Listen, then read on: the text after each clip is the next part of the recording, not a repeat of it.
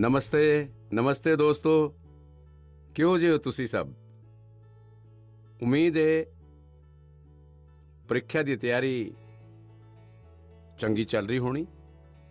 ये परीक्षा ते चर्चा दा पहला वर्चुअल एडिशन है। तुसी जानते हो असी पिछले एक साल तो कोरोना दे विचकार जी रहे हैं ਅਤੇ ਉਸ ਦੀ वजह करके हर किसी ਨੂੰ ਨਵਾਂ ਇਨੋਵੇਸ਼ਨ करना पै रहा है। ਮੈਨੂੰ भी ਤੁਹਾਡੇ ਲੋਕਾਂ ਨਾਲ ਮਿਲਣ ਦਾ ਮੋਹ ਇਸ ਵਾਰੀ ਛੱਡਣਾ ਪੈ ਰਿਹਾ ਹੈ ਅਤੇ ਮੈਨੂੰ ਵੀ ਇੱਕ ਨਵੇਂ ਫਾਰਮੈਟ ਵਿੱਚ ਤੁਹਾਡੇ ਵਿਚਕਾਰ ਆਉਣਾ ਪੈ ਰਿਹਾ ਹੈ ਅਤੇ ਤੁਹਾਡੇ ਨਾਲ ਰੂਬਰੂ ਨਾ ਮਿਲਣਾ, ਤੁਹਾਡੇ ਚਿਹਰੇ ਦੀ ਖੁਸ਼ੀ ਨਾ ਵੇਖਣਾ, ਤੁਹਾਡੀ ਉਮੰਗ ਅਤੇ ਉਤਸ਼ਾਹ ਨਾ ਅਨੁਭਵ ਕਰਨਾ, ਇਹ ਆਪਣੇ ਆਪ ਵਿੱਚ ਮੇਰੇ ਲਈ ਇੱਕ ਬਹੁਤ ਵੱਡਾ ਲਾਸ ਹੈ। लेकिन फिर भी ਪ੍ਰੀਖਿਆ ਤਾਂ ਹੈ ਹੀ ਹੈ। ਤੁਸੀਂ ਹੋ, ਮੈਂ ਹਾਂ, ਪ੍ਰੀਖਿਆ ਹੈ ਤਾਂ ਫਿਰ ਚੰਗਾ ਹੀ ਹੈ ਕਿ ਅਸੀਂ ਪ੍ਰੀਖਿਆ ਤੇ ਚਰਚਾ ਕੰਟੀਨਿਊ ਕਰਾਂਗੇ ਅਤੇ ਇਸ ਸਾਲ ਵੀ ਬ੍ਰੇਕ ਨਹੀਂ ਲਾਂਗੇ। ਹੁਣੇ ਅਸੀਂ ਆਪਣੀ ਗੱਲਬਾਤ ਦਾ ਸਿਲਸਿਲਾ ਸ਼ੁਰੂ ਕਰਨ ਜਾ ਰਹੇ ਹਾਂ। ਇੱਕ ਗੱਲ ਮੈਂ ਸ਼ੁਰੂ ਵਿੱਚ ਜ਼ਰੂਰ ਦੇਸ਼ ਵਾਸੀਆਂ ਨੂੰ ਦੱਸਣਾ ਚਾਹੁੰਦਾ ਅਤੇ गार्डियंस ਨੂੰ ਦੱਸਣਾ ਚਾਹਨਾ, ਟੀਚਰਸ ਨੂੰ ਦੱਸਣਾ ਚਾਹਨਾ ਵਾ, ਇਹ परीक्षा पे चर्चा है लेकिन सिर्फ ਪ੍ਰੀਖਿਆ ही चर्चा नहीं है। बहुत कुछ गल्लां हो सकदियां ने। एक हल्का फुल्का माहौल बनाना है, एक नवा आत्म विश्वास पैदा करना है ਅਤੇ ਜਿਵੇਂ ਆਪਣੇ ਘਰ ਵਿੱਚ ਬਹਿ ਕੇ ਗੱਲਾਂ ਕਰਦੇ ਹੋ, ਆਪਣਿਆਂ ਦੇ ਵਿਚਕਾਰ ਗੱਲਾਂ ਕਰਦੇ ਹੋ, ਯਾਰ ਦੋਸਤਾਂ ਦੇ ਨਾਲ ਗੱਲਾਂ ਕਰਦੇ ਹੋ, ਆਓ ਅਸੀਂ ਵੀ ਇਸ ਤਰ੍ਹਾਂ ਹੀ ਗੱਲਾਂ ਕਰਾਂਗੇ ਅੱਜ।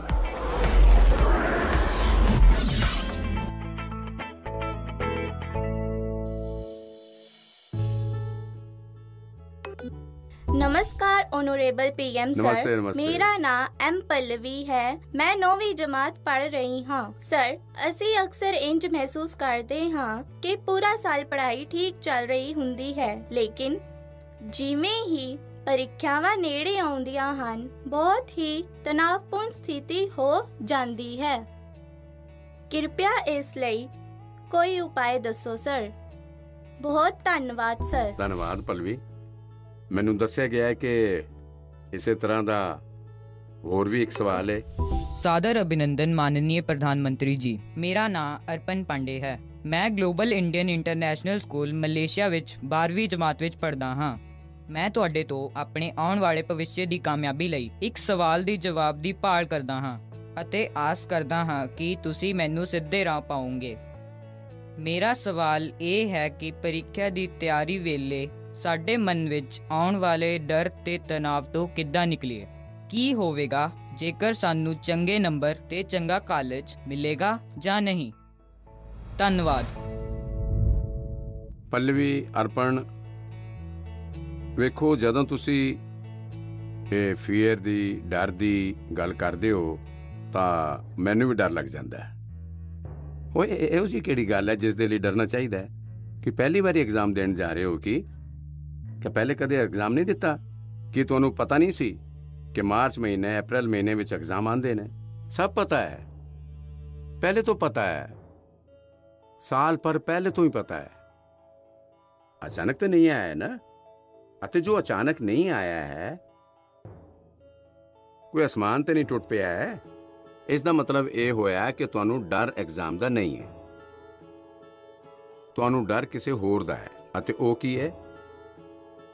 ਤੁਹਾਡੇ ਆਲੇ ਦੁਆਲੇ ਇੱਕ ਮਾਹੌਲ ਬਣਾ ਦਿੱਤਾ ਗਿਆ ਹੈ ਕਿ ਇਹੀ ਐਗਜ਼ਾਮ ਸਭ ਕੁਝ ਹੈ, ਇਹੀ ਜ਼ਿੰਦਗੀ ਹੈ ਅਤੇ ਇਸ ਦੇ ਲਈ ਪੂਰਾ ਸਮਾਜਿਕ ਵਾਤਾਵਰਣ, ਕਦੇ-ਕਦੇ ਸਕੂਲ ਦਾ ਵਾਤਾਵਰਣ ਵੀ, ਕਦੇ-ਕਦੇ ਮਾਂ-ਬਾਪ ਵੀ, ਕਦੇ ਆਪਣੇ ਰਿਸ਼ਤੇਦਾਰ ਵੀ ਇੱਕ ਇਹੋ ਜਿਹਾ ਮਾਹੌਲ ਬਣਾ ਦਿੰਦੇ ਹਨ, ਐਸੀ ਚਰਚਾ ਕਰਦੇ ਹਨ ਕਿ ਜਿਸ ਤਰ੍ਹਾਂ ਕੋਈ ਬਹੁਤ ਵੱਡੀ ਘਟਨਾ ਨਾਲ ਤੁਹਾਨੂੰ ਗੁਜ਼ਰਨਾ ਹੈ, ਬਹੁਤ ਵੱਡੀ ਮੁਸੀਬਤ ਤੋਂ ਗੁਜ਼ਰਨਾ ਹੈ।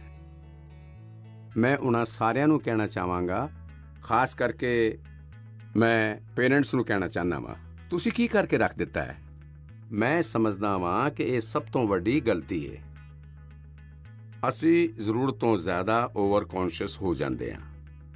ਅਸੀਂ ਥੋੜ੍ਹੇ ਜ਼ਿਆਦਾ ਹੀ ਸੋਚਣ ਲੱਗ ਜਾਂਦੇ ਹਾਂ ਅਤੇ ਇਸ ਕਰਕੇ ਮੈਂ ਸਮਝਦਾ ਹਾਂ ਕਿ ਜ਼ਿੰਦਗੀ ਵਿੱਚ ਇਹ ਕੇਵਲ ਮਨੁੱਖਾਂ ਲਈ ਹੈ।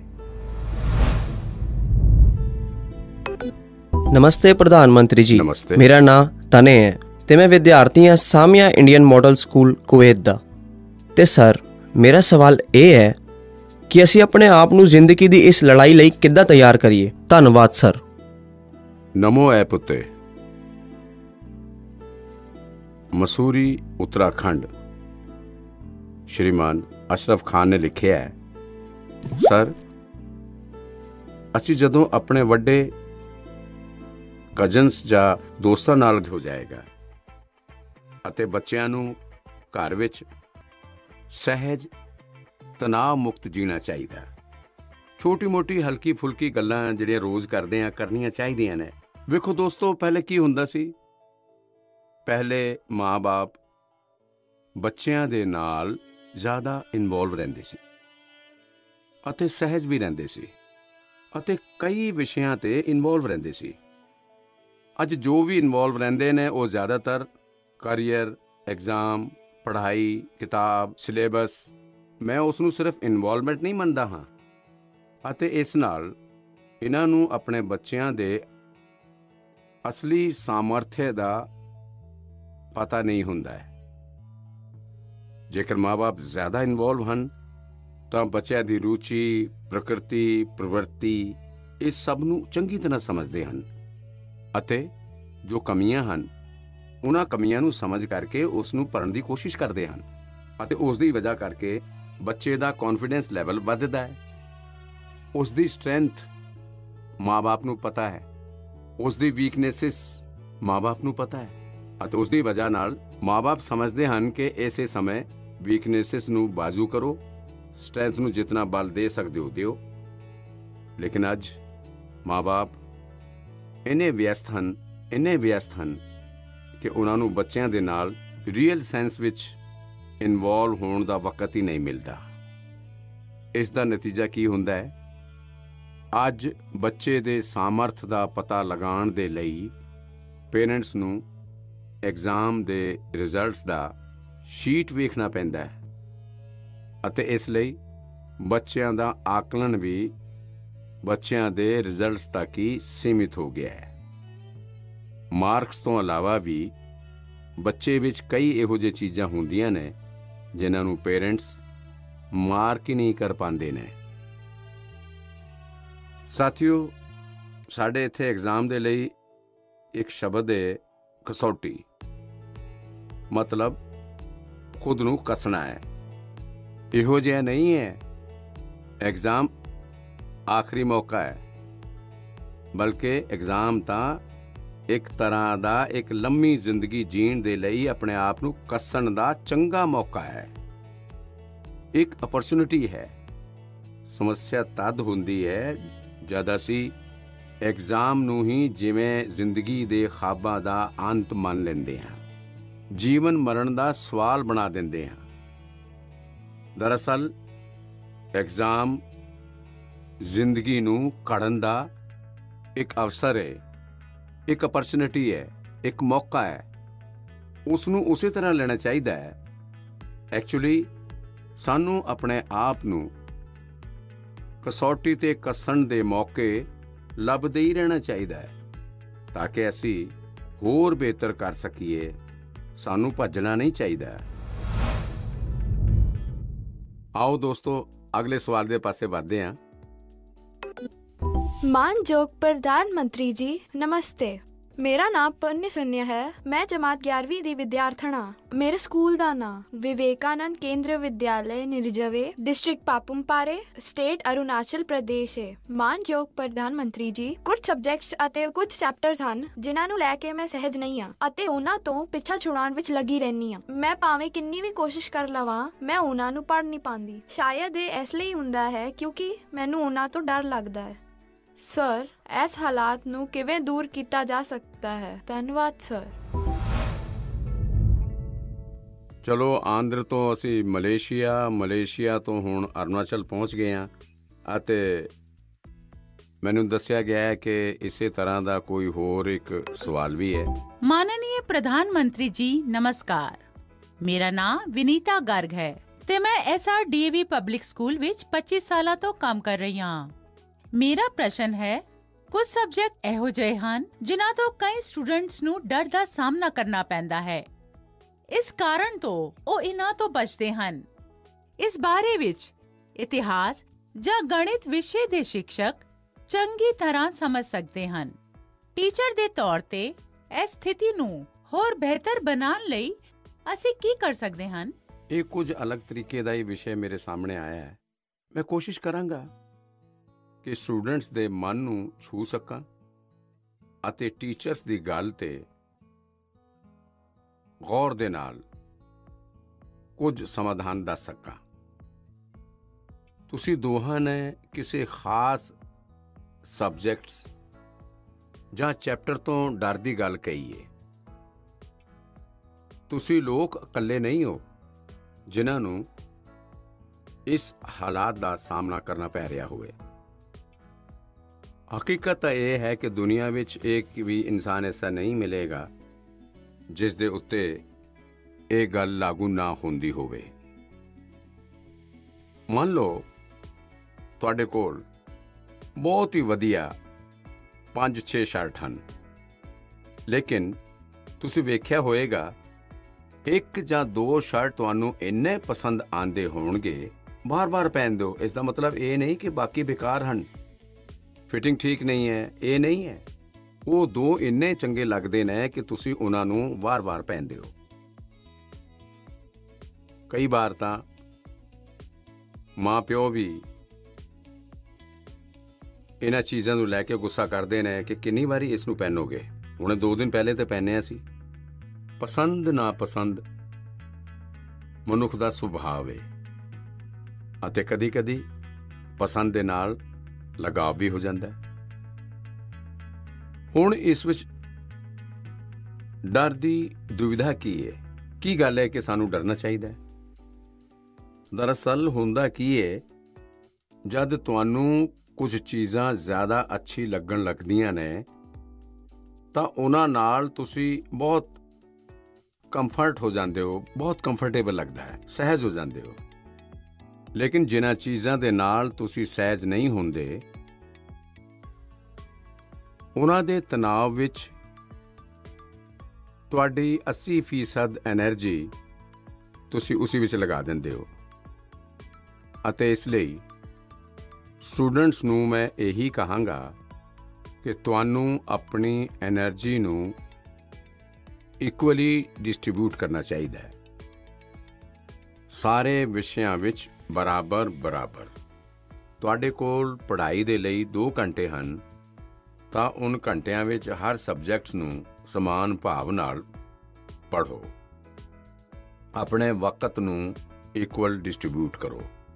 ਸਾਥੀਓ, ਤੁਸੀਂ ਵੇਖਿਆ ਹੋਵੇਗਾ ਟੀਚਰਸ, ਮਾਂ-ਪਿਓ ਸਾਨੂੰ ਸਿਖਾਉਂਦੇ ਨੇ ਕਿ ਜੋ ਸਰਲ ਹੈ ਉਹ ਪਹਿਲੇ ਕਰੋ। ਇਹ ਆਮ ਤੌਰ ਤੇ ਕਿਹਾ ਜਾਂਦਾ ਹੈ ਅਤੇ ਐਗਜ਼ਾਮ ਵਿੱਚ ਤੇ ਖਾਸ ਤੌਰ ਤੇ ਵਾਰੀ-ਵਾਰੀ ਕਿਹਾ ਜਾਂਦਾ ਹੈ ਕਿ ਜੋ ਸਰਲ ਹੈ ਉਸ ਨੂੰ ਪਹਿਲੇ ਕਰੋ ਭਾਈ। ਜਦੋਂ ਟਾਈਮ ਬਚੇਗਾ ਤਾਂ ਜਿਹੜਾ ਮੁਸ਼ਕਿਲ ਹੈ ਉਸ ਨੂੰ ਹੱਥ ਲਗਾਉਣਾ। ਲੇਕਿਨ ਪੜ੍ਹਾਈ ਨੂੰ ਲੈ ਕੇ ਮੈਂ ਸਮਝਦਾ ਵਾਂ ਇਹ ਸਲਾਹ ਜ਼ਰੂਰੀ ਨਹੀਂ ਹੈ, ਫਾਇਦੇਮੰਦ ਵੀ ਨਹੀਂ ਹੈ। ਮੈਂ ਜ਼ਰਾ ਇਸ ਚੀਜ਼ ਨੂੰ ਅਲੱਗ ਨਜ਼ਰੀਏ ਨਾਲ ਵੇਖਦਾ ਵਾਂ। ਮੈਂ ਕਹਿੰਦਾ ਹਾਂ ਕਿ ਜਦੋਂ ਪੜ੍ਹਾਈ ਦੀ ਗੱਲ ਹੋਵੇ ਤਾਂ ਜਿਹੜਾ ਮੁਸ਼ਕਿਲ ਹੈ ਉਸ ਨੂੰ ਪਹਿਲੇ ਕਰੋ। ਤੁਹਾਡਾ ਮਾਈਂਡ ਫਰੈਸ਼ ਹੈ, ਤੁਸੀਂ ਖੁਦ ਫਰੈਸ਼ ਹੋ, ਉਸ ਨੂੰ ਅਟੈਂਡ ਕਰਨ ਦਾ ਪ੍ਰਯਾਸ ਕਰੋ। ਜਦੋਂ ਮੁਸ਼ਕਿਲ ਨੂੰ ਅਟੈਂਡ ਕਰੋਗੇ ਤਾਂ ਸਰਲ ਤਾਂ ਹੋਰ ਵੀ ਆਸਾਨ ਹੋ ਜਾਏਗਾ। ਮੈਂ ਆਪਣਾ ਤਜਰਬਾ ਦੱਸਦਾ ਵਾਂ। ਜਦੋਂ ਮੈਂ ਮੁੱਖ ਮੰਤਰੀ ਸੀ, ਜਦ ਪ੍ਰਧਾਨ ਮੰਤਰੀ ਬਣਿਆ ਤਾਂ ਮੈਨੂੰ ਵੀ ਬਹੁਤ ਕੁਝ ਪੜ੍ਹਨਾ ਪੈਂਦਾ ਹੈ, ਬਹੁਤ ਕੁਝ ਸਿੱਖਣਾ ਪੈਂਦਾ ਹੈ, ਬਹੁਤਾਂ ਤੋਂ ਸਿੱਖਣਾ ਪੈਂਦਾ ਹੈ, ਚੀਜ਼ਾਂ ਨੂੰ ਸਮਝਣਾ ਪੈਂਦਾ ਹੈ। ਤਾਂ ਮੈਂ ਕੀ ਕਰਦਾ ਸੀ, ਜਿਹੜੀਆਂ ਮੁਸ਼ਕਿਲ ਗੱਲਾਂ ਹੁੰਦੀਆਂ ਸਨ, ਜਿਨ੍ਹਾਂ ਦੇ ਨਤੀਜੇ ਥੋੜ੍ਹੇ ਗੰਭੀਰ ਹੁੰਦੇ ਹਨ, ਮੈਂ ਆਪਣੀ ਸਵੇਰ ਦੀ ਸ਼ੁਰੂਆਤ ਕਰਦਾ ਹਾਂ ਤੇ ਮੁਸ਼ਕਿਲ ਚੀਜ਼ਾਂ ਨਾਲ ਸ਼ੁਰੂ ਕਰਨਾ ਪਸੰਦ ਕਰਦਾ ਹਾਂ। ਮੁਸ਼ਕਿਲ ਤੋਂ ਮੁਸ਼ਕਿਲ ਚੀਜ਼ਾਂ ਮੇਰੇ ਅਫਸਰ ਮੇਰੇ ਸਾਹਮਣੇ ਲੈ ਕੇ ਆਉਂਦੇ ਨੇ। ਉਹਨਾਂ ਨੂੰ ਪਤਾ ਹੈ ਕਿ ਉਹ ਮੇਰਾ ਇੱਕ ਅਲੱਗ ਮੂਡ ਹੁੰਦਾ ਹੈ। ਮੈਂ ਚੀਜ਼ਾਂ ਨੂੰ ਬਿਲਕੁਲ ਤੇਜ਼ੀ ਨਾਲ ਸਮਝ ਲੈਂਦਾ ਹਾਂ, ਫੈਸਲੇ ਕਰਨ ਦੀ ਦਿਸ਼ਾ ਵਿੱਚ ਅੱਗੇ ਵੱਧਦਾ ਹਾਂ।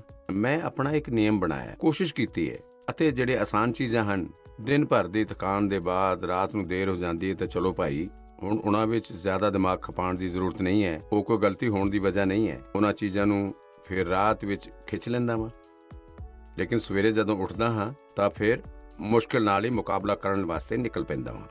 ਦੋਸਤੋ, ਇੱਕ ਹੋਰ ਗੱਲ ਸਾਨੂੰ ਆਪਣੇ ਆਪ ਤੋਂ ਸਿੱਖਣੀ ਚਾਹੀਦੀ ਹੈ। ਤੁਸੀਂ ਵੇਖੋ, ਜਿਹੜੇ ਲੋਕੀ ਜ਼ਿੰਦਗੀ ਵਿੱਚ ਬਹੁਤ ਸਫਲ ਨੇ, ਉਹ ਹਰ ਵਿਸ਼ੇ ਵਿੱਚ ਪਾਰੰਗਤ ਨਹੀਂ ਹੁੰਦੇ, ਲੇਕਿਨ ਕਿਸੇ ਇੱਕ ਵਿਸ਼ੇ ਤੇ, ਕਿਸੇ ਇੱਕ ਸਬਜੈਕਟ ਤੇ ਉਹਨਾਂ ਦੀ ਪਕੜ ਜ਼ਬਰਦਸਤ ਹੁੰਦੀ ਹੈ। ਲਤਾ ਮੰਗੇਸ਼ਕਰ ਜੀ ਦਾ ਪੂਰੀ ਦੁਨੀਆ ਵਿੱਚ ਨਾਂ ਹੈ, ਹਿੰਦੁਸਤਾਨ ਦੀ ਹਰ ਜ਼ੁਬਾਨ ਤੇ ਨਾਂ ਹੈ, ਲੇਕਿਨ ਕੋਈ ਜਾ ਕੇ ਉਹਨਾਂ ਨੂੰ ਕਹਿ ਦੇਵੇ ਕਿ ਅੱਜ ਸਾਡੀ ਕਲਾਸ ਵਿੱਚ ਆਓ ਅਤੇ ਜੀਓਗ੍ਰਾਫੀ ਪੜ੍ਹਾਓ, ਤਾਂ ਹੋ ਸਕਦਾ ਹੈ ਉਹ ਨਾ ਵੀ ਪੜ੍ਹਾ ਵੀ ਪਾਏ। ਮੈਂ ਨਹੀਂ ਜਾਣਦਾ ਹਾਂ ਕਿ ਉਹ ਪੜ੍ਹਾ ਪਾਏ, ਲੇਕਿਨ ਲਤਾ ਜੀ ਦੀ ਮਹਾਰਤ ਜੀਓਗ੍ਰਾਫੀ ਵਿੱਚ ਸ਼ਾਇਦ ਨਾ ਵੀ ਹੋਵੇ, ਲੇਕਿਨ ਸੰਗੀਤ ਦੀ ਦੁਨੀਆ ਵਿੱਚ ਉਹਨਾਂ ਨੇ ਜੋ ਕੁਝ ਕੀਤਾ ਹੈ, ਇੱਕ ਵਿਸ਼ੇ ਤੇ ਜਿਸ ਤਰ੍ਹਾਂ ਆਪਣਾ ਜੀਵਨ ਖਪਾ ਦਿੱਤਾ ਹੈ, ਅੱਜ ਉਹ ਹਰੇਕ ਲਈ ਪ੍ਰੇਰਣਾ ਦਾ ਕਾਰਨ ਬਣ ਗਈ ਹੈ। ਅਤੇ ਇਸੇ ਲਈ ਤੁਹਾਨੂੰ ਭਲੇ ਕੁਝ ਸਬਜੈਕਟਸ ਮੁਸ਼ਕਿਲ ਲੱਗਦੇ ਹੋਣ, ਇਹ ਕੋਈ ਤੁਹਾਡੀ ਜ਼ਿੰਦਗੀ ਵਿੱਚ ਕੋਈ ਕਮੀ ਨਹੀਂ ਹੈ। ਤੁਸੀਂ ਬਸ ਇਹ ਧਿਆਨ ਰੱਖੋ ਕਿ ਮੁਸ਼ਕਿਲ ਲੱਗਣ ਵਾਲੇ ਸਬਜੈਕਟ ਦੀ ਪੜ੍ਹਾਈ ਤੋਂ ਖੁਦ ਨੂੰ ਦੂਰ ਨਾ ਕਰੋ, ਉਸ ਤੋਂ ਭੱਜੋ ਨਾ। ਉਹੀ ਟੀਚਰਸ ਲਈ ਮੇਰੀ ਸਲਾਹ ਇਹ ਹੈ, ਉਹ ਵਿਦਿਆਰਥੀਆਂ ਨੂੰ, ਉਹਨਾਂ ਨੂੰ ਟਾਈਮ ਮੈਨੇਜਮੈਂਟ ਦੇ ਸੰਬੰਧ ਵਿੱਚ, ਉਹਨਾਂ ਦੇ ਤੌਰ ਤਰੀਕਿਆਂ ਦੇ ਸੰਬੰਧ ਵਿੱਚ, ਸਿਲੇਬਸ ਤੋਂ ਬਾਹਰ ਜਾ ਕੇ ਵੀ ਕਦੇ ਉਹਨਾਂ ਨਾਲ ਗੱਲਾਂ ਕਰਨ, ਉਹਨਾਂ ਨਾਲ ਚਰਚਾ ਕਰਨ, ਉਹਨਾਂ ਨੂੰ ਗਾਈਡ ਕਰਨ। ਵਿਦਿਆਰਥੀਆਂ ਨੂੰ ਟੋਕਣ ਦੀ ਬਜਾਏ ਉਹਨਾਂ ਨੂੰ ਗਾਈਡ ਕਰੋ। ਟੋਕਣਾ ਰੋਕਣਾ, ਉਸ ਦਾ ਅਸਰ ਮਨ ਤੇ ਹੋਰ ਜ਼ਿਆਦਾ ਨੈਗੇਟਿਵ ਫੈਲਦਾ ਹੈ। ਹੱਲਾਸ਼ੇਰੀ ਕਰਨ ਤੋਂ ਉਹ ਕਨਸੈਂਟਰੇਟਿਡ ਤਾਕਤ ਵਿੱਚ ਕਨਵਰਟ ਹੋ ਜਾਂਦਾ ਹੈ। ਕੁਝ ਗੱਲਾਂ ਕਲਾਸ ਵਿੱਚ ਸਾਰਵਜਨਿਕ ਤੌਰ ਤੇ ਜ਼ਰੂਰ ਕਹੋ ਤਾਂ ਕਿ ਸਭ ਦਾ ਪ੍ਰਬੋਧਨ ਹੋਵੇ, ਲੇਕਿਨ ਬਹੁਤ ਸਾਰੀਆਂ ਗੱਲਾਂ ਇਹੋ ਜਿਹੀਆਂ ਹੁੰਦੀਆਂ ਨੇ ਜਦੋਂ ਕਿਸੇ ਇੱਕ ਬੱਚੇ ਨੂੰ ਬੁਲਾ ਕਰਕੇ ਚਲਦੇ ਥੋੜਾ ਸਰ ਤੇ ਹੱਥ ਰੱਖ ਕੇ ਬਹੁਤ ਹੀ ਪਿਆਰ ਸੇ ਕਹੋ ਕਿ ਦੇਖੋ ਬੇਟੇ, ਦੇਖੋ ਭਰਾਵਾ, ਤੁਸੀਂ ਇੰਨਾ ਵਧੀਆ ਕਰਦੇ ਹੋ, ਜ਼ਰਾ ਇਸ ਨੂੰ ਵੇਖੋ, ਇਸ ਨੂੰ ਜ਼ਰਾ ਥੋੜਾ ਜਿਹਾ ਇਵੇਂ ਕਰ ਲਓ। ਵੇਖੋ, ਤੁਹਾਡੇ ਵਿੱਚ ਬਹੁਤ ਵੱਡੀ ਤਾਕਤ ਹੈ, ਤੁਸੀਂ ਵੇਖੋਗੇ ਇਹ ਬਹੁਤ ਕੰਮ ਆਏਗਾ। ਇੱਕ ਕੰਮ ਕਰੋ, ਤੁਹਾਡੀ ਜ਼ਿੰਦਗੀ ਵਿੱਚ ਇਹੋ ਜਿਹੀਆਂ ਕਿਹੜੀਆਂ ਗੱਲਾਂ ਨੇ ਜਿਹੜੀਆਂ ਕਦੀ ਤੁਹਾਨੂੰ ਬਹੁਤ ਜ਼ਿਆਦਾ ਮੁਸ਼ਕਿਲ ਲੱਗਦੀਆਂ ਸਨ ਅਤੇ ਅੱਜ ਤੁਸੀਂ ਬੜੀ ਸਹਿਜਤਾ ਨਾਲ ਕਰ ਪਾ ਰਹੇ ਹੋ। ਇਹੋ ਜਿਹੇ ਕੁਝ ਕੰਮਾਂ ਦੀ ਲਿਸਟ ਬਣਾਓ। ਜਿਸ ਤਰ੍ਹਾਂ ਸਾਈਕਲ ਚਲਾਉਣਾ ਕਦੇ ਤੁਹਾਨੂੰ ਮੁਸ਼ਕਿਲ ਲੱਗਿਆ ਹੋਵੇਗਾ, ਲੇਕਿਨ ਹੁਣ ਉਹੀ ਕੰਮ ਬਹੁਤ ਸਰਲਤਾ ਨਾਲ ਕਰ ਲੈਂਦੇ ਹੋ। ਕਦੀ ਤੈਰਨ ਦੀ ਗੱਲ ਆਈ ਹੋਏਗੀ, ਬਹੁਤ ਡਰ ਲੱਗਿਆ ਹੋਏਗਾ, ਉਤਰਨ ਨਾਲ ਵੀ ਡਰ ਲੱਗਿਆ ਹੋਏਗਾ, ਲੇਕਿਨ ਅੱਜ ਤੁਸੀਂ ਚੰਗੀ ਤਰ੍ਹਾਂ ਤੈਰਨਾ ਸਿੱਖ ਗਏ ਹੋਣੇ। ਜਿਹੜਾ ਮੁਸ਼ਕਿਲ ਸੀ ਉਸ ਨੂੰ ਤੁਸੀਂ ਕਨਵਰਟ ਕਰ ਦਿੱਤਾ। ਤੁਹਾਡੀ ਜ਼ਿੰਦਗੀ ਵਿੱਚ ਇਹੋ ਜਿਹੀਆਂ ਸੈਂਕੜਾਂ ਚੀਜ਼ਾਂ ਹੋਣਗੀਆਂ। ਜੇਕਰ ਤੁਸੀਂ ਇਹ ਯਾਦ ਕਰਕੇ ਜ਼ਰਾ ਕਿਸੇ ਕਾਗਜ਼ ਤੇ ਲਿਖ ਲਓਗੇ ਤਾਂ ਕਦੇ ਤੁਹਾਨੂੰ ਕਿਸੇ ਨੂੰ ਵੀ, ਮੇਰੇ ਨਾਲ ਵੀ, ਮੁਸ਼ਕਿਲ ਵਾਲਾ ਸਵਾਲ ਪੁੱਛਣਾ ਹੀ ਨਹੀਂ ਪਏ, ਕਿਉਂਕਿ ਕਦੇ ਕੋਈ ਚੀਜ਼ ਤੁਹਾਨੂੰ ਮੁਸ਼ਕਿਲ ਲੱਗੇਗੀ ਹੀ ਨਹੀਂ। ਮੇਰੇ ਤੇ ਭਰੋਸਾ ਕਰੋ ਦੋਸਤੋ, ਇੱਕ ਵਾਰੀ ਕਰਕੇ ਵੇਖੋ। ਆਨਰੇਬਲ ਪ੍ਰਧਾਨ ਮੰਤਰੀ ਜੀ, ਵਣਕਮ। ਮੈਂ ਨੀਲ ਅਨੰਤ, ਮੈਂ 12ਵੀਂ ਕਲਾਸ 'ਚ ਪੜ੍ਹਦਾ ਹਾਂ, ਸ਼੍ਰੀ Abraham Kingdom Vivekananda matric Kanya Kumari 'ਚ। ਡੀਅਰ ਸਰ, ਇਸ ਆਪਦਾ ਦੇ ਟਾਈਮ 'ਚ ਜਿੱਥੇ ਸਭ ਕੁਝ ਆਨਲਾਈਨ ਹੋਇਆ ਹੈ, ਸਾਨੂੰ ਪਹਿਲਾਂ ਨਾਲੋਂ ਵੱਧ ਟਾਈਮ ਖਾਲੀ ਮਿਲ ਰਿਹਾ ਹੈ। ਤਾਂ ਮੈਂ ਇਹ ਜਾਣਨਾ ਚਾਹੁੰਦਾ ਹਾਂ ਕਿ ਅਸੀਂ ਆਪਣੇ ਇਸ ਖਾਲੀ ਟਾਈਮ ਨੂੰ ਕਿੱਦਾਂ ਕੰਮ ਚਲਾਈਏ। ਮੈਂ ਆਪਣੇ ਪ੍ਰਧਾਨ ਮੰਤਰੀ ਜੀ ਦਾ ਸ਼ੁਕਰਗੁਜ਼ਾਰ ਹਾਂ, ਉਹਨਾਂ ਨੇ ਮੈਨੂੰ ਇਹ ਮੌਕਾ ਦਿੱਤਾ। ਵਣਕਮ। ਮੰਮੀ ਪਾਪਾ ਨੂੰ ਪਤਾ ਚੱਲੇਗਾ ਨਾ ਕਿ ਤੁਸੀਂ ਪ੍ਰੀਖਿਆ ਦੇ ਸਮੇਂ ਵਿੱਚ ਖਾਲੀ ਵਕਤ ਦੀ ਗੱਲ ਕਰ ਰਹੇ ਹੋ, ਤਾਂ ਫਿਰ ਵੇਖੋ ਕੀ ਹੁੰਦਾ ਹੈ। ਖੈਰ, ਮੈਨੂੰ ਇਹ ਸਵਾਲ ਬਹੁਤ ਚੰਗਾ ਲੱਗਾ ਕਿ ਤੁਸੀਂ ਐਗਜ਼ਾਮ ਦੇ ਵਕਤ ਵੀ ਖਾਲੀ ਵਕਤ ਤੇ ਧਿਆਨ ਦੇ ਰਹੇ ਹੋ, ਖਾਲੀ ਵਕਤ ਤੇ ਚਰਚਾ ਕਰ ਰਹੇ ਹੋ। ਵੇਖੋ ਦੋਸਤੋ, ਖਾਲੀ ਵਕਤ, ਇਸ ਨੂੰ ਖਾਲੀ ਨਾ ਸਮਝੋ। ਇਹ ਖਜ਼ਾਨਾ ਹੈ, ਖਜ਼ਾਨਾ। ਖਾਲੀ ਵਕਤ ਇੱਕ ਸੁਭਾਗਿਆ ਹੈ। ਖਾਲੀ ਵਕਤ ਇੱਕ ਅਵਸਰ ਹੈ। ਤੁਹਾਡੀ ਦਿਨਚਰਿਆ ਵਿੱਚ ਖਾਲੀ ਵਕਤ ਦੇ ਪਲ ਹੋਣੇ ਹੀ ਚਾਹੀਦੇ ਨੇ, ਵਰਨਾ ਤੇ ਜ਼ਿੰਦਗੀ ਰੋਬੋਟ ਵਰਗੀ ਹੋ ਜਾਂਦੀ ਹੈ। ਦਰਅਸਲ ਖਾਲੀ ਵਕਤ ਦੋ ਤਰ੍ਹਾਂ ਦੇ ਹੋ ਸਕਦੇ ਨੇ। ਇੱਕ ਜਿਹੜਾ ਤੁਹਾਨੂੰ ਸਵੇਰੇ ਤੋਂ ਹੀ ਪਤਾ ਹੈ ਕਿ ਅੱਜ ਤੁਸੀਂ 3 ਤੋਂ 4 ਵਜੇ ਤੱਕ ਫ੍ਰੀ ਹੋ, ਜਾਂ ਆਉਣ ਵਾਲੇ ਰਵੀਵਾਰ ਨੂੰ ਤੁਸੀਂ ਅੱਧਾ ਦਿਨ ਫ੍ਰੀ ਹੋ, ਜਾਂ 4 ਤਰੀਕ ਨੂੰ ਛੁੱਟੀ ਹੈ, ਤੁਸੀਂ ਦੁਪਹਿਰ ਤੱਕ ਤੁਹਾਡੇ ਕੋਲ ਕੋਈ ਕੰਮ ਨਹੀਂ ਹੈ, ਤੁਹਾਨੂੰ ਪਤਾ ਹੈ। ਲੇਕਿਨ ਦੂਜਾ ਉਹ ਜਿਸ ਦਾ ਪਤਾ ਤੁਹਾਨੂੰ ਲਾਸਟ ਮੋਮੈਂਟ ਵਿੱਚ ਚੱਲਦਾ ਹੈ। ਜੇਕਰ ਤੁਹਾਨੂੰ ਪਹਿਲੇ ਤੋਂ ਹੀ ਪਤਾ ਹੈ ਕਿ ਮੇਰੇ ਕੋਲ ਖਾਲੀ ਵਕਤ ਹੈ, ਤਾਂ ਤੁਸੀਂ ਆਪਣੇ ਪੇਰੈਂਟਸ ਜਾਂ ਆਪਣੇ ਭੈਣ ਭਰਾ ਨੂੰ ਕਹਿ ਸਕਦੇ ਹੋ ਕਿ ਮੈਂ ਤੁਹਾਡੀ ਹੈਲਪ ਕਰਾਂਗਾ। ਤੁਹਾਨੂੰ ਕੀ ਕੰਮ ਕਰਨਾ ਹੈ, ਤੁਸੀਂ ਕੀ ਕਰ ਰਹੇ ਹੋ, ਮੈਂ ਕੀ ਹੈਲਪ ਕਰ ਸਕਦਾ ਵਾਂ। ਦੂਜਾ, ਤੁਸੀਂ ਸੋਚੋ ਉਹ ਜਿਹੀਆਂ ਕਿਹੜੀਆਂ ਚੀਜ਼ਾਂ ਨੇ ਜਿਹੜੀਆਂ ਤੁਹਾਨੂੰ ਖੁਸ਼ੀ ਦਿੰਦੀਆਂ ਨੇ। ਥੋੜਾ ਭਾਰੀ ਭਰਕਮ ਸ਼ਬਦ ਹੈ, ਸਵਾਂਤੈ ਸੁਖਾਇ, ਜਿਸ ਵਿੱਚੋਂ ਤੁਹਾਨੂੰ ਸੁੱਖ ਮਿਲਦਾ ਹੈ, ਤੁਹਾਨੂੰ ਆਨੰਦ ਮਿਲਦਾ ਹੈ, ਤੁਹਾਡੇ ਮਨ ਨੂੰ ਬਹਿਲਾਂਦੀ ਹੈ। ਤੁਸੀਂ ਇਹੋ ਜਿਹਾ ਵੀ ਕੁਝ ਕਰ ਸਕਦੇ ਹੋ। ਹੁਣ ਤੁਸੀਂ ਮੈਨੂੰ ਪੁੱਛਿਆ ਹੈ ਤਾਂ ਮੈਂ ਵੀ ਸੋਚਦਾ ਹਾਂ ਕਿ ਮੈਂ ਕੀ ਕਰਨਾ ਪਸੰਦ ਕਰਦਾ ਹਾਂ। ਮੈਂ ਆਪਣੀ ਦਿਨਚਰਿਆ ਵਿੱਚ ਆਬਜ਼ਰਵ ਕੀਤਾ ਹੈ ਕਿ ਜੇਕਰ ਮੈਨੂੰ ਥੋੜਾ ਜਿਹਾ ਵੀ ਖਾਲੀ ਵਕਤ ਮਿਲ ਜਾਏ, ਹੋਰ ਜੇਕਰ ਝੂਲਾ ਹੈ, ਤਾਂ ਮੇਰਾ ਮਨ ਕਰਦਾ ਹੈ ਕੁਝ ਪਲ ਮੈਂ ਝੂਲੇ ਤੇ ਜ਼ਰੂਰ ਬੈਠਾਂ। ਬਹੁਤ ਥਕਾਨ ਹੈ ਅਤੇ 5 ਮਿੰਟ ਦਾ ਵੀ ਵਕਤ ਮਿਲ ਗਿਆ, ਜਾਂ ਫਿਰ ਮੈਂ ਕੋਈ ਕੰਮ ਵੀ ਕਰ ਰਿਹਾ ਹਾਂ, ਤਾਂ ਆਪਣੇ ਖਾਲੀ ਵਕਤ ਵਿੱਚ ਝੂਲੇ ਤੇ ਬਹਿ ਕੇ, ਪਤਾ ਨਹੀਂ ਕੀ ਵਜ੍ਹਾ ਹੈ, ਲੇਕਿਨ ਮੇਰਾ ਮਨ ਖੁਸ਼ ਹੋ ਜਾਂਦਾ ਹੈ। ਜਦੋਂ ਤੁਸੀਂ ਖਾਲੀ ਵਕਤ ਅਰਨ ਕਰਦੇ ਹੋ ਤਾਂ ਤੁਹਾਨੂੰ ਉਸ ਦੀ ਸਭ ਤੋਂ ਜ਼ਿਆਦਾ ਵੈਲਿਊ ਪਤਾ ਚੱਲਦੀ ਹੈ। ਇਸ ਲਈ ਤੁਹਾਡੀ ਲਾਈਫ ਇਹੋ ਜਿਹੀ ਹੋਣੀ ਚਾਹੀਦੀ ਹੈ ਕਿ ਜਦੋਂ ਤੁਸੀਂ ਖਾਲੀ ਵਕਤ ਅਰਨ ਕਰੋ ਤਾਂ ਉਹ ਤੁਹਾਨੂੰ ਅਸੀਮ ਆਨੰਦ ਦੇਵੇ।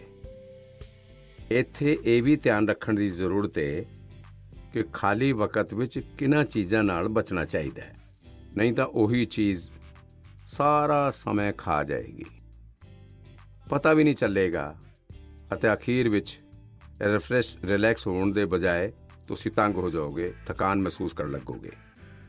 ਇੱਕ ਪਾਸੇ ਮੈਨੂੰ ਲੱਗਦਾ ਹੈ ਖਾਲੀ ਵਕਤ ਵਿੱਚ ਅਸੀਂ ਆਪਣੀ ਕਿਊਰੀਸਿਟੀ, ਜਿਗਿਆਸਾ ਵਧਾਉਣ ਦੇ ਪਾਸੇ ਇਹੋ ਜਿਹੇ ਕੌਣ-ਸੀਆਂ ਚੀਜ਼ਾਂ ਅਸੀਂ ਕਰ ਸਕਨੇ ਹਾਂ ਜਿਹੜੀਆਂ ਸ਼ਾਇਦ ਬਹੁਤ ਪ੍ਰੋਡਕਟਿਵ ਹੋ ਜਾਣਗੀਆਂ। ਤੁਹਾਡੇ ਮਾਂ ਜਾਂ ਪਿਓ ਜੇਕਰ ਖਾਣਾ ਬਣਾ ਰਹੇ ਨੇ, ਉਹਨਾਂ ਨੂੰ ਓਬਜ਼ਰਵ ਕਰੋ, ਨਵੀਆਂ ਚੀਜ਼ਾਂ ਵਿੱਚ ਅੰਦਰ ਜਾਣ ਦਾ, ਕੁਝ ਨਵਾਂ ਜਾਣਨ ਦਾ। ਇਸ ਦਾ ਇੰਪੈਕਟ ਸਿੱਧਾ ਵਿਖਾਈ ਨਹੀਂ ਦਿੰਦਾ ਹੈ, ਪਰ ਜ਼ਿੰਦਗੀ ਵਿੱਚ ਇਸ ਦਾ ਬਹੁਤ ਵੱਡਾ ਗਹਿਰਾ ਅਸਰ ਹੁੰਦਾ ਹੈ। ਫ੍ਰੀ ਟਾਈਮ ਦਾ ਇੱਕ ਹੋਰ ਬੈਸਟ ਯੂਜ਼ ਹੋ ਸਕਦਾ ਹੈ ਕਿ ਤੁਸੀਂ ਕੁਝ ਹੀ ਗਤੀਵਿਧੀਆਂ ਨਾਲ ਆਪਣੇ ਆਪ ਨੂੰ ਜੋੜੋ, ਜਿਸ ਵਿੱਚ ਤੁਸੀਂ ਐਕਸਪ੍ਰੈਸ ਕਰ ਪਾਓ, ਆਪਣੀ ਯੂਨਿਕਨੈਸ ਨੂੰ ਬਾਹਰ ਲੈ ਆ ਸਕੋ, ਜਿਸ ਵਿੱਚ ਤੁਸੀਂ ਆਪਣੀ ਇੰਡੀਵਿਜੂਅਲਿਟੀ ਨਾਲ ਜੁੜ ਸਕੋ। ਇਸ ਤਰ੍ਹਾਂ ਦਾ ਕਰਨ ਦੇ ਬਹੁਤ ਤਰੀਕੇ ਨੇ ਅਤੇ ਤੁਸੀਂ ਵੀ ਇਹੋ ਜਿਹੇ ਬਹੁਤ ਸਾਰੇ ਤਰੀਕੇ ਜਾਣਦੇ ਹੋ। ਸਪੋਰਟਸ ਹੈ, ਮਿਊਜ਼ਿਕ ਹੈ, ਰਾਈਟਿੰਗ ਹੈ, ਪੇਂਟਿੰਗ ਹੈ, ਸਟੋਰੀ ਰਾਈਟਿੰਗ ਹੈ, ਤੁਸੀਂ ਬਹੁਤ ਕੁਝ ਕਰ ਸਕਦੇ ਹੋ। ਆਪਣੇ ਥਾਟਸ ਨੂੰ, ਇਮੋਸ਼ਨਸ ਨੂੰ ਐਕਸਪ੍ਰੈਸ ਕਰਨ ਦਾ ਇੱਕ ਕ੍ਰੀਏਟਿਵ ਤਰੀਕਾ ਦਿਓ, ਅਵਸਰ ਦਿਓ। ਨੌਲੇਜ ਦਾ ਦਾਇਰਾ ਕਈ ਵਾਰੀ ਉੱਥੇ ਤੱਕ ਹੀ ਸੀਮਿਤ ਹੁੰਦਾ ਹੈ ਜਿਹੜਾ ਤੁਹਾਨੂੰ ਉਪਲਬਧ ਹੈ, ਜਿਹੜਾ ਤੁਹਾਡੇ ਆਲੇ ਦੁਆਲੇ ਹੈ। ਲੇਕਿਨ ਕ੍ਰੀਏਟੀਵਿਟੀ ਦਾ ਦਾਇਰਾ ਨੌਲੇਜ ਤੋਂ ਵੀ ਬਹੁਤ ਦੂਰ ਤੱਕ ਤੁਹਾਨੂੰ ਲੈ ਜਾਂਦਾ ਹੈ, ਬਹੁਤ ਵਿਸਤਾਰ ਦੇ ਫਲਕ ਤੇ ਲੈ ਜਾਂਦਾ ਹੈ। ਕ੍ਰੀਏਟੀਵਿਟੀ ਤੁਹਾਨੂੰ ਉਸ ਖੇਤਰ ਵਿੱਚ ਲੈ ਜਾ ਸਕਦੀ ਹੈ ਜਿੱਥੇ ਪਹਿਲੇ ਕਦੇ ਕੋਈ ਵੀ ਨਹੀਂ ਪਹੁੰਚਿਆ ਹੋਵੇ, ਜੋ ਨਵਾਂ ਹੋਏ। ਸਾਡੇ ਇੱਥੇ ਕਿਹਾ ਜਾਂਦਾ ਹੈ, ਜਹਾਂ ਨਾ ਪਹੁੰਚੇ ਰਵੀ ਵਹਾਂ ਪਹੁੰਚੇ ਕਵੀ। ਇਹ ਕ੍ਰੀਏਟੀਵਿਟੀ ਦੀ ਤਾਂ ਗੱਲ ਹੈ। दवाई भी कड़ाई भी का मंत्र लिए वैक्सीनेशन की चल रही है लहर, गांव गांव शहर शहर। लेकिन जब इतना किया है सब्र तो थोड़े और समय रखें कोरोना पर कड़ी नजर। ना छोड़ें 2 गज दूरी, सैनिटाइजेशन और मास्क की सावधान डगर। रहें इस खतरे से सचेत हर प्रहर। कोरोना को हराना है तो मास्क जरूर लगाना है। Mask up India. Mask up India.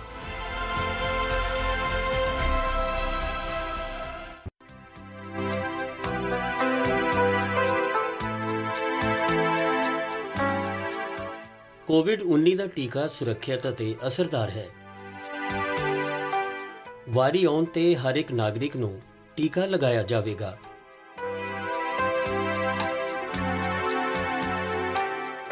ਕੋਵਿਡ-19 ਦੇ ਟੀਕੇ ਬਾਰੇ ਅਫਵਾਹਾਂ ਤੇ ਧਿਆਨ ਨਾ ਦਿਵੋ।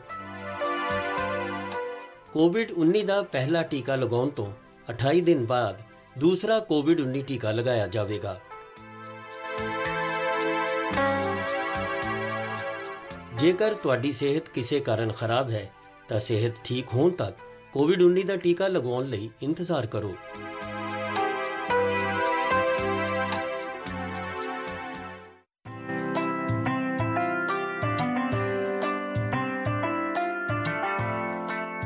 ਕੋਵਿਡ-19 ਖਿਲਾਫ ਉਚਿਤ ਵਿਵਹਾਰ ਪਾਰਕਾਂ ਵਿੱਚ। ਹਰ ਸਮੇਂ ਦੁਬਾਰਾ ਇਸਤੇਮਾਲ ਕਰਨ ਯੋਗ ਮੂੰਹ ਢੱਕਣ ਵਾਲਾ ਕੱਪੜਾ ਮਾਸਕ ਪਹਿਨ ਕੇ ਰੱਖੋ। ਦੂਸਰਿਆਂ ਨੂੰ ਬਿਨਾਂ ਕਿਸੇ ਸਰੀਰਕ ਸੰਪਰਕ ਦੇ ਸ਼ੁਭ ਕਾਮਨਾਵਾਂ ਭੇਂਟ ਕਰੋ। ਵੱਡੀ ਗਿਣਤੀ ਵਿੱਚ ਇਕੱਠ ਨਾ ਕਰੋ। ਅਕਸਰ ਛੂਹੀਆਂ ਜਾਣ ਵਾਲੀਆਂ ਸਤਹਾਂ ਨੂੰ ਨੰਗੇ ਹੱਥਾਂ ਨਾਲ ਛੂਹਣ ਤੋਂ ਬਚੋ। ਘੱਟ ਤੋਂ ਘੱਟ 1 ਮੀਟਰ ਦੀ ਆਪਸੀ ਦੂਰੀ ਬਣਾ ਕੇ ਰੱਖੋ। ਪਾਰਕ ਵਿੱਚ ਖਾਣ ਪੀਣ ਤੋਂ ਪਰਹੇਜ਼ ਕਰੋ ਅਤੇ ਆਸੇ-ਪਾਸੇ ਕੂੜਾ ਨਾ ਫੈਲਾਓ। ਘਰੋਂ ਬਾਹਰ ਜਾਣ ਤੋਂ ਪਹਿਲਾਂ ਆਪਣੇ ਹੱਥਾਂ ਨੂੰ 20 ਸੈਕਿੰਡ ਤੱਕ ਸਾਬਣ ਨਾਲ ਧੋਵੋ। ਆਪਣੇ ਨਾਲ ਰੋਗਾਣੂਨਾਸ਼ਕ ਸੈਨੀਟਾਈਜ਼ਰ ਰੱਖੋ ਅਤੇ ਅਕਸਰ ਇਸਤੇਮਾਲ ਕਰੋ। ਮਾਸਕ ਸੰਬੰਧੀ ਸ਼ਿਸ਼ਟਾਚਾਰ ਦਾ ਪਾਲਣ ਕਰੋ। ਚਿਹਰੇ ਦੇ ਮਾਸਕ ਨੂੰ ਸਾਹਮਣੇ ਤੋਂ ਨਾ ਛੂਹੋ। ਇਸ ਨੂੰ ਪਹਿਨਣ ਸਮੇਂ ਉੱਪਰ ਵਾਲੀ ਡੋਰੀ ਪਹਿਲਾਂ ਬੰਨੋ। ਇਸ ਨੂੰ ਉਤਾਰਨ ਸਮੇਂ ਹੇਠਾਂ ਵਾਲੀ ਡੋਰੀ ਪਹਿਲਾਂ ਖੋਲੋ। ਨਮਸਕਾਰ ਆਨਰੇਬਲ ਪੀਐਮ ਸਰ, ਮੈਂ ਆਸ਼ਿਕ ਕਾਟਪੁਰਾ ਬੈਂਗਲੌਰ ਤੋਂ। ਮੇਰਾ ਸਵਾਲ ਆਪ ਤੋਂ ਇਹ ਹੈ, ਬੱਚਿਆਂ ਨੂੰ ਚੰਗੇ ਗੁਣ ਸਿਖਾਉਣ ਦਾ ਸਭ ਤੋਂ ਵਧੀਆ ਤਰੀਕਾ ਕਿਹੜਾ ਹੈ? ਧੰਨਵਾਦ। ਮੈਨੂੰ ਇੱਕ ਸਵਾਲ ਜਿਹੜਾ ਆਇਆ ਹੈ ਉਹ ਨਮੋ ਐਪ ਤੇ ਆਇਆ ਹੈ। ਉਸ ਦਾ ਵਿਜ਼ੂਅਲ ਮੇਰੇ ਕੋਲ ਨਹੀਂ ਹੈ, ਲੇਕਿਨ ਮੈਨੂੰ ਉਹ ਸਵਾਲ ਬੜਾ ਚੰਗਾ ਲੱਗਾ, ਇਸ ਲਈ ਮੈਨੂੰ ਲੱਗਦਾ ਹੈ ਕਿ ਮੈਂ ਜ਼ਰੂਰ ਤੁਹਾਡੇ ਨਾਲ ਸ਼ੇਅਰ ਕਰਾਂ। ਪਟਨਾ ਤੋਂ ਸਵਾਲ ਹੈ। ਪ੍ਰਵੀਨ ਕੁਮਾਰ ਨੇ ਪੁੱਛਿਆ ਹੈ, ਸਰ ਅੱਜ ਮਾਂ ਪਿਓ ਦੇ ਲਈ ਬੱਚੇ ਵੱਡੇ ਕਰਨਾ ਥੋੜਾ ਮੁਸ਼ਕਿਲ ਹੋ ਗਿਆ ਹੈ। ਕਾਰਨ ਹੈ ਅੱਜ ਦਾ ਜ਼ਮਾਨਾ ਅਤੇ ਅੱਜ ਦੇ ਬੱਚੇ। ਇਸ ਦੇ ਵਿੱਚ ਅਸੀਂ ਕਿਵੇਂ ਯਕੀਨ ਕਰੀਏ ਕਿ ਸਾਡੇ ਬੱਚਿਆਂ ਦਾ ਵਿਵਹਾਰ, ਆਦਤਾਂ ਅਤੇ ਚਰਿੱਤਰ ਚੰਗਾ ਹੋਵੇ? ਪ੍ਰਵੀਨ ਕੁਮਾਰ ਇੱਕ ਜਾਗਰਿਤ ਪਿਤਾ ਦੇ ਰੂਪ ਵਿੱਚ ਸ਼ਾਇਦ ਮੈਨੂੰ ਪੁੱਛ ਰਹੇ ਨੇ। ਬੜਾ ਮੁਸ਼ਕਿਲ ਸਵਾਲ ਹੈ ਮੇਰੇ ਲਈ। ਮੈਂ ਕਹਾਂਗਾ ਕਿ ਪਹਿਲੇ ਤਾਂ ਤੁਸੀਂ ਖੁਦ ਚਿੰਤਨ ਕਰੋ, ਆਤਮ ਚਿੰਤਨ ਕरें। ਕਿਤੇ ਇਹ ਤਾਂ ਨਹੀਂ ਹੈ ਕਿ ਜ਼ਿੰਦਗੀ ਜੀਣ ਦਾ ਜਿਹੜਾ ਤਰੀਕਾ ਤੁਸੀਂ ਚੁਣਿਆ ਹੈ, ਤੁਸੀਂ ਚਾਹੁੰਦੇ ਹੋ ਉਸੇ ਤਰ੍ਹਾਂ ਦੀ ਜ਼ਿੰਦਗੀ ਤੁਹਾਡੇ ਬੱਚੇ ਵੀ ਜੀਣ ਅਤੇ ਥੋੜ੍ਹਾ ਜਿਹਾ ਵੀ ਉਹਨਾਂ ਵਿੱਚ ਬਦਲਾਅ ਆਉਂਦਾ ਹੈ ਤਾਂ ਤੁਹਾਨੂੰ ਲੱਗਦਾ ਹੈ ਕਿ ਪਤਨ ਹੋ ਰਿਹਾ, ਵੈਲਿਊਜ਼ ਦਾ ਘਾਟਾ ਹੋ ਰਿਹਾ। ਮੈਨੂੰ ਬਰਾਬਰ ਯਾਦ ਹੈ, ਇੱਕ ਵਾਰੀ ਮੈਂ ਸਟਾਰਟਅਪ ਨਾਲ ਜੁੜੇ ਹੋਏ ਨੌਜਵਾਨਾਂ ਨਾਲ ਮੈਂ ਇੱਕ ਸਮਾਰੋਹ ਕੀਤਾ ਤਾਂ ਬੰਗਾਲ ਦੀ ਇੱਕ ਕੁੜੀ ਜਿਸ ਨੇ ਸਟਾਰਟਅਪ ਸ਼ੁਰੂ ਕੀਤਾ ਸੀ ਆਪਣਾ ਪੂਰਾ ਕਰੀਅਰ ਛੱਡ ਕੇ, ਤਾਂ ਉਸਨੇ ਆਪਣਾ ਤਜਰਬਾ ਦੱਸਿਆ। ਉਹ ਮੈਨੂੰ ਹਮੇਸ਼ਾ ਯਾਦ ਰਹਿੰਦਾ ਹੈ। ਉਸ ਕੁੜੀ ਨੇ ਕਿਹਾ ਕਿ ਮੈਂ ਆਪਣੀ ਨੌਕਰੀ ਛੱਡ ਦਿੱਤੀ, ਕਰੀਅਰ ਛੋੜ ਦਿੱਤਾ ਅਤੇ ਸਟਾਰਟਅਪ ਸ਼ੁਰੂ ਕਰ ਦਿੱਤਾ ਅਤੇ ਮੇਰੀ ਮਾਂ ਨੂੰ ਜਦੋਂ ਪਤਾ ਚੱਲਿਆ ਤੇ ਮੇਰੀ ਮਾਂ ਨੇ ਉਸੇ ਵੇਲੇ ਕਿਹਾ ਸਰਵਨਾਸ਼। ਜਾਣੇ ਕਿ ਇੰਨਾ ਮਾਂ ਨੂੰ ਝਟਕਾ ਲੱਗਾ, ਲੇਕਿਨ ਬਾਅਦ ਵਿੱਚ ਉਹ ਬੇਟੀ ਸਟਾਰਟਅਪ ਵਿੱਚ ਬਹੁਤ ਸਫਲ ਰਹੀ। ਤੁਹਾਨੂੰ ਸੋਚਣਾ ਚਾਹੀਦਾ ਹੈ ਕਿ ਤੁਸੀਂ ਆਪਣੇ ਭਾਵ ਵਿਸ਼ਵ ਵਿੱਚ ਆਪਣੇ ਬੱਚਿਆਂ ਨੂੰ ਜਕੜਨ ਦਾ ਪ੍ਰਯਾਸ ਤੇ ਨਹੀਂ ਕਰ ਰਹੇ ਹੋ ਅਤੇ ਇਸ ਕਰਕੇ ਤੁਹਾਡਾ ਪਰਿਵਾਰ, ਤੁਹਾਡੀ ਪਰੰਪਰਾਵਾਂ, ਉਸ ਵਿੱਚ ਮੂਲਭੂਤ ਮੁੱਲਿਆਂ ਨੂੰ ਕਿਵੇਂ ਜੋੜੀਏ, ਸਾਨੂੰ ਆਈਡੈਂਟੀਫਾਈ ਕਰਨਾ ਚਾਹੀਦਾ ਹੈ। ਜਿਸ ਤਰ੍ਹਾਂ ਸਾਡੇ ਇੱਥੇ ਕਿਹਾ ਜਾਂਦਾ ਹੈ, ਜਨ ਸੇਵਾ ਹੀ ਪ੍ਰਭੂ ਸੇਵਾ ਹੈ। ਇਹ ਸਾਡੇ ਸ਼ਾਸਤਰਾਂ ਵਿੱਚ ਮੂਲਿਆਂ ਦੇ ਰੂਪ ਵਿੱਚ ਹੈ, ਲੇਕਿਨ ਤੁਹਾਡੇ ਘਰ ਵਿੱਚ ਪੂਜਾ ਪਾਠ ਤੇ ਬਹੁਤ ਹੁੰਦੀ ਹੈ। ਦੁਨੀਆ ਨੂੰ ਵਿਖਾਈ ਦਿੰਦਾ ਹੈ ਕਿ ਤੁਸੀਂ ਬਹੁਤ ਧਾਰਮਿਕ ਹੋ, ਰਿਚੁਅਲਸ ਨਾਲ ਭਰਿਆ ਜੀਵਨ ਹੈ, ਲੇਕਿਨ ਤੁਸੀਂ ਜਨ ਸੇਵਾ ਵਿੱਚ ਕਿਤੇ ਨਜ਼ਰ ਨਹੀਂ ਆਉਂਦੇ ਹੋ। ਹੁਣ ਜਦੋਂ ਤੁਹਾਡੇ ਬੱਚੇ ਇਹ ਵਿਰੋਧਾਭਾਸ ਵੇਖਦੀ ਹੈ ਤਾਂ ਉਸ ਦੇ ਮਨ ਵਿੱਚ ਕੌਨਫਲਿਕਟ ਸ਼ੁਰੂ ਹੋ ਜਾਂਦਾ ਹੈ, ਸਵਾਲ ਖੜੇ ਹੋ ਜਾਂਦੇ ਨੇ ਅਤੇ ਸਵਾਲ ਉੱਠਣਾ ਸੁਭਾਵਿਕ ਵੀ ਹੈ। ਉਸੇ ਤਰ੍ਹਾਂ ਹੀ ਸਾਡੇ ਮੁੱਲ ਹਨ, ਜੀ ਮਾਤਰ ਵਿੱਚ ਪਰਮਾਤਮਾ ਦਾ ਵਾਸ ਹੈ। ਉਸੇ ਤਰ੍ਹਾਂ ਸਾਡੇ ਸਾਰਿਆਂ ਦਾ ਮੰਨਣਾ ਹੈ ਅਤੇ ਸਾਨੂੰ ਇਹ ਸਿਖਾਇਆ ਗਿਆ ਹੈ, ਸਾਡੇ ਜੀਵਨ ਮੂल्य ਦੇ ਰੂਪ ਵਿੱਚ ਪ੍ਰਸਥਾਪਿਤ ਹੋ ਚੁੱਕਿਆ ਹੈ ਅਤੇ ਸਾਡੀ ਸੋਚ ਹੈ ਕਿ ਜੀਵ ਮਾਤਰ ਵਿੱਚ ਪਰਮਾਤਮਾ ਦਾ ਵਾਸ ਹੈ। ਲੇਕਿਨ ਤੁਸੀਂ ਤੁਹਾਡੇ ਘਰ ਵਿੱਚ ਜਿਹੜੇ ਕੰਮ ਕਰਨ ਆਉਂਦੇ ਨੇ, ਝਾੜੂ ਪੋਛਾ ਲਗਾਉਣ ਆਉਂਦੇ ਨੇ, ਲਿਫਟ ਚਲਾਉਣ ਵਾਲਾ ਹੁੰਦਾ ਹੈ, ਤੁਹਾਨੂੰ ਸਕੂਲ ਵਿੱਚ ਛੱਡਣ ਵਾਲਾ ਆਟੋ ਰਿਕਸ਼ਾ ਡਰਾਈਵਰ ਹੈ, ਕਿ ਕਦੇ ਤੁਸੀਂ ਉਹਨਾਂ ਨਾਲ ਉਹਨਾਂ ਦੇ ਸੁੱਖ ਦੁੱਖ ਦੀ ਚਿੰਤਾ ਅਤੇ ਚਰਚਾ ਕੀਤੀ ਕਿ ਕਦੇ ਤੁਸੀਂ ਪੁੱਛਿਆ ਕਿ ਤੁਹਾਡੇ ਪਰਿਵਾਰ ਵਿੱਚ ਤਾਂ ਕਿਸੇ ਨੂੰ ਕਰੋਨਾ ਤੇ ਨਹੀਂ ਹੋਇਆ ਨਾ, ਤੁਹਾਡੇ ਪਰਿਵਾਰ ਦੇ ਤੇ ਸਾਰੇ ਸੁਖੀ ਹਨ ਨਾ, ਤੁਸੀਂ ਜਿਸ ਪਿੰਡ ਤੋਂ ਆਏ ਹੋ ਉਸ ਪਿੰਡ ਵਿੱਚ ਤਾਂ ਸਭ ਠੀਕ ਹੈ ਨਾ? ਕਿ ਤੁਸੀਂ ਕਦੇ ਪੁੱਛਿਆ? ਜੇਕਰ ਤੁਸੀਂ ਇਹੋ ਜਿਹਾ ਕਰਦੇ ਤਾਂ ਤੁਹਾਨੂੰ ਆਪਣੇ ਬੱਚੇ ਨੂੰ ਮੁੱਲ ਨਹੀਂ ਸਿਖਾਣੇ ਪੈਂਦੇ। ਮੈਂ ਤੁਹਾਡੇ ਤੇ ਸਵਾਲ ਨਹੀਂ ਖੜੇ ਕਰ ਰਿਹਾ, ਇੱਕ ਆਮ ਵਿਵਹਾਰ ਦੀ ਗੱਲ ਕਰ ਰਿਹਾ। ਕੁਝ ਲੋਕੀ ਵਾਕਿਆ ਇਹੋ ਜਿਹਾ ਨਹੀਂ ਕਰਦੇ। ਬੱਚੇ ਦਾ ਬਰਥਡੇ ਹੁੰਦਾ ਹੈ, ਬਹੁਤ ਸਾਰੀਆਂ ਤਿਆਰੀਆਂ ਹੁੰਦੀਆਂ ਨੇ। ਕਿੰਨੇ ਲੋਕ ਆਪਣੇ ਘਰ ਵਿੱਚ ਕੰਮ ਕਰਨ ਵਾਲਿਆਂ ਨਾਲ ਕਹਿੰਦੇ ਨੇ ਕਿ ਜਿਹੜਾ ਵੀ ਕੰਮ ਕਰਨਾ ਹੈ 5 ਵਜੇ ਤੱਕ ਪੂਰਾ ਕਰ ਦਿਓ, 6 ਵਜੇ ਜਦੋਂ ਮਹਿਮਾਨ ਆਉਣਾ ਸ਼ੁਰੂ ਹੋ ਜਾਣਗੇ ਤਦੋਂ ਤੁਸੀਂ ਵੀ ਸਾਡੇ ਪਰਿਵਾਰ ਦੇ ਮਹਿਮਾਨ ਦੇ ਰੂਪ ਵਿੱਚ ਕੱਪੜੇ ਪਹਿਨ ਕਰਕੇ, ਕੱਪੜੇ ਅੱਛੇ ਪਹਿਨ ਕਰਕੇ ਪਰਿਵਾਰ ਦੇ ਸਾਰੇ ਲੋਕਾਂ ਨੂੰ ਲੈ ਕੇ ਆ ਜਾਣਾ। ਤੁਸੀਂ ਵੇਖੋ ਤੁਸੀਂ ਉਹਨਾਂ ਨੂੰ ਕੀ ਕਹਿੰਦੇ। ਅੱਜ ਘਰ ਵਿੱਚ ਬਹੁਤ ਸਾਰੇ ਮਹਿਮਾਨ ਆਉਣ ਵਾਲੇ ਨੇ, ਦੇਰ ਤੱਕ ਰੁਕਣਾ ਪਏਗਾ। ਤੁਸੀਂ ਇਹੋ ਜਿਹਾ ਕਹਿਣ ਦੀ ਬਜਾਏ ਕੀ ਕਹਿੰਦੇ ਹੋ? ਵੇਖੋ ਕੱਲ ਬਹੁਤ ਮਹਿਮਾਨ ਆਉਣ ਵਾਲੇ ਨੇ, ਬਹੁਤ ਕੰਮ ਹੈ, ਤੁਸੀਂ ਘਰ ਬਤਾ ਕੇ ਆ ਜਾਣਾ, ਦੇਰ ਨਾਲ ਆਉਂਗਾ, ਦੇਰ ਨਾਲ ਆਉਂਗੀ। ਜਾਣੇ ਤੁਹਾਡਾ ਬੱਚਾ ਇਹ ਵੇਖ ਰਿਹਾ ਹੈ ਕਿ ਇੰਨਾ ਵੱਡਾ ਤਿਉਹਾਰ ਹੈ ਘਰ ਵਿੱਚ, ਲੇਕਿਨ ਜੋ ਮੇਰੇ ਲਈ ਮਿਹਨਤ ਕਰਦੇ ਨੇ ਦਿਨ ਰਾਤ, ਉਹ ਤਾਂ ਇਸ ਵਿੱਚ ਹਿੱਸੇਦਾਰ ਹੀ ਨਹੀਂ ਹੈ ਅਤੇ ਤਦੋਂ ਹੀ ਉਸ ਬੱਚੇ ਦੇ ਮਨ ਵਿੱਚ ਟਕਰਾਵ ਸ਼ੁਰੂ ਹੁੰਦਾ ਹੈ। ਮੈਂ ਤੁਹਾਨੂੰ ਇੱਕ ਹੋਰ ਉਦਾਹਰਣ ਦੇਣਾ ਵਾਂ।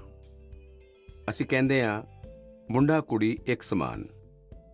ਇਹ ਮੁੱਲ ਹਨ ਸਾਡੇ ਇੱਥੇ ਦੇਵ ਰੂਪ ਦੀ ਜਿਹੜੀ ਕਲਪਨਾ ਕੀਤੀ ਗਈ ਹੈ, ਉਸ ਵਿੱਚ ਤੀਵੀਂ ਭਗਵਾਨ ਦਾ ਉਤਨਾ ਹੀ ਮਹੱਤਵ ਹੈ। ਲੇਕਿਨ ਸਾਡੇ ਘਰ ਦੇ ਵਾਤਾਵਰਣ ਵਿੱਚ ਮੁੰਡੇ ਅਤੇ ਕੁੜੀ ਦੇ ਵਿਚਕਾਰ ਜਾਣੇ ਅਣਜਾਣੇ ਵਿੱਚ ਜੋ ਟ੍ਰੀਟਮੈਂਟ ਕੀਤਾ ਜਾਂਦਾ ਹੈ, ਉਸ ਵਿੱਚ ਅਸਮਾਨਤਾ ਹੁੰਦੀ ਹੈ। ਉਸ ਦੇ ਬਾਅਦ ਜਦ ਉਹੀ ਮੁੰਡਾ ਸਮਾਜ ਜੀਵਨ ਵਿੱਚ ਜਾਂਦਾ ਹੈ ਤਾਂ ਉਸ ਦੇ ਵੱਲੋਂ ਨਾਰੀ ਸਮਾਨਤਾ ਦੇ ਵਿੱਚ ਕੁਝ ਨਾ ਕੁਝ ਕਮੀ ਦੀ ਸੰਭਾਵਨਾ ਬਣੀ ਜਾਂਦੀ ਹੈ। ਇਹ ਠੀਕ ਹੈ ਕਿ ਪਰਿਵਾਰ ਦੇ ਸੰਸਕਾਰ ਚੰਗੇ ਹੁੰਦੇ ਨੇ ਤਾਂ ਬੁਰਾਈਆਂ ਹਾਵੀ ਨਹੀਂ ਹੁੰਦੀਆਂ ਨੇ, ਲੇਕਿਨ 19-20 ਦਾ ਹੀ ਫਰਕ ਹੁੰਦਾ ਹੈ। ਮੁੰਡਾ ਮੁੰਡੇ ਦੇ ਵਿਵਹਾਰ ਵਿੱਚ ਕੁਝ ਨਾ ਕੁਝ ਕਮੀ ਰਹਿ ਜਾਂਦੀ ਹੈ। ਇਸ ਲਈ ਅਸੀਂ ਜੋ ਆਪਣਾ ਭਾਵ ਵਿਸ਼ਵ ਬਣਾਇਆ ਹੋਇਆ ਹੈ, ਉਹ ਜਦੋਂ ਵਿਵਹਾਰ ਦੀ ਕਸੌਟੀ ਤੇ ਖਰਾ ਨਹੀਂ ਉਤਰਦਾ ਹੈ ਤਾਂ ਬੱਚਿਆਂ ਦੇ ਮਨ ਵਿੱਚ ਅੰਤਰਦਵੰਦ ਸ਼ੁਰੂ ਹੋ ਜਾਂਦਾ ਹੈ। ਇਸ ਲਈ ਮੁੱਲਿਆਂ ਨੂੰ ਕਦੇ ਵੀ ਥੋਪਣ ਦਾ ਪ੍ਰਯਾਸ ਨਾ ਕਰੋ, ਮੁੱਲਿਆਂ ਨੂੰ ਜੀ ਕਰਕੇ ਪ੍ਰੇਰਿਤ ਕਰਨ ਦਾ ਪ੍ਰਯਾਸ ਕਰੋ। ਆਖਿਰਕਾਰ ਬੱਚੇ ਬੜੇ ਸਮਾਰਟ ਹੁੰਦੇ ਨੇ, ਜੋ ਤੁਸੀਂ ਕਹੋਗੇ ਉਸ ਨੂੰ ਉਹ ਕਰਨਗੇ ਜਾਂ ਨਹੀਂ ਕਰਨਗੇ ਇਹ ਕਹਿਣਾ ਮੁਸ਼ਕਿਲ ਹੈ, ਲੇਕਿਨ ਇਸ ਗੱਲ ਦੀ ਪੂਰੀ ਸੰਭਾਵਨਾ ਹੁੰਦੀ ਹੈ ਕਿ ਜਿਹੜਾ ਤੁਸੀਂ ਕਰ ਰਹੇ ਹੋ ਉਹ ਉਸ ਨੂੰ ਬਹੁਤ ਬਾਰੀਕੀ ਨਾਲ ਵੇਖਦਾ ਹੈ ਅਤੇ ਦੁਹਰਾਉਣ ਦੇ ਲਈ ਲਾਲਾਇਤ ਹੋ ਜਾਂਦਾ ਹੈ। ਅਤੇ ਜਦੋਂ ਤੁਸੀਂ ਇਹਨਾਂ ਮੂਲਿਆਂ ਦੇ ਨਾਲ ਸਾਡੇ ਇਤਿਹਾਸ, ਸਾਡੇ ਪੁਰਾਣ, ਸਾਡੇ ਪੁਰਖਾਂ ਦੀਆਂ ਛੋਟੀਆਂ-ਛੋਟੀਆਂ ਗੱਲਾਂ ਨੂੰ ਸਹਿਜਤਾ ਨਾਲ ਜੋੜੋਗੇ ਤਾਂ ਬੱਚੇ ਵੀ ਪ੍ਰੇਰਿਤ ਹੋਣਗੇ। ਆਚਾਰ ਵਿਵਹਾਰ ਵਿੱਚ ਉਤਰਨਾ ਆਸਾਨ ਹੋ ਜਾਏਗਾ।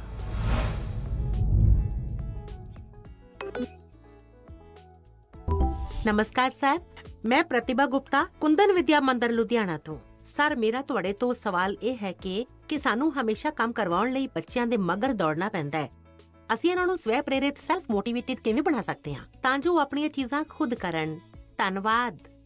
ਤੁਸੀਂ ਬੁਰਾ ਨਾ ਮੰਨੋ ਤਾਂ ਇਸ ਵਿਸ਼ੇ ਵਿੱਚ ਤੁਹਾਡੇ ਨਾਲੋਂ ਵੱਖਰੀ ਰਾਏ ਰੱਖਦਾ ਹਾਂ। ਮੈਨੂੰ ਲੱਗਦਾ ਹੈ ਕਿ ਬੱਚਿਆਂ ਦੇ ਪਿੱਛੇ ਇਸ ਲਈ ਭੱਜਣਾ ਪੈਂਦਾ ਹੈ ਕਿਉਂਕਿ ਉਹਨਾਂ ਦੀ ਰਫ਼ਤਾਰ ਸਾਡੇ ਤੋਂ ਜ਼ਿਆਦਾ ਹੈ। ਇਹ ਗੱਲ ਠੀਕ ਹੈ ਕਿ ਬੱਚਿਆਂ ਨੂੰ ਸਿਖਾਉਣ ਦੀ, ਦੱਸਣ ਦੀ, ਸੰਸਕਾਰ ਦੇਣ ਦੀ ਜ਼ਿੰਮੇਵਾਰੀ ਪਰਿਵਾਰ ਵਿੱਚ ਸਭ ਦੀ ਹੈ, ਲੇਕਿਨ ਕਈ ਵਾਰੀ ਵੱਡੇ ਹੋਣ ਦੇ ਬਾਵਜੂਦ ਸਾਨੂੰ ਵੀ ਤਾਂ ਜ਼ਰਾ ਮੁਲਾਂਕਣ ਕਰਨਾ ਚਾਹੀਦਾ ਹੈ। ਅਸੀਂ ਇੱਕ ਸਾਂਚਾ ਤਿਆਰ ਕਰ ਲੈਂਦੇ ਹਾਂ ਅਤੇ ਬੱਚੇ ਨੂੰ ਉਸ ਵਿੱਚ ਢਾਲਣ ਦੀ ਕੋਸ਼ਿਸ਼ ਕਰਦੇ ਰਹਿੰਦੇ ਹਾਂ ਅਤੇ ਸਮੱਸਿਆ ਇੱਥੋਂ ਹੀ ਸ਼ੁਰੂ ਹੁੰਦੀ ਹੈ। ਅਸੀਂ ਇਸ ਨੂੰ ਸੋਸ਼ਲ ਸਟੇਟਸ ਦਾ ਸਿੰਬਲ ਬਣਾ ਦਿੰਦੇ ਹਾਂ। ਅਕਸਰ ਮਾਂ ਪਿਓ ਆਪਣੇ ਮਨ ਵਿੱਚ ਕੁਝ ਲਕਸ਼ ਤਿਆਰ ਕਰ ਲੈਂਦੇ ਹਨ, ਕੁਝ ਪੈਰਾਮੀਟਰਸ ਬਣਾ ਲੈਂਦੇ ਹਨ ਅਤੇ ਕੁਝ ਸੁਪਨੇ ਵੀ ਪਾਲ ਲੈਂਦੇ ਹਨ। ਫਿਰ ਆਪਣੇ ਉਹਨਾਂ ਸੁਪਨਿਆਂ ਅਤੇ ਲਕਸ਼ਿਆਂ ਨੂੰ ਪੂਰਾ ਕਰਨ ਦਾ ਬੋਝ ਬੱਚਿਆਂ ਉੱਤੇ ਪਾ ਦਿੰਦੇ ਹਨ। ਅਸੀਂ ਆਪਣੇ ਲਕਸ਼ ਲਈ ਬੱਚਿਆਂ ਨੂੰ ਜਾਣੇ ਅਣਜਾਣੇ ਵਿੱਚ, ਮਾਫ ਕਰਨਾ ਮੈਨੂੰ, ਮੇਰਾ ਸ਼ਬਦ ਕਿਤੇ ਕਠੋਰ ਲੱਗੇਗਾ, ਜਾਣੇ ਅਣਜਾਣੇ ਵਿੱਚ ਅਸੀਂ ਬੱਚਿਆਂ ਨੂੰ ਇਨਸਟਰੂਮੈਂਟ ਮੰਨਣ ਲੱਗਦੇ ਹਾਂ ਅਤੇ ਜਦੋਂ ਬੱਚਿਆਂ ਨੂੰ ਉਸ ਦਿਸ਼ਾ ਵਿੱਚ ਖਿੱਚਣ ਵਿੱਚ ਅਸਫਲ ਹੋ ਜਾਂਦੇ ਹਨ ਤਾਂ ਇਹ ਕਠਿਨ ਲੱਗਦੇ ਹਨ। ਬੱਚਿਆਂ ਵਿੱਚ ਮੋਟੀਵੇਸ਼ਨ ਅਤੇ ਇਨਸਪਾਇਰੇਸ਼ਨ ਦੀ ਕਮੀ ਹੈ। ਕਿਸੇ ਨੂੰ ਵੀ ਮੋਟੀਵੇਟ ਕਰਨ ਦਾ ਪਹਿਲਾ ਪਾਰਟ ਹੈ ਟ੍ਰੇਨਿੰਗ, ਪ੍ਰੋਪਰ ਟ੍ਰੇਨਿੰਗ। ਇੱਕ ਵਾਰੀ ਬੱਚੇ ਦਾ ਮਨ ਟ੍ਰੇਨ ਹੋ ਜਾਏਗਾ ਤਦ ਉਸ ਦੇ ਬਾਅਦ ਮੋਟੀਵੇਸ਼ਨ ਦਾ ਸਮਾਂ ਸ਼ੁਰੂ ਹੋਏਗਾ। ਟ੍ਰੇਨਿੰਗ ਦੇ ਕਈ ਮਾਧਿਅਮ, ਕਈ ਤਰੀਕੇ ਹੋ ਸਕਦੇ ਹਨ। ਚੰਗੀ ਕਿਤਾਬ, ਚੰਗੀ ਮੂਵੀਜ਼, ਚੰਗੀ ਕਹਾਣੀਆਂ, ਚੰਗੀਆਂ ਕਵਿਤਾਵਾਂ, ਚੰਗੇ ਮੁਹਾਵਰੇ ਜਾਂ ਚੰਗੇ ਅਨੁਭਵ, ਇਹ ਸਭ ਇੱਕ ਤਰ੍ਹਾਂ ਨਾਲ ਟ੍ਰੇਨਿੰਗ ਦੇ ਹੀ ਟੂਲਸ ਹਨ। ਜਿਵੇਂ ਕਿ ਤੁਸੀਂ ਚਾਹੁੰਦੇ ਹੋ ਤੁਹਾਡਾ ਬੱਚਾ ਸਵੇਰੇ ਉੱਠਦੇ ਹੀ ਪੜ੍ਹੇ, ਤੁਸੀਂ ਉਸ ਨੂੰ ਕਹਿੰਦੇ ਹੋ, ਬੋਲਦੇ ਵੀ ਹੋ, ਡਾਂਟਦੇ ਵੀ ਹੋ, ਲੇਕਿਨ ਤੁਹਾਨੂੰ ਸਫਲਤਾ ਨਹੀਂ ਮਿਲਦੀ। ਲੇਕਿਨ ਕੀ ਤੁਹਾਡੇ ਘਰ ਵਿੱਚ ਕਦੀ ਅਜਿਹੀ ਕਿਤਾਬਾਂ ਦੀ ਚਰਚਾ ਹੁੰਦੀ ਹੈ ਜਿਸ ਵਿੱਚ ਇਨਡਾਇਰੈਕਟਲੀ ਸਵੇਰੇ ਉੱਠਣ ਦੇ ਫਾਇਦਿਆਂ ਦੀ ਚਰਚਾ ਹੋਵੇ। ਸਾਡੇ ਇੱਥੇ ਆਧਿਆਤਮਿਕ ਜੀਵਨ ਦੇ ਲੋਕ ਬ੍ਰਹਮ ਮੁਹੂਰਤ ਵੱਲੋਂ ਹੀ ਉਹਨਾਂ ਦਾ ਦਿਨ ਆਰੰਭ ਹੋ ਜਾਂਦਾ ਹੈ ਅਤੇ ਉਸੀ ਦੇ ਨੋਰਮਸ ਦਾ ਪਾਲਨ ਕਰਦੇ ਹਨ। ਤਾਂ ਦੂਜੇ ਪਾਸੇ ਅੱਜਕੱਲ੍ਹ 5 AM ਕਲੱਬ ਦੀ ਵੀ ਚਰਚਾ ਹੁੰਦੀ ਹੈ। ਕੀ ਤੁਸੀਂ ਅਜਿਹੀ ਕਿਸੇ ਕਿਤਾਬ ਦੀ ਘਰ ਵਿੱਚ ਚਰਚਾ ਕੀਤੀ ਹੈ ਜਾਂ ਕੋਈ ਅਜਿਹੀ ਮੂਵੀ ਜਾਂ ਡਾਕੂਮੈਂਟਰੀ ਵੇਖੀ ਹੈ ਜਿਸ ਵਿੱਚ ਇਸ ਬਾਰੇ ਵਿੱਚ ਵਿਗਿਆਨੀ ਤਰੀਕੇ ਵੱਲੋਂ, ਤਰਕਬੱਧ ਤਰੀਕੇ ਵੱਲੋਂ, ਇਮੋਸ਼ਨਸ ਦੇ ਨਾਲ ਗੱਲਾਂ ਦੱਸੀ ਗਈਆਂ ਹੋਣ? ਇਹ ਇੱਕ ਵਾਰੀ ਕਰਕੇ ਵੇਖੋ। ਸਵੇਰੇ ਉੱਠਣ ਲਈ ਬੱਚੇ ਦੀ ਟ੍ਰੇਨਿੰਗ ਆਪਣੇ ਆਪ ਹੀ ਹੋ ਜਾਏਗੀ। ਇੱਕ ਵਾਰ ਮਨ ਟ੍ਰੇਨ ਹੋ ਗਿਆ, ਮਨ ਵਿੱਚ ਬੱਚਾ ਸਮਝ ਗਿਆ ਕਿ ਸਵੇਰੇ ਉੱਠਣ ਦਾ ਕੀ ਫਾਇਦਾ ਹੈ, ਤਾਂ ਫਿਰ ਉਹ ਆਪਣੇ ਆਪ ਮੋਟੀਵੇਟ ਹੋਣ ਲੱਗੇਗਾ। ਇਹੀ ਤਾਂ ਇਨਵਾਇਰਨਮੈਂਟ ਕ੍ਰੀਏਸ਼ਨ ਹੁੰਦਾ ਹੈ ਜਿਸ ਦੀ ਘਰ ਵਿੱਚ ਸਭ ਤੋਂ ਜ਼ਿਆਦਾ ਜ਼ਰੂਰਤ ਹੈ। ਤੁਸੀਂ ਬੱਚੇ ਦੇ ਬਚਪਨ ਦਾ ਉਹ ਸਮਾਂ ਯਾਦ ਕਰੋ ਜਦੋਂ ਤੁਸੀਂ ਉਸ ਨੂੰ ਗੋਦ ਵਿੱਚ ਲੈਂਦੇ ਸਨ। ਮੰਨ ਲਓ ਤੁਹਾਡੀ ਜੇਬ ਵਿੱਚ ਪੈਨ ਹੈ ਜਾਂ ਤੁਸੀਂ ਚਸ਼ਮਾ ਪਾਇਆ ਹੈ, ਬੱਚਾ ਉਸ ਨੂੰ ਖਿੱਚਦਾ ਹੈ, ਚਸ਼ਮਾ ਉਤਾਰਦਾ ਹੈ, ਤਾਂ ਤੁਸੀਂ ਕੀ ਕਰਦੇ ਹੋ? ਤੁਸੀਂ ਬੱਚੇ ਨੂੰ ਜੇਕਰ ਚਸ਼ਮਾ ਵਾਪਸ ਲੈਣ ਦੀ ਕੋਸ਼ਿਸ਼ ਕਰਦੇ ਹੋ ਤਾਂ ਉਹ ਰੋਂਦਾ ਹੈ, ਪੈਨ ਵਾਪਸ ਲੈਣ ਦੀ ਕੋਸ਼ਿਸ਼ ਕਰਦੇ ਹੋ ਤਾਂ ਉਹ ਰੋਂਦਾ ਹੈ। ਤਾਂ ਸਮਝਦਾਰ ਮਾਂ-ਪਿਓ ਕੀ ਕਰਦੇ ਹਨ? ਉਸ ਦੇ ਸਾਹਮਣੇ ਇੱਕ ਵੱਡਾ ਬਾਲ ਖੜਾ ਕਰ ਦਿੰਦੇ ਨੇ, ਲੈ ਕੇ ਖੜੇ ਹੋ ਜਾਂਦੇ ਹਨ। ਬੱਚਾ ਕੀ ਕਰਦਾ ਹੈ? ਚਸ਼ਮਾ ਛੱਡ ਦਿੰਦਾ ਹੈ, ਪੈਨ ਛੱਡ ਦਿੰਦਾ ਹੈ, ਵੱਡਾ ਬਾਲ ਖੇਡਣ ਲਈ ਲੈ ਲੈਂਦਾ ਹੈ, ਨਾ ਰੋਂਦਾ ਹੈ ਅਤੇ ਆਸਾਨੀ ਨਾਲ ਤੁਸੀਂ ਸੋਲੂਸ਼ਨ ਕੱਢ ਲੈਂਦੇ ਹੋ। ਤੁਸੀਂ ਉਸ ਦਾ ਮਾਈਂਡ ਡਾਇਵਰਟ ਕਰਕੇ ਉਸ ਨੂੰ ਜ਼ਿਆਦਾ ਪਸੰਦ ਦੀ ਦੂਜੀਆਂ ਪੋਜ਼ਿਟਿਵ ਚੀਜ਼ਾਂ ਦੇ ਕੇ ਉਸ ਨੂੰ ਮੋਟੀਵੇਟ ਕਰਦੇ ਹੋ। ਇਹ ਜੋ ਕੰਮ ਤੁਸੀਂ ਪਹਿਲਾਂ ਕੀਤਾ ਹੈ ਜਦੋਂ ਬੱਚਾ ਬਿਲਕੁਲ ਛੋਟਾ ਸੀ, ਉਹੀ ਕੰਮ ਤੁਸੀਂ ਹੁਣ ਵੀ ਕਰ ਸਕਦੇ ਹੋ। ਤੁਸੀਂ ਸੁਣਿਆ ਹੋਵੇਗਾ, ਇੱਕ ਦੀਪ ਤੋਂ ਜਲੇ ਦੂਜਾ। ਤੁਹਾਡਾ ਬੱਚਾ ਉੱਤੋਂ ਪ੍ਰਕਾਸ਼ਿਤ ਨਹੀਂ ਹੋਣਾ ਚਾਹੀਦਾ ਹੈ। ਤੁਹਾਡਾ ਬੱਚਾ ਆਪ ਪ੍ਰਕਾਸ਼ਿਤ ਹੋਣਾ ਚਾਹੀਦਾ ਹੈ। ਬੱਚਿਆਂ ਦੇ ਅੰਦਰ ਜੋ ਪ੍ਰਕਾਸ਼ ਤੁਸੀਂ ਵੇਖਣਾ ਚਾਹੁੰਦੇ ਹੋ, ਉਹ ਪ੍ਰਕਾਸ਼ ਉਹਨਾਂ ਦੇ ਅੰਦਰ ਵੱਲੋਂ ਪ੍ਰਕਾਸ਼ਮਾਨ ਹੋਣਾ ਚਾਹੀਦਾ ਹੈ ਅਤੇ ਉਹ ਤੁਹਾਡੇ ਜਾਗਰਤ ਸਰਗਰਮ ਕੋਸ਼ਿਸ਼ਾਂ ਵੱਲੋਂ ਸੰਭਵ ਹੈ। ਤੁਸੀਂ ਆਪਣੇ ਐਕਸ਼ਨ ਵਿੱਚ ਜੋ ਬਦਲਾਅ ਦਿਖਾਓਗੇ, ਉਹ ਬੱਚੇ ਬਹੁਤ ਬਾਰੀਕੀ ਵੱਲੋਂ ਆਬਜ਼ਰਵ ਕਰਨਗੇ। ਇੱਥੇ ਇੱਕ ਹੋਰ ਗੱਲ ਦੇ ਵੱਲ ਮੈਂ ਤੁਹਾਡਾ ਧਿਆਨ ਦਿਲਾਵਾਂਗਾ। ਬੱਚਿਆਂ ਨੂੰ ਕਦੇ ਵੀ ਡਰ ਪੈਦਾ ਕਰਕੇ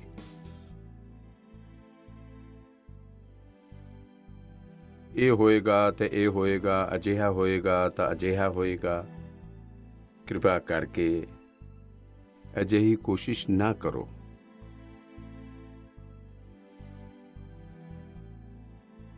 ਇੱਕ ਤਰ੍ਹਾਂ ਨਾਲ ਉਹ ਤਰੀਕਾ ਲੱਗਦਾ ਤੇ ਬਹੁਤ ਆਸਾਨ ਹੈ, ਲੇਕਿਨ ਇਸ ਤੋਂ ਇੱਕ ਤਰ੍ਹਾਂ ਵੱਲੋਂ ਨੈਗੇਟਿਵ ਮੋਟੀਵੇਸ਼ਨ ਦੀ ਸੰਭਾਵਨਾਵਾਂ ਵੱਧ ਜਾਂਦੀਆਂ ਹਨ। ਜਿਵੇਂ ਹੀ ਤੁਸੀਂ ਜੋ ਹਵਾ ਖੜਾ ਕੀਤਾ ਹੈ ਉਹ ਖਤਮ ਹੋ ਜਾਂਦਾ ਹੈ, ਬੱਚੇ ਦਾ ਮੋਟੀਵੇਸ਼ਨ ਵੀ ਖਤਮ ਹੋ ਜਾਂਦਾ ਹੈ। ਅਤੇ ਇਸ ਲਈ ਪੋਜ਼ਿਟਿਵ ਮੋਟੀਵੇਸ਼ਨ ਨਾਲ ਵਾਰ-ਵਾਰ ਪੋਜ਼ਿਟਿਵ ਰੀਇਨਫੋਰਸਮੈਂਟ ਉੱਤੇ ਜ਼ੋਰ ਦਿੰਦੇ ਰਹਿਣਾ ਚਾਹੀਦਾ ਹੈ। ਮੋਟੀਵੇਸ਼ਨ ਦਾ ਜੋ ਮੰਤਰ ਬੱਚਿਆਂ ਲਈ ਹੈ, ਇੱਕ ਤਰ੍ਹਾਂ ਨਾਲ ਉਹ ਅਸੀਂ ਸਭ ਦੇ ਲਈ ਵੀ ਹੈ। ਇਹ ਕੇਵਲ ਮਨੁੱਖਾਂ ਲਈ ਹੈ।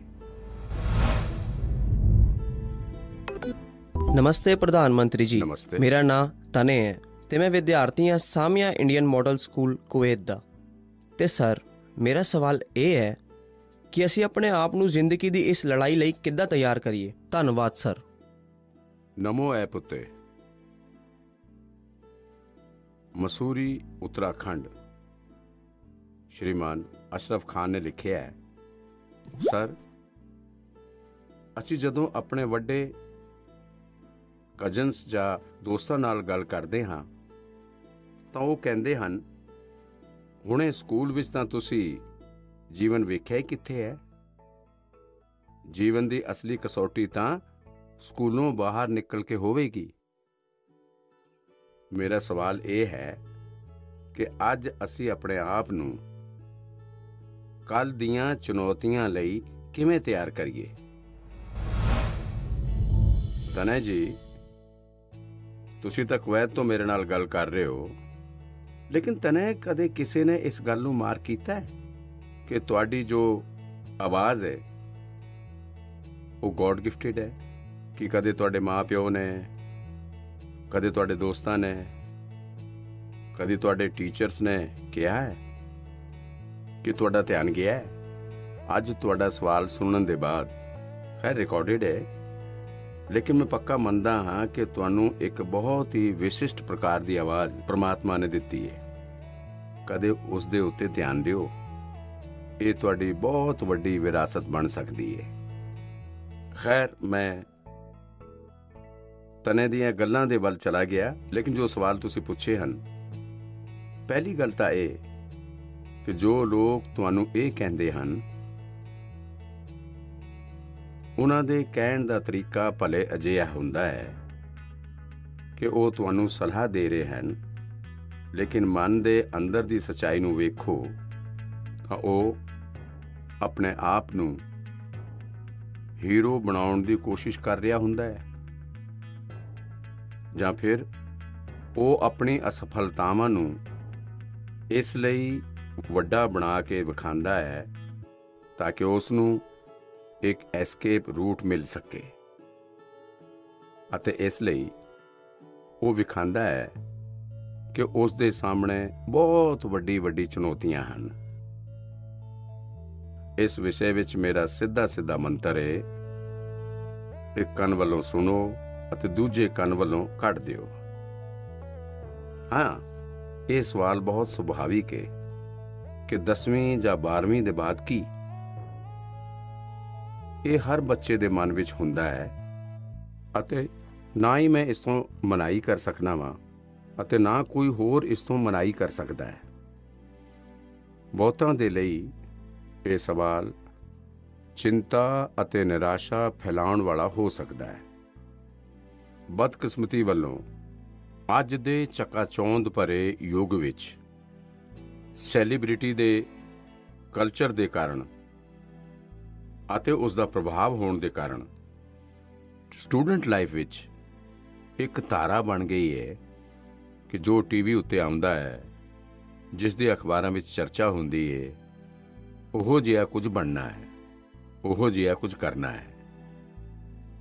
ਇਹ ਬੁਰੀ ਗੱਲ ਨਹੀਂ ਹੈ, ਲੇਕਿਨ ਜ਼ਿੰਦਗੀ ਦੀ ਸੱਚਾਈ ਵੱਲੋਂ ਇਹ ਬਹੁਤ ਦੂਰ ਹੈ। ਇਹ ਜੋ ਪ੍ਰਚਾਰ ਮਾਧਿਅਮਾਂ ਵਿੱਚ 1000-2000 ਲੋਕ ਸਾਡੇ ਸਾਹਮਣੇ ਆਉਂਦੇ ਹਨ, ਦੁਨੀਆ ਇੰਨੀ ਛੋਟੀ ਨਹੀਂ ਹੈ। ਇੰਨੀ ਵੱਡੀ ਸੰਸਾਰ ਵਿਵਸਥਾ, ਇੰਨਾ ਲੰਮਾ ਮਨੁੱਖ ਇਤਿਹਾਸ, ਇੰਨੀ ਤੇਜ਼ੀ ਵੱਲੋਂ ਹੋ ਰਹੀ ਤਬਦੀਲੀ, ਬਹੁਤ ਸਾਰੇ ਮੌਕੇ ਲੈ ਕੇ ਆਉਂਦੇ ਹਨ। ਜੀਵਨ ਦੀ ਸੱਚਾਈ ਇਹ ਹੈ ਕਿ ਜਿੰਨੇ ਲੋਕ ਹਨ, ਉਨੀ ਹੀ ਵਿਭਿੰਨਤਾਵਾਂ ਹਨ। ਜਿੰਨੇ ਲੋਕ ਹਨ, ਉਹਨੇ ਮੌਕੇ ਵੀ ਹਨ। ਸਾਨੂੰ ਆਪਣੀ ਜਿਗਿਆਸਾ ਦਾ ਦਾਇਰਾ ਬਹੁਤ ਵੱਡਾ ਕਰਨ ਦੀ ਲੋੜ ਹੈ, ਉਸ ਨੂੰ ਵਿਸਥਾਰ ਦੇਣ ਦੀ ਲੋੜ ਹੈ, ਅਤੇ ਇਸ ਲਈ ਜ਼ਰੂਰੀ ਹੈ ਕਿ 10ਵੀਂ ਕਲਾਸ ਵਿੱਚ, 12ਵੀਂ ਕਲਾਸ ਵਿੱਚ ਵੀ ਤੁਸੀਂ ਆਪਣੇ ਆਸ-ਪਾਸ ਦੀ ਜ਼ਿੰਦਗੀ ਨੂੰ ਆਬਜ਼ਰਵ ਕਰਨਾ ਸਿੱਖੋ। ਤੁਹਾਡੇ ਆਲੇ-ਦੁਆਲੇ ਇੰਨੇ ਸਾਰੇ ਪ੍ਰੋਫੈਸ਼ਨ ਹਨ, ਨੇਚਰ ਆਫ ਜੌਬਸ ਹਨ, ਅਤੇ ਬਦਲਦੇ ਹੋਏ ਨੇਚਰ ਆਫ ਜੌਬਸ ਹਨ। ਆਪਣੇ ਆਪ ਨੂੰ ਟ੍ਰੇਨ ਕਰੋ, ਆਪਣੀ ਸਕਿੱਲ ਵਧਾਓ ਅਤੇ ਉਸ ਦਾ ਮੁਨਾਫਾ ਉਠਾਓ। ਕਰੀਅਰ ਦੇ ਚੋਣ ਵਿੱਚ ਇੱਕ ਪੱਖ ਇਹ ਵੀ ਹੈ, ਬਹੁਤ ਸਾਰੇ ਲੋਕ ਜ਼ਿੰਦਗੀ ਵਿੱਚ ਈਜ਼ੀ ਰੂਟ ਦੀ ਤਲਾਸ਼ ਵਿੱਚ ਰਹਿੰਦੇ ਹਨ। ਬਹੁਤ ਜਲਦੀ ਵਾਹਵਾਈ ਮਿਲ ਜਾਵੇ, ਆਰਥਿਕ ਰੂਪ ਵੱਲੋਂ ਬਹੁਤ ਸਟੇਟਸ ਬਣ ਜਾਵੇ, ਇਹੀ ਇੱਛਾ ਹੀ ਜ਼ਿੰਦਗੀ ਵਿੱਚ ਕਦੇ-ਕਦੇ, ਹਰ ਵਾਰ ਨਹੀਂ ਪਰ ਕਦੇ-ਕਦੇ ਅੰਧਕਾਰ ਦੀ ਸ਼ੁਰੂਆਤ ਵੀ ਕਰਨ ਦਾ ਕਾਰਨ ਬਣ ਜਾਂਦੀ ਹੈ। ਫਿਰ ਇਹ ਦਸ਼ਾ ਅਜਿਹੀ ਹੁੰਦੀ ਹੈ ਜਿਸ ਵਿੱਚ ਸੁਪਨੇ ਪਾਲਣਾ ਅਤੇ ਵੇਖਣਾ ਜ਼ਰਾ ਅੱਛਾ ਲੱਗਦਾ ਹੈ। ਸੁਪਨਿਆਂ ਵਿੱਚ ਖੋਏ ਰਹਿਣਾ ਅੱਛਾ ਲੱਗਦਾ ਹੈ, ਸੁਪਨੇ ਵੇਖਣਾ ਚੰਗੀ ਗੱਲ ਹੈ, ਲੇਕਿਨ ਸੁਪਨੇ ਨੂੰ ਲੈ ਕੇ ਬੈਠੇ ਰਹਿਣਾ ਅਤੇ ਸੁਪਨਿਆਂ ਲਈ ਸੌਂਦੇ ਰਹਿਣਾ ਇਹ ਤਾਂ ਠੀਕ ਨਹੀਂ ਹੈ। ਸੁਪਨਿਆਂ ਵੱਲੋਂ ਅੱਗੇ ਵੱਧ ਕੇ ਆਪਣੇ ਸੁਪਨਿਆਂ ਨੂੰ ਪਾਉਣ ਦਾ ਸੰਕਲਪ ਇਹ ਬਹੁਤ ਮਹੱਤਵਪੂਰਨ ਹੈ। ਤੁਹਾਨੂੰ ਸੋਚਣਾ ਚਾਹੀਦਾ ਹੈ ਕਿ ਤੁਹਾਡਾ ਉਹ ਕਿਹੜਾ ਇੱਕ ਸੁਪਨਾ ਹੈ ਜਿਸ ਨੂੰ ਤੁਸੀਂ ਆਪਣੀ ਜ਼ਿੰਦਗੀ ਦਾ ਸੰਕਲਪ ਬਣਾਉਣਾ ਚਾਹੁੰਦੇ ਹੋ। ਜਿਵੇਂ ਹੀ ਤੁਸੀਂ ਇਹ ਸੰਕਲਪ ਲੈ ਲਓਗੇ, ਤੁਹਾਨੂੰ ਅੱਗੇ ਦਾ ਰਸਤਾ ਵੀ ਉਨਾ ਹੀ ਸਾਫ਼ ਵਿਖਾਈ ਦੇਣ ਲੱਗੇਗਾ। मानयोग प्रधानमंत्री जी नमस्कार। माफ करना, मेरा सवाल ਪ੍ਰੀਖਿਆ ਤੇ ਆਧਾਰਿਤ ਨਹੀਂ ਹੈ, ਪਰ ਕਿਰਪਾ ਕਰਕੇ ਤੁਸੀਂ ਇਸ ਤੇ ਹੱਸਣਾ ਨਾ। ਅੱਜਕੱਲ ਦੇ ਬੱਚੇ ਪ੍ਰੋਪਰ ਖਾਣਾ ਨਹੀਂ ਖਾਣਾ ਚਾਹੁੰਦੇ। ਸਾਰਾ ਟਾਈਮ ਚਿਪਸ, ਚਾਕਲੇਟ ਤੇ ਜੰਕ ਤੇ ਉਹਨਾਂ ਦਾ ਧਿਆਨ ਰਹਿੰਦਾ ਹੈ। ਤੁਸੀਂ ਕਿਰਪਾ ਕਰਕੇ ਇਹ ਦੱਸੋ ਕਿ ਸਾਨੂੰ ਇਸ ਬਾਰੇ ਕੀ ਕਰਨਾ ਚਾਹੀਦਾ ਹੈ। ਇਸੇ ਤਰ੍ਹਾਂ ਦੇ ਕੁਝ ਹੋਰ ਸਵਾਲ ਵੀ ਮੇਰੇ ਨਾਲ ਹਨ ਅਤੇ ਇਹ ਨਰਿੰਦਰ ਮੋਦੀ ਐਪ ਉੱਤੇ ਛੱਤੀਸਗੜ੍ਹ ਰਾਏਪੁਰ ਵੱਲੋਂ ਸੁਨੀਤਾ ਪੌਲ ਜੀ ਨੇ ਲਿਖਿਆ ਹੈ, ਸਰ, ਸਾਡੇ ਬੱਚਿਆਂ ਨੂੰ ਅਸੀਂ ਜੋ ਟਿਫਨ ਵਿੱਚ ਦਿੰਦੇ ਹਨ ਉਹ ਉਸ ਚੀਜ਼ ਨੂੰ ਖਾਂਦੇ ਨਹੀਂ ਅਤੇ ਹਮੇਸ਼ਾ ਫਾਸਟ ਫੂਡ ਖਾਣ ਦੀ ਜ਼ਿੱਦ ਕਰਦੇ ਹਨ। ਕਿਰਪਾ ਕਰਕੇ ਇਸ ਮੁੱਦੇ ਉੱਤੇ ਸਾਡਾ ਮਾਰਗਦਰਸ਼ਨ ਕਰੋ। ਮੈਂ ਸਮਝ ਨਹੀਂ ਪਾ ਰਿਹਾ ਹਾਂ ਕਿ ਮੈਂ ਇਹ ਸਾਰੇ ਸਵਾਲ ਸੁਣ ਕਰਕੇ ਮੁਸਕਰਾਵਾਂ ਜਾਂ ਜ਼ੋਰਾਂ ਨਾਲ ਹੱਸ ਪਵਾਂ। ਜੇਕਰ ਇਸ ਮੁੱਦੇ ਉੱਤੇ ਅਸੀਂ ਮਨੋਵਿਗਿਆਨੀ ਤਰੀਕੇ ਵੱਲੋਂ ਅੱਗੇ ਵਧੀਏ ਤਾਂ ਸ਼ਾਇਦ ਇਸ ਦਾ ਸਮਾਧਾਨ ਆਸਾਨ ਹੋ ਜਾਏਗਾ। ਸਾਡੀ ਜੋ ਟ੍ਰੈਡੀਸ਼ਨਲ ਖਾਣ ਦੀਆਂ ਚੀਜ਼ਾਂ ਹਨ, ਮਨੋਵਿਗਿਆਨਿਕ ਰੂਪ ਵੱਲੋਂ ਉਹਨਾਂ ਦੇ ਪ੍ਰਤੀ ਅਸੀਂ ਸਹਿਜ ਰੂਪ ਵੱਲੋਂ ਗੌਰਵ ਦਾ ਭਾਵ ਪੈਦਾ ਕਰੀਏ। ਉਸ ਦੀ ਜਿਹੜੀ ਵਿਸ਼ੇਸ਼ਤਾ ਹੈ ਉਸ ਦੀ ਗੱਲ ਕਰੀਏ। ਖਾਣਾ ਪਕਾਉਣ ਦੀ ਸਾਡੀ ਜੋ ਪ੍ਰਕਿਰਿਆ ਹੈ, ਕਿਚਨ ਦੀ ਜੋ ਐਕਟੀਵਿਟੀਜ਼ ਹੈ, ਉਹ ਘਰ ਦੇ ਬਾਕੀ ਮੈਂਬਰਾਂ ਨੂੰ ਪਤਾ ਹੋਣੀ ਚਾਹੀਦੀ ਹੈ ਕਿ ਕਿੰਨੀ ਮਿਹਨਤ ਕਰਨ ਤੋਂ ਬਾਅਦ ਖਾਣਾ ਪੱਕਦਾ ਹੈ। ਬੱਚਿਆਂ ਦੇ ਸਾਹਮਣੇ ਵੀ ਇਹ ਸਾਰੀਆਂ ਗੱਲਾਂ ਚਰਚਾ ਵਿੱਚ ਲਿਆਉਣੀਆਂ ਚਾਹੀਦੀਆਂ ਨੇ। ਕਿਵੇਂ ਖਾਣਾ ਪੱਕਦਾ ਹੈ, ਕਿੰਨੀ ਦੇਰ ਲੱਗਦੀ ਹੈ, ਕਿੰਨੇ ਇਨਗਰੀਡੀਐਂਟਸ ਹੁੰਦੇ ਹਨ, ਉਹਨਾਂ ਨੂੰ ਮਹਿਸੂਸ ਹੋਵੇਗਾ ਕਿ ਆਖਿਰ ਕਿੰਨੀ ਮਿਹਨਤ ਦਾ ਕੰਮ ਹੁੰਦਾ ਹੈ ਅਤੇ ਤਦ ਜਾ ਕੇ ਮੇਰੀ ਥਾਲੀ ਭਰਦੀ ਏ। ਦੂਜਾ, ਅੱਜ ਦੇ ਸਮੇਂ ਵਿੱਚ ਖਾਣ ਪੀਣ ਦੀ ਬਹੁਤ ਸਾਰੀ ਵੈਬਸਾਈਟਸ ਹਨ। ਹੈਲਦੀ ਫੂਡ ਦੀ ਵੀ ਕੋਈ ਕਮੀ ਨਹੀਂ ਹੈ। ਕੀ ਅਸੀਂ ਇਹਨਾਂ ਤੋਂ ਵੀ ਜਾਣਕਾਰੀਆਂ ਜੁਟਾ ਕਰਕੇ ਅਜਿਹੀਆਂ ਚੀਜ਼ਾਂ ਨੂੰ ਲੈ ਕੇ ਕੋਈ ਗੇਮ ਡਿਵੈਲਪ ਕਰ ਸਕਦੇ ਹਾਂ ਜੋ ਅਸੀਂ ਹਫ਼ਤੇ ਵਿੱਚ ਇੱਕ ਵਾਰੀ ਖੇਡ ਸਕੀਏ? ਜਿਵੇਂ ਗਾਜਰ ਹੈ, ਕੈਰਟ, ਉਸ ਦੇ ਇੰਪੋਰਟੈਂਸ ਉੱਤੇ ਅਸੀਂ ਬੋਲੀਏ। ਉਸ ਦੇ ਕੀ ਫਾਇਦੇ ਹੁੰਦੇ ਹਨ, ਕੀ ਮੁਨਾਫੇ ਹੁੰਦੇ ਹਨ, ਕੀ ਨਿਊਟ੍ਰੀਐਂਟਸ ਹੁੰਦੇ ਹਨ, ਅਜਿਹਾ ਕਰਕੇ ਵੇਖੋ। ਦੂਜਾ, ਅਸੀਂ ਸਭ ਦੇ ਘਰ ਵਿੱਚ ਜੋ ਫੈਮਿਲੀ ਡਾਕਟਰ ਹੈ, ਉਹ ਡਾਕਟਰ ਇੱਕ ਤਰ੍ਹਾਂ ਨਾਲ ਮਿੱਤਰ ਹੁੰਦੇ ਹਨ। ਜਦੋਂ ਕਦੇ ਉਹਨਾਂ ਦਾ ਘਰ ਆਉਣਾ ਹੋਵੇ ਤਾਂ ਉਹਨਾਂ ਦੀਆਂ ਗੱਲਾਂ ਪੂਰਾ ਪਰਿਵਾਰ ਸੁਣੇ ਕਿ ਕਿਸ ਪ੍ਰਕਾਰ ਦੇ ਖਾਣੇ ਦਾ ਕੀ ਮਹੱਤਵ ਹੈ, ਨਿਊਟ੍ਰੀਐਂਟਸ ਕਿੱਥੋਂ ਮਿਲਦੇ ਹਨ, ਕੀ ਖਾਣਾ ਚਾਹੀਦਾ ਹੈ। ਉਹ ਦੱਸ ਸਕਦੇ ਹਨ ਤੁਹਾਡੇ ਘਰ ਵਿੱਚ ਕੀ ਪ੍ਰੋਬਲਮ ਹੈਰੀਡਿਟੀ ਹੈ ਅਤੇ ਉਹਨਾਂ ਨੂੰ ਬਦਲਣ ਲਈ ਕੀ ਖਾਣਾ ਜ਼ਰੂਰੀ ਹੈ।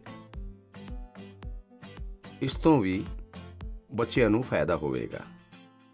ਤੀਜਾ, ਤੁਸੀਂ ਟੀਚਰ ਵੱਲੋਂ ਰਿਕੁਐਸਟ ਕਰ ਸਕਦੇ ਹੋ ਕਿ ਤੁਸੀਂ ਬੱਚਿਆਂ ਵਿੱਚ ਇਹ ਕੀ ਤੁਹਾਨੂੰ ਤਕਲੀਫ ਹੋ ਰਹੀ ਹੈ, ਖਾਸ ਕਰਕੇ ਖਾਣੇ ਦੇ ਵਿਸ਼ੇ ਵਿੱਚ ਟੀਚਰ ਨੂੰ ਸਮਝਾਓ, ਟੀਚਰ ਨੂੰ ਵਿਸ਼ਵਾਸ ਵਿੱਚ ਲਓ। ਤੁਸੀਂ ਵੇਖੋ, ਟੀਚਰ ਵੱਡੀ ਕੁਸ਼ਲਤਾ ਵੱਲੋਂ ਕਥਾ ਕਹਿੰਦੇ ਕਹਿੰਦੇ, ਗੱਲ ਕਰਦੇ ਕਰਦੇ, ਹਸੀ ਮਜ਼ਾਕ ਵਿੱਚ ਉਸ ਦੇ ਦਿਮਾਗ ਵਿੱਚ ਭਰ ਦੇਵੇਗਾ ਕਿ ਇਹ ਕਿਉਂ ਕਰਨਾ ਚਾਹੀਦਾ ਹੈ, ਅਤੇ ਟੀਚਰ ਦੇ ਕਹਿਣ ਦਾ ਬੱਚਿਆਂ ਉੱਤੇ ਅਲੱਗ ਹੀ ਅਸਰ ਹੁੰਦਾ ਹੈ। ਸਾਨੂੰ ਵੀ ਕੁਝ ਨਵੇਂ ਐਕਸਪੈਰੀਮੈਂਟ ਕਰਦੇ ਰਹਿਣਾ ਚਾਹੀਦਾ ਹੈ। ਮੈਂ ਕਾਫੀ ਅਜਿਹੇ ਉਦਾਹਰਣ ਵੇਖੇ ਹਨ ਜਿੱਥੇ ਪਰਿਵਾਰ ਵਿੱਚ ਟ੍ਰੈਡੀਸ਼ਨਲ ਖਾਣਾ ਹੀ ਬੱਚਿਆਂ ਨੂੰ ਮਾਡਰਨ ਰੰਗ ਰੂਪ ਵਿੱਚ ਬਣਾ ਕੇ ਦਿੱਤਾ ਜਾਂਦਾ ਹੈ, ਤਾਂ ਉਸ ਤੋਂ ਬੱਚਿਆਂ ਵਿੱਚ ਵੀ ਉਸ ਨੂੰ ਲੈ ਕੇ ਇੱਕ ਸੁਭਾਵਿਕ ਖਿੱਚ ਪੈਦਾ ਹੁੰਦੀ ਹੈ। ਖੈਰ, ਇਹ ਮੇਰੇ ਸਿਲੇਬਸ ਦੇ ਬਾਹਰ ਦਾ ਵਿਸ਼ਾ ਹੈ, ਲੇਕਿਨ ਹੋ ਸਕਦਾ ਹੈ ਸ਼ਾਇਦ ਮੇਰੀਆਂ ਕੁਝ ਗੱਲਾਂ ਕੰਮ ਆ ਜਾਵੇ ਤੁਹਾਨੂੰ।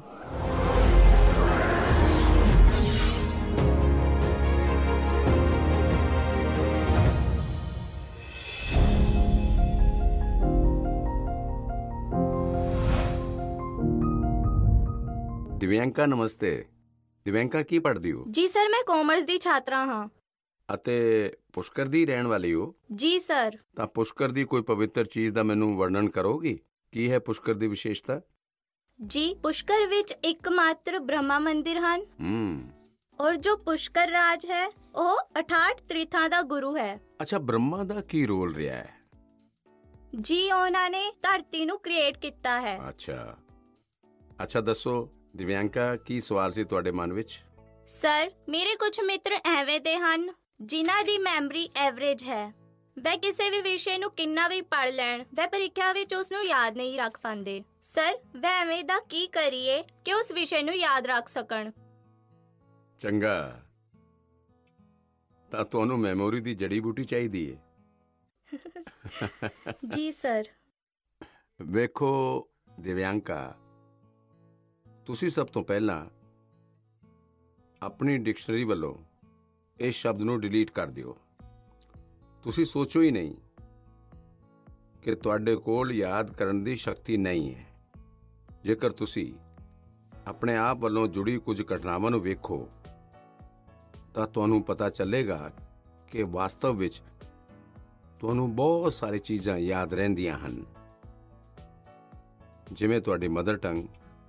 ਕੀ ਮਦਰ ਟੰਗ ਤੁਹਾਨੂੰ ਕਿਸੇ ਨੇ ਬਹੁਤ ਗ੍ਰਾਮਰ ਦੇ ਨਾਲ ਪੜ੍ਹਾਇਆ ਸੀ, ਕੀ ਸਿਖਾਇਆ ਸੀ? ਕੀ ਨਹੀਂ ਸਰ। ਤੁਹਾਨੂੰ ਯਾਦ ਹੋ ਗਿਆ? ਨਹੀਂ।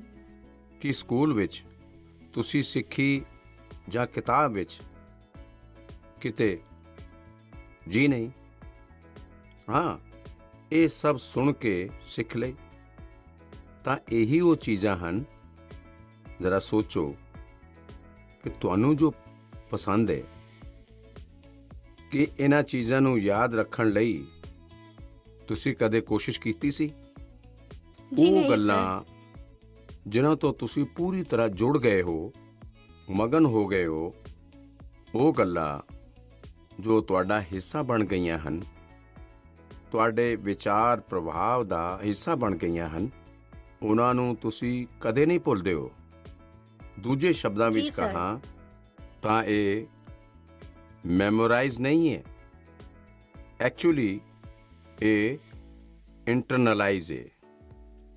ਅਤੇ ਇੰਟਰਨਲਾਈਜ਼ ਕਰਨਾ ਇਹੀ ਇਸ ਦਾ ਇੱਕ ਚੰਗਾ ਰਸਤਾ ਹੈ। ਅਤੇ ਇਸ ਲਈ ਤੁਹਾਨੂੰ ਯਾਦ ਕਰਨ ਉੱਤੇ ਜ਼ੋਰ ਦੇਣ ਦੇ ਬਜਾਏ ਤੁਹਾਨੂੰ ਉਸ ਨੂੰ ਜੀਣ ਦੀ ਕੋਸ਼ਿਸ਼ ਕਰਨੀ ਚਾਹੀਦੀ ਹੈ। ਸਹਿਜਤਾ, ਸਰਲਤਾ, ਸਮਗਰਤਾ ਦੇ ਨਾਲ ਤੁਹਾਡੇ ਕੋਲ ਵੀ ਉਹੀ ਸਾਰੀਆਂ ਸ਼ਕਤੀਆਂ ਹਨ ਜੋ ਕਿਸੇ ਬਹੁਤ ਟੈਲੈਂਟਡ ਵਿਅਕਤੀ ਦੇ ਕੋਲ ਹੁੰਦੀਆਂ ਹਨ। ਸੋਚੋ, ਆਪਣੇ ਭਰਾ ਜਾਂ ਭੈਣ ਦੇ ਨਾਲ ਜੇਕਰ ਤੁਹਾਡੀ ਲੜਾਈ ਹੋਈ ਹੋਵੇ ਤਾਂ ਉਹ ਤੁਹਾਨੂੰ ਇੱਕਦਮ ਯਾਦ ਰਹਿੰਦਾ ਹੈ, ਤੁਸੀਂ ਉਸ ਨੂੰ ਭੁੱਲਦੇ ਨਹੀਂ ਹੋ। ਇੱਥੇ ਤੱਕ ਵੀ ਤੁਹਾਨੂੰ ਇਹ ਵੀ ਯਾਦ ਰਹਿੰਦਾ ਹੋਏਗਾ ਕਿ ਉਸ ਸਮੇਂ ਤੁਸੀਂ, ਤੁਹਾਡੇ ਭਰਾ ਭੈਣ ਨੇ ਕਿਹੜੇ ਕੱਪੜੇ ਪਹਿਨੇ ਸਨ, ਤੁਸੀਂ ਖੜੇ ਖੜੇ ਲੜ ਰਹੇ ਸਨ ਕਿ ਦੌੜਦੇ ਹੋਏ ਲੜ ਰਹੇ ਸਨ, ਸਭ ਯਾਦ ਹੋਵੇਗਾ। ਇੱਕ ਇੱਕ ਵਾਕ ਯਾਦ ਹੋਵੇਗਾ। ਜੀ ਸਰ। ਜਾਣੇ ਇਸ ਦਾ ਇੱਕ ਮਤਲਬ ਇਹ ਹੈ ਤੁਸੀਂ ਉਸ ਵਿੱਚ ਫੁੱਲੀ ਇਨਵੋਲਵਡ ਸਨ, ਤੁਸੀਂ ਉਸ ਪਲ ਨੂੰ ਪੂਰੀ ਤਰ੍ਹਾਂ ਜੀ ਰਹੇ ਸਨ। ਸਾਫ਼ ਹੈ ਕਿ ਚੀਜ਼ਾਂ ਯਾਦ ਰਹੇ, ਪ੍ਰੋਪਰਲੀ ਰਿਕਾਲ ਕਰ ਸਕਣ, ਉਸ ਦੇ ਲਈ ਤੁਸੀਂ ਜਿਸ ਪਲ ਵਿੱਚ ਹੋ ਉਸੇ ਪਲ ਵਿੱਚ ਹੀ ਰਹਿਣਾ ਅਤੇ ਉਸ ਵਿੱਚ ਪੂਰੀ ਤਰ੍ਹਾਂ ਨਾਲ ਇਨਵੋਲਵਡ ਰਹਿਣਾ ਬਹੁਤ ਜ਼ਰੂਰੀ ਹੈ। ਜਾਣੇ ਅਸੀਂ ਪੜ੍ਹਾਈ ਕਰ ਰਹੇ ਹਾਂ, ਕਿਤਾਬ ਹੱਥ ਵਿੱਚ ਹੈ ਅਤੇ ਮਨ ਹੈ ਖੇਡ ਦੇ ਮੈਦਾਨ ਵਿੱਚ, ਸਹੇਲੀਆਂ ਦੇ ਨਾਲ, ਦੋਸਤਾਂ ਦੇ ਨਾਲ, ਫਿਰ ਤਾਂ ਮਾਮਲਾ ਗੜਬੜ ਹੋ ਜਾਂਦਾ ਹੈ। ਅੱਗੇ ਜਾ ਕੇ ਤੁਹਾਡੇ ਵਿੱਚੋਂ ਕੋਈ ਵਿਦਿਆਰਥੀ ਜੇਕਰ ਸਾਈਕੋਲੋਜੀ ਪੜ੍ਹੇਗਾ, ਉਸ ਵਿੱਚ ਮੈਮਰੀ ਬਾਈ ਐਸੋਸੀਏਸ਼ਨ ਦਾ ਕਨਸੈਪਟ ਵਿਸਤਾਰ ਵੱਲੋਂ ਸਮਝਾਇਆ ਜਾਵੇਗਾ। ਤੁਸੀਂ ਯਾਦ ਕਰੋ ਕਿ ਸਕੂਲਾਂ ਵਿੱਚ ਸਵੇਰੇ ਅਸੈਂਬਲੀ ਵਿੱਚ ਰਾਸ਼ਟਰਗਾਨ ਹੁੰਦਾ ਹੈ। ਹੁਣ ਜਨ ਗਣ ਮਨ ਹਰ ਕੋਈ ਗਾਉਂਦਾ ਹੈ, ਲੇਕਿਨ ਕੀ ਕਦੇ ਤੁਸੀਂ ਜਨ ਗਣ ਮਨ ਗਾਉਂਦੇ ਸਮੇਂ ਤੁਸੀਂ ਆਪਣੇ ਉਸ ਰਾਸ਼ਟਰਗਾਨ ਦੇ ਨਾਲ ਦੇਸ਼ ਵਿੱਚ ਟਰੈਵਲ ਕੀਤਾ? ਕੀ ਤੁਸੀਂ ਉਸ ਦੇ ਨਾਲ ਜਿਹੜੇ ਸ਼ਬਦ ਆਉਂਦੇ ਹਨ, ਉਹਨਾਂ ਸ਼ਬਦਾਂ ਦੇ ਨਾਲ ਆਪਣੇ ਆਪ ਨੂੰ ਵਿਜ਼ੂਅਲਾਈਜ਼ ਕਰ ਪਾਏ ਕਿ ਨਹੀਂ ਕਰ ਪਾਏ? ਪੰਜਾਬ ਨੂੰ, ਗੁਜਰਾਤ ਨੂੰ, ਮਹਾਰਾਸ਼ਟਰ ਨੂੰ, ਬੰਗਾਲ ਨੂੰ ਮਨ ਹੀ ਮਨ ਰਾਸ਼ਟਰਗਾਨ ਗਾਉਂਦੇ ਸਮੇਂ ਟਰੈਵਲ ਕੀਤਾ? ਕੀ ਤੁਹਾਨੂੰ ਇੱਕਦਮ ਨਾਲ ਯਾਦ ਹੋਣਾ ਸ਼ੁਰੂ ਹੋ ਜਾਵੇਗਾ। ਮਨ ਹੀ ਵਿਜ਼ੂਅਲਾਈਜ਼ ਕਰੋਗੇ ਤਾਂ ਤੁਹਾਨੂੰ ਚੰਗੀ ਤਰ੍ਹਾਂ ਯਾਦ ਰਹਿ ਜਾਏਗਾ। ਇਸ ਦਾ ਤੇ ਇੱਕ ਫਾਇਦਾ ਹੋਰ ਹੋਵੇਗਾ, ਤੁਸੀਂ ਇਸ ਦੇਸ਼ ਦੇ ਨਾਲ ਵੀ ਏਕਾਕਾਰ ਹੁੰਦੇ ਚਲੇ ਜਾਓਗੇ, ਯਾਨੀ ਇਨਵੋਲਵ, ਇੰਟਰਨਲਾਈਜ਼, ਐਸੋਸੀਏਟ ਅਤੇ ਵਿਜ਼ੂਅਲਾਈਜ਼। ਮੈਮਰੀ ਨੂੰ ਸ਼ਾਰਪ ਕਰਨ ਲਈ ਇਸ ਫਾਰਮੂਲੇ ਉੱਤੇ ਤੁਸੀਂ ਚੱਲ ਸਕਦੇ ਹੋ। ਮੈਂ ਤੁਹਾਨੂੰ ਇੱਕ ਹੋਰ ਉਦਾਹਰਨ ਦਿੰਦਾ ਹਾਂ। ਤੁਹਾਡੇ ਕੋਲ ਨੋਟਬੁੱਕਸ ਰਹਿੰਦੀਆਂ ਹਨ, ਵੱਖ-ਵੱਖ ਵਿਸ਼ੇ ਦੀਆਂ ਕਿਤਾਬਾਂ ਹੁੰਦੀਆਂ ਹਨ। ਤੁਸੀਂ ਜਦੋਂ ਵੀ ਘਰ ਤੋਂ ਨਿਕਲੋ, ਇਹ ਤੈਅ ਕਰਕੇ ਨਿਕਲੋ ਕਿ ਬੈਗ ਵਿੱਚ ਇੰਨੇ ਨੰਬਰ ਉੱਤੇ ਇਸ ਵਿਸ਼ੇ ਦੀ ਨੋਟਬੁੱਕ ਹੋਵੇਗੀ ਅਤੇ ਇੰਨੇ ਨੰਬਰ ਉੱਤੇ ਇਸ ਵਿਸ਼ੇ ਦੀ ਕਿਤਾਬ ਹੋਵੇਗੀ। ਚੌਥੇ ਨੰਬਰ ਉੱਤੇ ਹੋ ਸਕਦੀ ਹੈ, ਤੀਸਰੇ ਨੰਬਰ ਉੱਤੇ ਹੋ ਸਕਦੀ ਹੈ, ਅਤੇ ਤੁਸੀਂ ਜੇਕਰ 3 ਨੰਬਰ ਉੱਤੇ ਹਿਸਟਰੀ ਦੀ ਕਿਤਾਬ ਰੱਖੀ ਹੈ, 5 ਨੰਬਰ ਉੱਤੇ ਭੂਗੋਲ ਦੀ ਕਿਤਾਬ ਰੱਖੀ ਹੈ, ਤਾਂ ਜਦੋਂ ਵੀ ਤੁਸੀਂ ਹਿਸਟਰੀ ਦੀ ਕਿਤਾਬ ਕੱਢਣ ਜਾਓ ਤਾਂ ਬਿਲਕੁਲ ਅੱਖ ਬੰਦ ਕਰਕੇ 3 ਨੰਬਰ ਦੀ ਕਿਤਾਬ ਕੱਢ ਦਿਓ। ਵੇਖੋਗੇ ਤੁਹਾਡਾ ਕੌਨਫੀਡੈਂਸ ਲੈਵਲ ਕਿੰਨਾ ਵੱਧ ਜਾਏਗਾ। ਚਲੋ, ਮੈਨੂੰ ਚੰਗਾ ਲੱਗਿਆ, ਤੁਹਾਡੇ ਨਾਲ ਗੱਲ ਕਰਨ ਦਾ ਮੌਕਾ ਮਿਲਿਆ ਅਤੇ ਮੈਂ ਰਾਜਸਥਾਨ ਦੇ ਲੋਕਾਂ ਨੂੰ ਵੀ ਅਤੇ ਪੁਸ਼ਕਰ ਦੀ ਪਵਿੱਤਰ ਧਰਤੀ ਨੂੰ ਵੀ ਅੱਜ ਇੱਥੋਂ ਨਮਨ ਕਰਦਾ ਹਾਂ। ਬਹੁਤ ਬਹੁਤ ਧੰਨਵਾਦ। दवाई भी कड़ाई भी का मंत्र लिए वैक्सीनेशन की चल रही है लहर, गांव गांव शहर शहर। लेकिन जब इतना किया है सब्र तो थोड़े और समय रखें कोरोना पर कड़ी नजर। ना छोड़ें 2 गज दूरी, सैनिटाइजेशन और मास्क की सावधान डगर। रहें इस खतरे से सचेत हर प्रहर। कोरोना को हराना है तो मास्क जरूर लगाना है। Mask up India. Mask up India.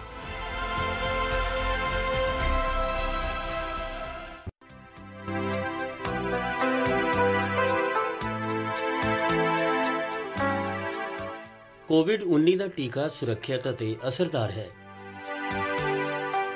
ਵਾਰੀ ਆਉਣ ਤੇ ਹਰ ਇੱਕ ਨਾਗਰਿਕ ਨੂੰ ਟੀਕਾ ਲਗਾਇਆ ਜਾਵੇਗਾ।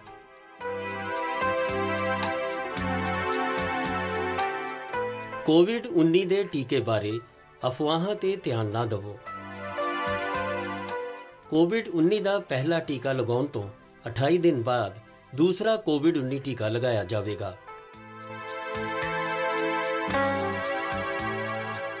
ਜੇਕਰ ਤੁਹਾਡੀ ਸਿਹਤ ਕਿਸੇ ਕਾਰਨ ਖਰਾਬ ਹੈ ਤਾਂ ਸਿਹਤ ਠੀਕ ਹੋਣ ਤੱਕ ਕੋਵਿਡ-19 ਦਾ ਟੀਕਾ ਲਗਵਾਉਣ ਲਈ ਇੰਤਜ਼ਾਰ ਕਰੋ।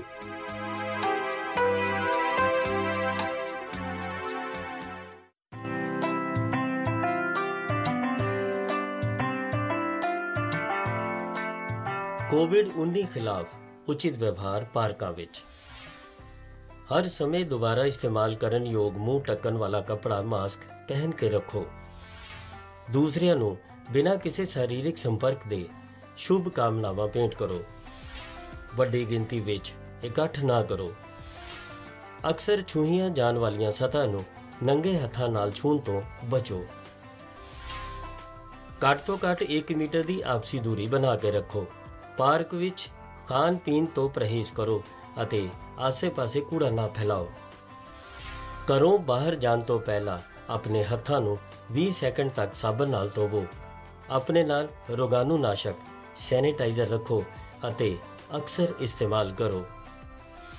ਮਾਸਕ ਸੰਬੰਧੀ ਸ਼ਿਸ਼ਟਾਚਾਰ ਦਾ ਪਾਲਨ ਕਰੋ। ਚਿਹਰੇ ਦੇ ਮਾਸਕ ਨੂੰ ਸਾਹਮਣੇ ਤੋਂ ਨਾ ਛੂਹੋ। ਇਸ ਨੂੰ ਪਹਿਨਣ ਸਮੇਂ ਉੱਪਰ ਵਾਲੀ ਡੋਰੀ ਪਹਿਲਾਂ ਬੰਨੋ। ਇਸ ਨੂੰ ਉਤਾਰਨ ਸਮੇਂ ਹੇਠਾਂ ਵਾਲੀ ਡੋਰੀ ਪਹਿਲਾਂ ਖੋਲੋ। ਨਮਸਤੇ ਜੀ। ਨਮਸਕਾਰ ਸਰ। ਹਾਂ ਦੱਸੋ। ਮੇਰਾ ਸਵਾਲ ਇਹ ਹੈ ਕਿ ਜਦ ਅਸੀਂ ਕਿਸੇ ਸਵਾਲ ਦਾ ਹੱਲ ਯਾਦ ਕਰਦੇ ਹਾਂ ਤਾਂ ਸਾਨੂੰ ਉਹ ਚੀਜ਼ ਚੰਗੀ ਤਰ੍ਹਾਂ ਯਾਦ ਹੋ ਜਾਂਦੀ ਹੈ, ਪਰ ਜਦ ਅਸੀਂ ਸਕੂਲ ਵਿੱਚ ਲਿਖਣਾ ਸ਼ੁਰੂ ਕਰਦੇ ਹਾਂ ਤਾਂ ਕੁਐਸਚਨ ਪੇਪਰ ਨੂੰ ਵੇਖ ਕੇ ਹੀ ਅਸੀਂ ਇੱਕਦਮ ਤੋਂ ਸਭ ਕੁਝ ਭੁੱਲ ਜਾਂਦੇ ਹਨ। ਸਰ ਕਿਰਪਾ ਕਰਕੇ ਇਹ ਦੱਸੋ ਕਿ ਇੰਜ ਕਿਉਂ ਹੁੰਦਾ ਹੈ? ਧੰਨਵਾਦ ਸਰ। ਤੁਹਾਡਾ ਸ਼ੁਭ ਨਾਂ ਕੀ ਹੈ? ਸੁਹਾਨ ਸਹਿਗਲ। ਅੱਛਾ ਸਹਿਗਲ ਜੀ, ਤੁਸੀਂ ਪੜ੍ਹਦੇ ਕਿੱਥੇ ਹੋ? ਐਲਕੌਨ ਇੰਟਰਨੈਸ਼ਨਲ ਸਕੂਲ। ਚੰਗਾ। ਇਹ ਸਵਾਲ ਪਹਿਲਾਂ ਕਿਸੇ ਨੂੰ ਪੁੱਛਿਆ? ਨਹੀਂ ਸਰ। ਨਹੀਂ ਪੁੱਛਿਆ। ਮੰਮੀ ਪਾਪਾ ਨੂੰ ਪੁੱਛਿਆ? ਨਹੀਂ ਸਰ। ਟੀਚਰ ਨੂੰ ਪੁੱਛਿਆ? ਨਹੀਂ ਸਰ। ਲੋ ਵੀ ਬੜੇ ਕਮਾਲ ਦੇ ਹੋ ਤੁਸੀਂ, ਮੈਂ ਹੀ ਮਿਲਿਆ ਕਿ ਤੈਨੂੰ। ਲੇਕਿਨ ਤੁਹਾਡਾ ਸਵਾਲ ਮੈਂ ਸਮਝਦਾ ਹਾਂ ਜ਼ਿਆਦਾਤਰ ਵਿਦਿਆਰਥੀਆਂ ਦੇ ਮਨ ਵਿੱਚ ਰਹਿੰਦਾ ਹੈ। ਜਦੋਂ ਮੈਂ ਵੀ ਤੁਹਾਡੀ ਤਰ੍ਹਾਂ ਪੜ੍ਹਦਾ ਸੀ ਨਾ ਤਾਂ ਇਹ ਗੱਲ ਤਾਂ ਮਨ ਵਿੱਚ ਰਹਿੰਦੀ ਸੀ ਕਿ ਕਿਉਂ ਯਾਦ ਨਹੀਂ ਆ ਰਿਹਾ। ਵੇਖੋ, ਪ੍ਰੀਖਿਆ ਹਾਲ ਵਿੱਚ ਜਾਂਦੇ ਸਮੇਂ ਤੁਹਾਨੂੰ ਆਪਣੇ ਮਨ ਨੂੰ ਬਿਲਕੁਲ ਸ਼ਾਂਤ ਕਰਕੇ ਜਾਣਾ ਚਾਹੀਦਾ ਹੈ। ਮੈਂ ਹੁਣੇ ਟੀਵੀ ਸਕਰੀਨ ਉੱਤੇ ਤੁਹਾਨੂੰ ਵੇਖ ਰਿਹਾ ਹਾਂ।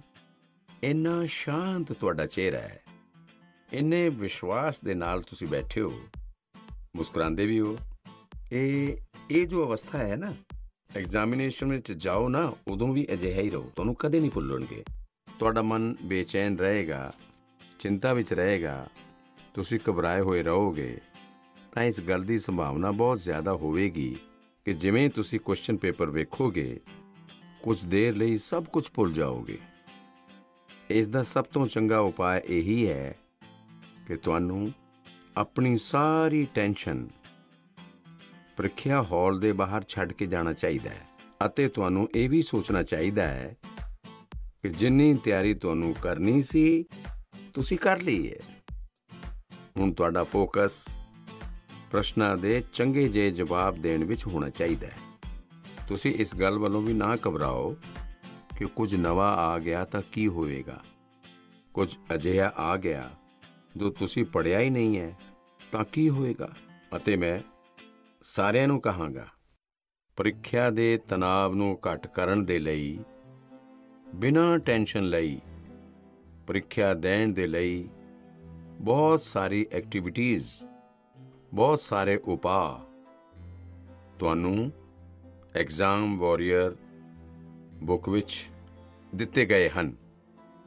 ਅਤੇ ਹੁਣੇ ਵੀ ਐਗਜ਼ਾਮ ਵਾਰੀਅਰ ਬੁੱਕ ਨੂੰ ਇੱਕ ਨਵਾਂ ਐਡੀਸ਼ਨ ਮੈਨੂੰ ਕਰੋਨਾ ਟਾਈਮ ਵਿੱਚ ਵਕਤ ਮਿਲ ਗਿਆ। ਮੈਂ ਥੋੜ੍ਹਾ ਉਸ ਨੂੰ ਇੰਪਰੂਵਮੈਂਟ ਵੀ ਕੀਤਾ ਹੈ, ਥੋੜ੍ਹਾ ਐਡੀਸ਼ਨ ਵੀ ਕੀਤਾ ਹੈ। ਇਸ ਵਾਰੀ ਬੱਚਿਆਂ ਦੇ ਵਾਸਤੇ ਹੀ ਇਹ ਮੰਤਰ ਨਹੀਂ ਹੈ, ਬਲਕਿ ਮੈਂ ਪੇਰੈਂਟਸ ਲਈ ਵੀ ਕਾਫੀ ਕੁਝ ਲਿਖਿਆ ਹੈ। ਕਈ ਸਾਰੀ ਐਕਟੀਵਿਟੀਜ਼ ਨਮੋ ਐਪ ਉੱਤੇ ਵੀ ਦਿੱਤੀਆਂ ਹੋਈਆਂ ਨੇ। ਤੁਸੀਂ ਇਸ ਵਿੱਚ ਪਾਰਟਿਸਿਪੇਟ ਕਰਕੇ ਆਪਣੇ ਦੋਸਤਾਂ ਦੇ ਨਾਲ ਸ਼ੇਅਰ ਵੀ ਕਰ ਸਕਦੇ ਹੋ। ਅਤੇ ਮੈਨੂੰ ਵਿਸ਼ਵਾਸ ਹੈ ਥੋੜ੍ਹਾ ਜਿਹਾ ਕੋਸ਼ਿਸ਼ ਕਰੋ, ਮਨ ਵਿੱਚੋਂ ਇਹ ਨਿਕਲ ਜਾਵੇਗਾ ਅਤੇ ਤੁਹਾਨੂੰ ਪੱਕਾ ਫਾਇਦਾ ਹੋਵੇਗਾ।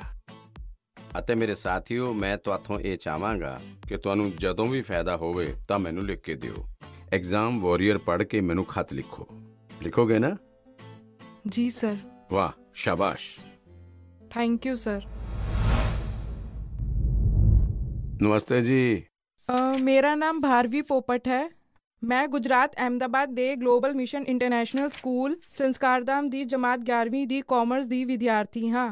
श्रीमान, इस कोरोना विच उद्योग व्यापार सर सरकार ਨੂੰ ਵੀ ਤਕਲੀਫ ਆਈ ਹੋਏਗੀ, ਪਰ ਕੀ ਤੁਸੀਂ ਸੋਚਿਆ ਹੈ ਕਿ ਵਿਦਿਆਰਥੀਆਂ ਨੂੰ ਕੀ ਤਕਲੀਫ ਆਈ? ਸਰ, ਇਸ ਸੰਕਟ ਨੂੰ ਆਪਣੀ ਜ਼ਿੰਦਗੀ 'ਚ ਕਿਸ ਰੂਪ 'ਚ ਯਾਦ ਰੱਖਾਂ? ਇਸ ਤਰ੍ਹਾਂ ਲੱਗਦਾ ਹੈ ਕਿ ਸਾਡਾ ਵਿਦਿਆਰਥੀਆਂ ਦਾ 1 ਸਾਲ ਬਰਬਾਦ ਹੋ ਗਿਆ ਹੋ। ਮੇਰੀ ਥਾਂ ਤੇ ਤੁਸੀਂ ਹੁੰਦੇ ਤਾਂ ਕੀ ਕਰਦੇ? ਤੁਹਾਡੀ ਦੱਸੀ ਰਾਹ ਸਾਨੂੰ ਦਿਸ਼ਾ ਦੇ ਪਾਏਗੀ। ਧੰਨਵਾਦ। ਧਾਰਵੀ, ਤੁਹਾਡਾ ਛੋਟਾ ਭਰਾ ਹੈ? ਵੱਡਾ ਭਰਾ, ਛੋਟਾ ਭਰਾ ਕੋਈ ਹੈ ਸਰ, ਘਰ ਛੋਟੀ ਵਿੱਚ? ਭੈਣ ਹੈ। ਹਾਂ, ਛੋਟੀ ਭੈਣ ਹੈ। ਛੋਟੀ ਭੈਣ ਹੈ। ਚੰਗਾ ਜੀ ਸਰ। ਛੋਟੀ ਭੈਣ ਨੂੰ ਇੰਜ ਹੀ ਡਾਂਟ ਦਿਓ ਜਿਵੇਂ ਹੁਣੇ ਕਹਿ ਰਹੀ ਸੀ। ਨਹੀਂ ਸਰ। ਹੈ ਅਜੇ ਅੱਖਾਂ ਖੋਲ ਕੇ ਬੋਲ ਨਹੀਂ ਰਹੀ ਸਰ। ਸੀ। ਚੰਗਾ, ਸਾਬਰਮਤੀ ਆਸ਼ਰਮ ਪਹਿਲਾਂ ਆਈ ਸੀ ਜਾਂ ਅੱਜ ਪਹਿਲੀ ਵਾਰ ਆਈ ਹੈ? ਸਰ, ਪਹਿਲੀ ਵਾਰੀ ਆਈ ਹਾਂ ਅੱਜ। ਫਸਟ ਟਾਈਮ ਆਈ ਹੋ? ਕਿੰਨੇ ਸਾਲ ਤੋਂ ਜੀ ਸਰ। ਅਹਿਮਦਾਬਾਦ ਵਿੱਚ ਰਹਿ ਰਹੀ ਹੋ? 6 ਇਅਰ ਸਰ। ਅੱਛਾ, ਤਾਂ 6 ਸਾਲ ਜੀ ਵੱਲੋਂ ਸਰ। ਰਹਿ ਰਹੀ ਹੋ ਅਤੇ ਤੁਹਾਨੂੰ ਕਦੇ ਮਨ ਨਹੀਂ ਕਰ ਗਿਆ ਕਿ ਭਾਰਤ ਦੀ ਆਜ਼ਾਦੀ ਦਾ ਇੰਨਾ ਮਹੱਤਵਪੂਰਨ ਸਥਾਨ, ਉੱਥੋਂ ਕਦੇ ਜਾਣਾ ਚਾਹੀਦਾ ਹੈ? ਅੱਜ ਤਾਂ ਸਵੇਰੇ ਤੋਂ ਆ ਗਏ ਹੋਣਗੇ ਤੁਸੀਂ ਲੋਕ। ਬਿਲਕੁਲ ਹਾਂ ਸਰ। ਤਾਂ ਤੁਸੀਂ ਵੇਖਿਆ ਕਿ ਅੱਜ ਸਭ ਚੀਜ਼ਾਂ ਵੇਖੀ ਕੀ? ਹਾਂਜੀ, ਵੇਖੀਆਂ। ਮਨ ਨੂੰ ਸ਼ਾਂਤੀ ਦਾ ਅਨੁਭਵ ਹੋਇਆ? ਹਾਂ ਸਰ, ਬਹੁਤ ਸ਼ਾਂਤੀ ਮਹਿਸੂਸ ਹੋਈ। ਵੇਖੋ, ਜਾ ਕੇ ਆਪਣੇ ਸੰਸਕਾਰ ਧਾਮ ਦੇ ਦੋਸਤਾਂ ਨੂੰ ਵੀ ਕਹੋ ਕਿ ਸਾਬਰਮਤੀ ਆਸ਼ਰਮ ਜਾਣਾ ਚਾਹੀਦਾ ਹੈ, ਅਤੇ ਆਪਣੇ ਪਰਿਵਾਰ ਜੀ। ਅਤੇ ਦੋਸਤਾਂ ਨੂੰ ਵੀ ਕਹੋ ਕਿ ਸਾਬਰਮਤੀ ਆਸ਼ਰਮ ਜਾਣਾ ਜੀ ਸਰ। ਚਾਹੀਦਾ ਹੈ ਅਤੇ ਉੱਥੇ ਦੀ ਸ਼ਾਂਤੀ ਦਾ ਅਨੁਭਵ ਕਰਨਾ ਚਾਹੀਦਾ ਹੈ। ਕੁਝ ਪਲ ਬਿਲਕੁਲ ਮੌਨ, ਸਰ। ਕੁਝ ਪਲ ਮੌਨ ਉੱਥੇ ਬੈਠਣਾ ਚਾਹੀਦਾ ਹੈ। ਕਰੋਗੇ? ਹਾਂ ਸਰ।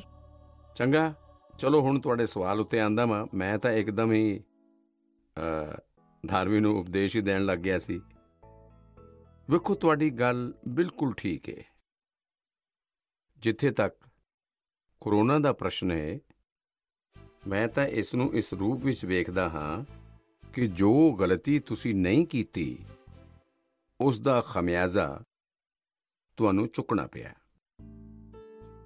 ਇਹ ਤੁਹਾਡੇ ਲਈ ਜ਼ਿੰਦਗੀ ਦੀ ਇੱਕ ਸੀਖ ਹੈ ਕਿ ਕਈ ਵਾਰ ਜ਼ਿੰਦਗੀ ਵਿੱਚ ਬਹੁਤ ਕੁਝ ਅਚਾਨਕ ਘਟਦਾ ਹੈ, ਅਕਲਪਨੀय ਘਟਦਾ ਹੈ, ਅਤੇ ਇਹਨਾਂ ਘਟਨਾਵਾਂ ਉੱਤੇ ਤੁਹਾਡਾ ਕੋਈ ਕਾਬੂ ਨਹੀਂ ਰਹਿੰਦਾ।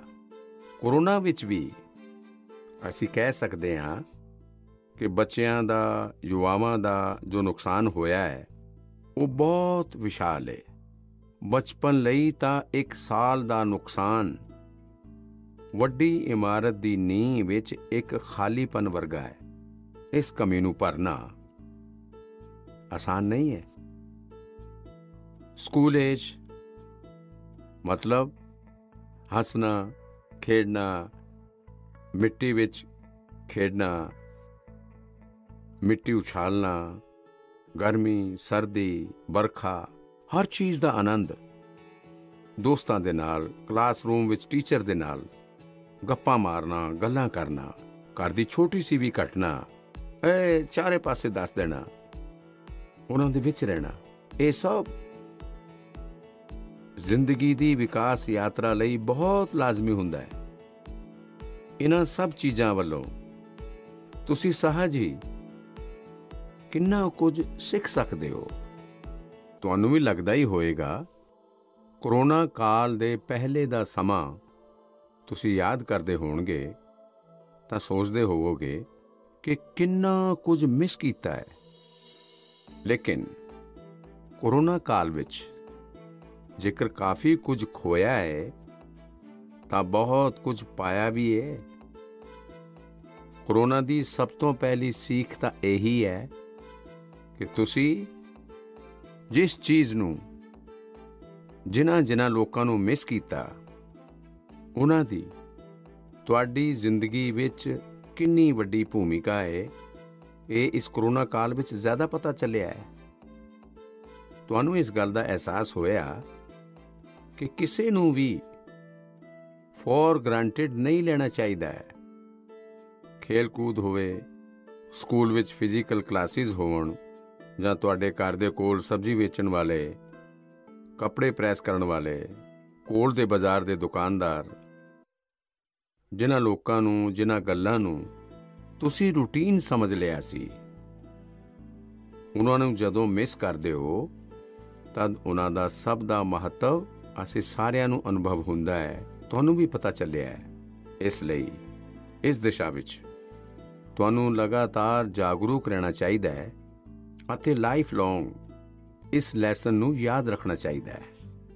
ਕਰੋਨਾ ਦੇ ਬਾਅਦ ਵੀ ਇਹਨਾਂ ਚੀਜ਼ਾਂ ਦੀ ਉਪੇਖਿਆ ਨਹੀਂ ਕਰਨੀ ਚਾਹੀਦੀ ਹੈ। ਉੱਥੇ ਤੁਹਾਨੂੰ ਇਹ ਵੀ ਯਾਦ ਰਹਿਣਾ ਚਾਹੀਦਾ ਹੈ, ਜ਼ਿੰਦਗੀ ਨੂੰ ਸੱਚੇ ਮਤਲਬ ਵਿੱਚ ਜੀਣ ਲਈ ਕਿੰਨੀਆਂ ਘੱਟ ਚੀਜ਼ਾਂ ਦੀ ਜ਼ਰੂਰਤ ਹੁੰਦੀ ਹੈ। ਦੂਜਾ, ਇਸ 1 ਸਾਲ ਵਿੱਚ ਤੁਹਾਨੂੰ ਕਿਤੇ ਨਾ ਕਿਤੇ ਜਾਣੇ ਅਣਜਾਣੇ ਵਿੱਚ ਤੁਹਾਨੂੰ ਖੁਦ ਦੇ ਅੰਦਰ ਝਾਂਕਣ ਦਾ, ਖੁਦ ਨੂੰ ਜਾਣਨ ਦਾ ਇੱਕ ਮੌਕਾ ਵੀ ਮਿਲਿਆ ਹੋਵੇਗਾ। ਕਰੋਨਾ ਕਾਲ ਵਿੱਚ ਇੱਕ ਹੋਰ ਗੱਲ ਇਹ ਵੀ ਹੋਈ ਹੈ ਕਿ ਅਸੀਂ ਆਪਣੇ ਪਰਿਵਾਰ ਵਿੱਚ ਇੱਕ ਦੂਜੇ ਨੂੰ ਜ਼ਿਆਦਾ ਨਜ਼ਦੀਕੀ ਵੱਲੋਂ ਸਮਝਿਆ ਹੈ। ਕਰੋਨਾ ਨੇ ਸੋਸ਼ਲ ਡਿਸਟੈਂਸਿੰਗ ਲਈ ਮਜਬੂਰ ਕੀਤਾ, ਲੇਕਿਨ ਪਰਿਵਾਰਾਂ ਵਿੱਚ ਇਮੋਸ਼ਨਲ ਬੌਂਡਿੰਗ ਨੂੰ ਵੀ ਇਸ ਨੇ ਮਜ਼ਬੂਤ ਕੀਤਾ ਹੈ। ਕਰੋਨਾ ਕਾਲ ਨੇ ਇਹ ਵੀ ਵਿਖਾਇਆ ਹੈ ਕਿ ਇੱਕ ਸੰਯੁਕਤ ਪਰਿਵਾਰ ਦੀ ਤਾਕਤ ਕੀ ਹੁੰਦੀ ਹੈ। ਘਰ ਦੇ ਬੱਚਿਆਂ ਦੇ ਜ਼ਿੰਦਗੀ ਉਸਾਰੀ ਵਿੱਚ ਉਹਨਾਂ ਦਾ ਕਿੰਨਾ ਰੋਲ ਹੁੰਦਾ ਹੈ। ਮੈਂ ਚਾਹਾਂਗਾ ਕਿ ਸੋਸ਼ਲ ਸਾਇੰਸ ਦੇ ਲੋਕ, ਸਾਡੀ ਯੂਨੀਵਰਸਿਟੀਜ਼ ਇਸ ਉੱਤੇ ਰਿਸਰਚ ਕਰੇ, ਕਰੋਨਾ ਕਾਲ ਦੇ ਫੈਮਿਲੀ ਲਾਈਫ ਉੱਤੇ ਸਟੱਡੀ ਕਰੇ, ਕਿਵੇਂ ਇਸ ਮੁਸੀਬਤ ਵੱਲੋਂ ਮੁਕਾਬਲਾ ਕਰਨ ਵਿੱਚ ਸੰਯੁਕਤ ਪਰਿਵਾਰ ਨੇ ਸਮਾਜ ਨੂੰ ਤਾਕਤ ਦਿੱਤੀ। ਇਸ ਪਹਿਲੂ ਨੂੰ ਖੰਗਾਲੋ। ਕਰੋਨਾ ਆਉਣ ਦੇ ਬਾਅਦ ਇਹ ਜੋ ਆਯੁਰਵੈਦਿਕ ਕਾढ़ा, ਪੌਸ਼ਟਿਕ ਭੋਜਨ, ਸਾਫ਼ ਸਫਾਈ, ਹਿਊਮੈਨਿਟੀ, ਅਜਿਹੇ ਅਨੇਕ ਮਹੱਤਵਪੂਰਨ ਮਜ਼ਮੂਨਾਂ ਉੱਤੇ ਸਾਡਾ ਸਭ ਦਾ ਧਿਆਨ ਗਿਆ ਹੈ। ਇਨ ਸਭ ਦੇ ਲਈ ਲੋਕਾਂ ਨੇ ਜੋ ਜੋ ਕੀਤਾ, ਉਹ ਜੇਕਰ ਪਹਿਲਾਂ ਵੱਲੋਂ ਕਰਦੇ ਆ ਰਹੇ ਹੁੰਦੇ ਤਾਂ ਸ਼ਾਇਦ ਪਰੇਸ਼ਾਨੀ ਇਸ ਤੋਂ ਵੀ ਘੱਟ ਹੁੰਦੀ। ਲੇਕਿਨ ਚੰਗਾ ਹੈ, ਹੁਣ ਇਹ ਬਦਲਾਅ ਲੋਕਾਂ ਨੇ ਆਪਣੀ ਜ਼ਿੰਦਗੀ ਵਿੱਚ ਸ਼ਾਮਿਲ ਕਰ ਲਿਆ ਹੈ ਅਤੇ ਇਸ ਲਈ ਮੈਂ ਇਹੀ ਕਹਾਂਗਾ, ਇਹ ਬਹੁਤ ਵੱਡੀ ਗੱਲ ਹੈ ਕਿ ਪਰਿਵਾਰ ਦੇ ਬੱਚੇ ਐਸੇ ਗੰਭੀਰ ਪਹਿਲੂਆਂ ਉੱਤੇ ਸੋਚ ਰਹੇ ਹਨ, ਗੱਲ ਕਰ ਰਹੇ ਹਨ। ਧੰਨਵਾਦ ਪੁੱਤਰ, ਧੰਨਵਾਦ। ਨਮਸਕਾਰ ਮਾਨਯੋਗ ਪ੍ਰਧਾਨ ਮੰਤਰੀ ਜੀ, ਮੈਂ ਅਸਾਮ ਦੇ ਲੋਕਾਂ ਵੱਲੋਂ ਤੁਹਾਨੂੰ ਵਧਾਈ ਦਿੰਦੀ ਹਾਂ। ਮਾਨਯੋਗ ਪ੍ਰਧਾਨ ਮੰਤਰੀ ਜੀ, ਮੈਂ ਕ੍ਰਿਸਟੀ ਸਾਈਕੀਆ ਕੇਂਦਰ ਵਿਦਿਆਲਿਆ IIT ਗੁਵਾਹਾਟੀ ਦੀ 10ਵੀਂ ਜਮਾਤ ਦੀ ਵਿਦਿਆਰਥੀ ਹਾਂ ਔਰ ਸਾਰੇ ਅਸਾਮ 'ਚ ਵਸਦੇ ਲੋਕਾਂ ਵੱਲੋਂ ਤੁਹਾਨੂੰ ਪ੍ਰਣਾਮ। ਸਰ, ਨਵੀਂ ਪੀੜ੍ਹੀ ਇੱਕ ਬੱਚੇ ਦੇ ਤੌਰ 'ਤੇ ਅਸੀਂ ਆਪਣੇ ਮਾਪਿਆਂ ਤੇ ਆਪਣੇ ਵਿੱਚ ਦੇ ਜਨਰੇਸ਼ਨ ਗੈਪ ਨੂੰ ਹਮੇਸ਼ਾ ਘੱਟ ਕਰਨਾ ਚਾਹੁੰਦੇ ਹਾਂ। ਪ੍ਰਾਈਮ ਮਿਨਿਸਟਰ ਸਰ, ਅਸੀਂ ਇਹ ਕਿਸ ਤਰ੍ਹਾਂ ਕਰ ਸਕਦੇ ਹਾਂ? ਕਿਰਪਾ ਕਰਕੇ ਮੈਨੂੰ ਰਾਹ ਦੱਸੋ। ਕੀ ਨਾਂ ਦੱਸਿਆ ਪੁੱਤਰ? ਸਰ, ਕ੍ਰਿਸਟੀ ਸਾਈਕੀਆ। ਚਲੋ, ਤੁਹਾਡਾ ਸਵਾਲ ਤਾਂ ਬਹੁਤ ਚੰਗਾ ਹੈ। ਇੱਕ ਵਿਦਿਆਰਥੀ ਦੇ ਰੂਪ ਵਿੱਚ ਤੁਸੀਂ ਜੋ ਸਵਾਲ ਪੁੱਛਿਆ ਹੈ, ਉਸ ਦੇ ਲਈ ਮੈਂ ਤੁਹਾਡੀ ਬਹੁਤ ਤਾਰੀਫ ਕਰਦਾ ਹਾਂ। ਧੰਨਵਾਦ। ਇਹ ਦੱਸਦਾ ਹੈ ਕਿ ਤੁਸੀਂ ਇਸ ਮੁੱਦੇ ਨੂੰ ਲੈ ਕੇ ਕਿੰਨੇ ਸੰਵੇਦਨਸ਼ੀਲ ਹੋ। ਤੁਸੀਂ ਨਾ ਕੇਵਲ ਇਸ ਵਿਸ਼ੇ ਨੂੰ ਸਮਝ ਰਹੇ ਹੋ, ਸਗੋਂ ਦੋ ਪੀੜ੍ਹੀਆਂ ਦੇ ਵਿੱਚ ਜਨਰੇਸ਼ਨ ਗੈਪ ਘੱਟ ਹੋਵੇ, ਇਸ ਦੀ ਵੀ ਕੋਸ਼ਿਸ਼ ਕਰ ਰਹੇ ਹੋ। ਲੇਕਿਨ ਮੈਨੂੰ ਪੇਰੈਂਟਸ ਵੱਲੋਂ ਇਸ ਵਿਸ਼ੇ ਉੱਤੇ ਗੱਲ ਕਰਨੀ ਹੈ। ਇੱਕ ਗੱਲ ਜੋ ਪੇਰੈਂਟਸ ਨੂੰ ਡਿਸਾਈਡ ਕਰਨੀ ਹੈ ਕਿ ਉਹ ਬੁਢਾਪੇ ਦੇ ਵੱਲ ਜਾਣਾ ਚਾਹੁੰਦੇ ਹਨ ਜਾਂ ਫਿਰ ਆਪਣੀ ਉਮਰ ਘੱਟ ਕਰਨਾ ਚਾਹੁੰਦੇ ਹਨ। ਅਤੇ ਤੁਸੀਂ ਵੀ ਪੁੱਤਰ ਆਪਣੇ ਮੰਮੀ ਪਾਪਾ ਨੂੰ ਜ਼ਰੂਰ ਇਹ ਸਵਾਲ ਪੁੱਛਣਾ। ਜੀ ਸਰ। ਜੇਕਰ ਪੇਰੈਂਟਸ ਬੁਢੇਪੇ ਦੀ ਤਰਫ ਜਾਣਾ ਚਾਹੁੰਦੇ ਹਨ ਤਾਂ ਬੇਸ਼ੱਕ ਆਪਣੇ ਬੱਚਿਆਂ ਦੇ ਨਾਲ ਡਿਸਟੈਂਸ ਬਣਾ ਲਵੋ, ਗੈਪ ਵਧਾਉਂਦੇ ਰਹੋ।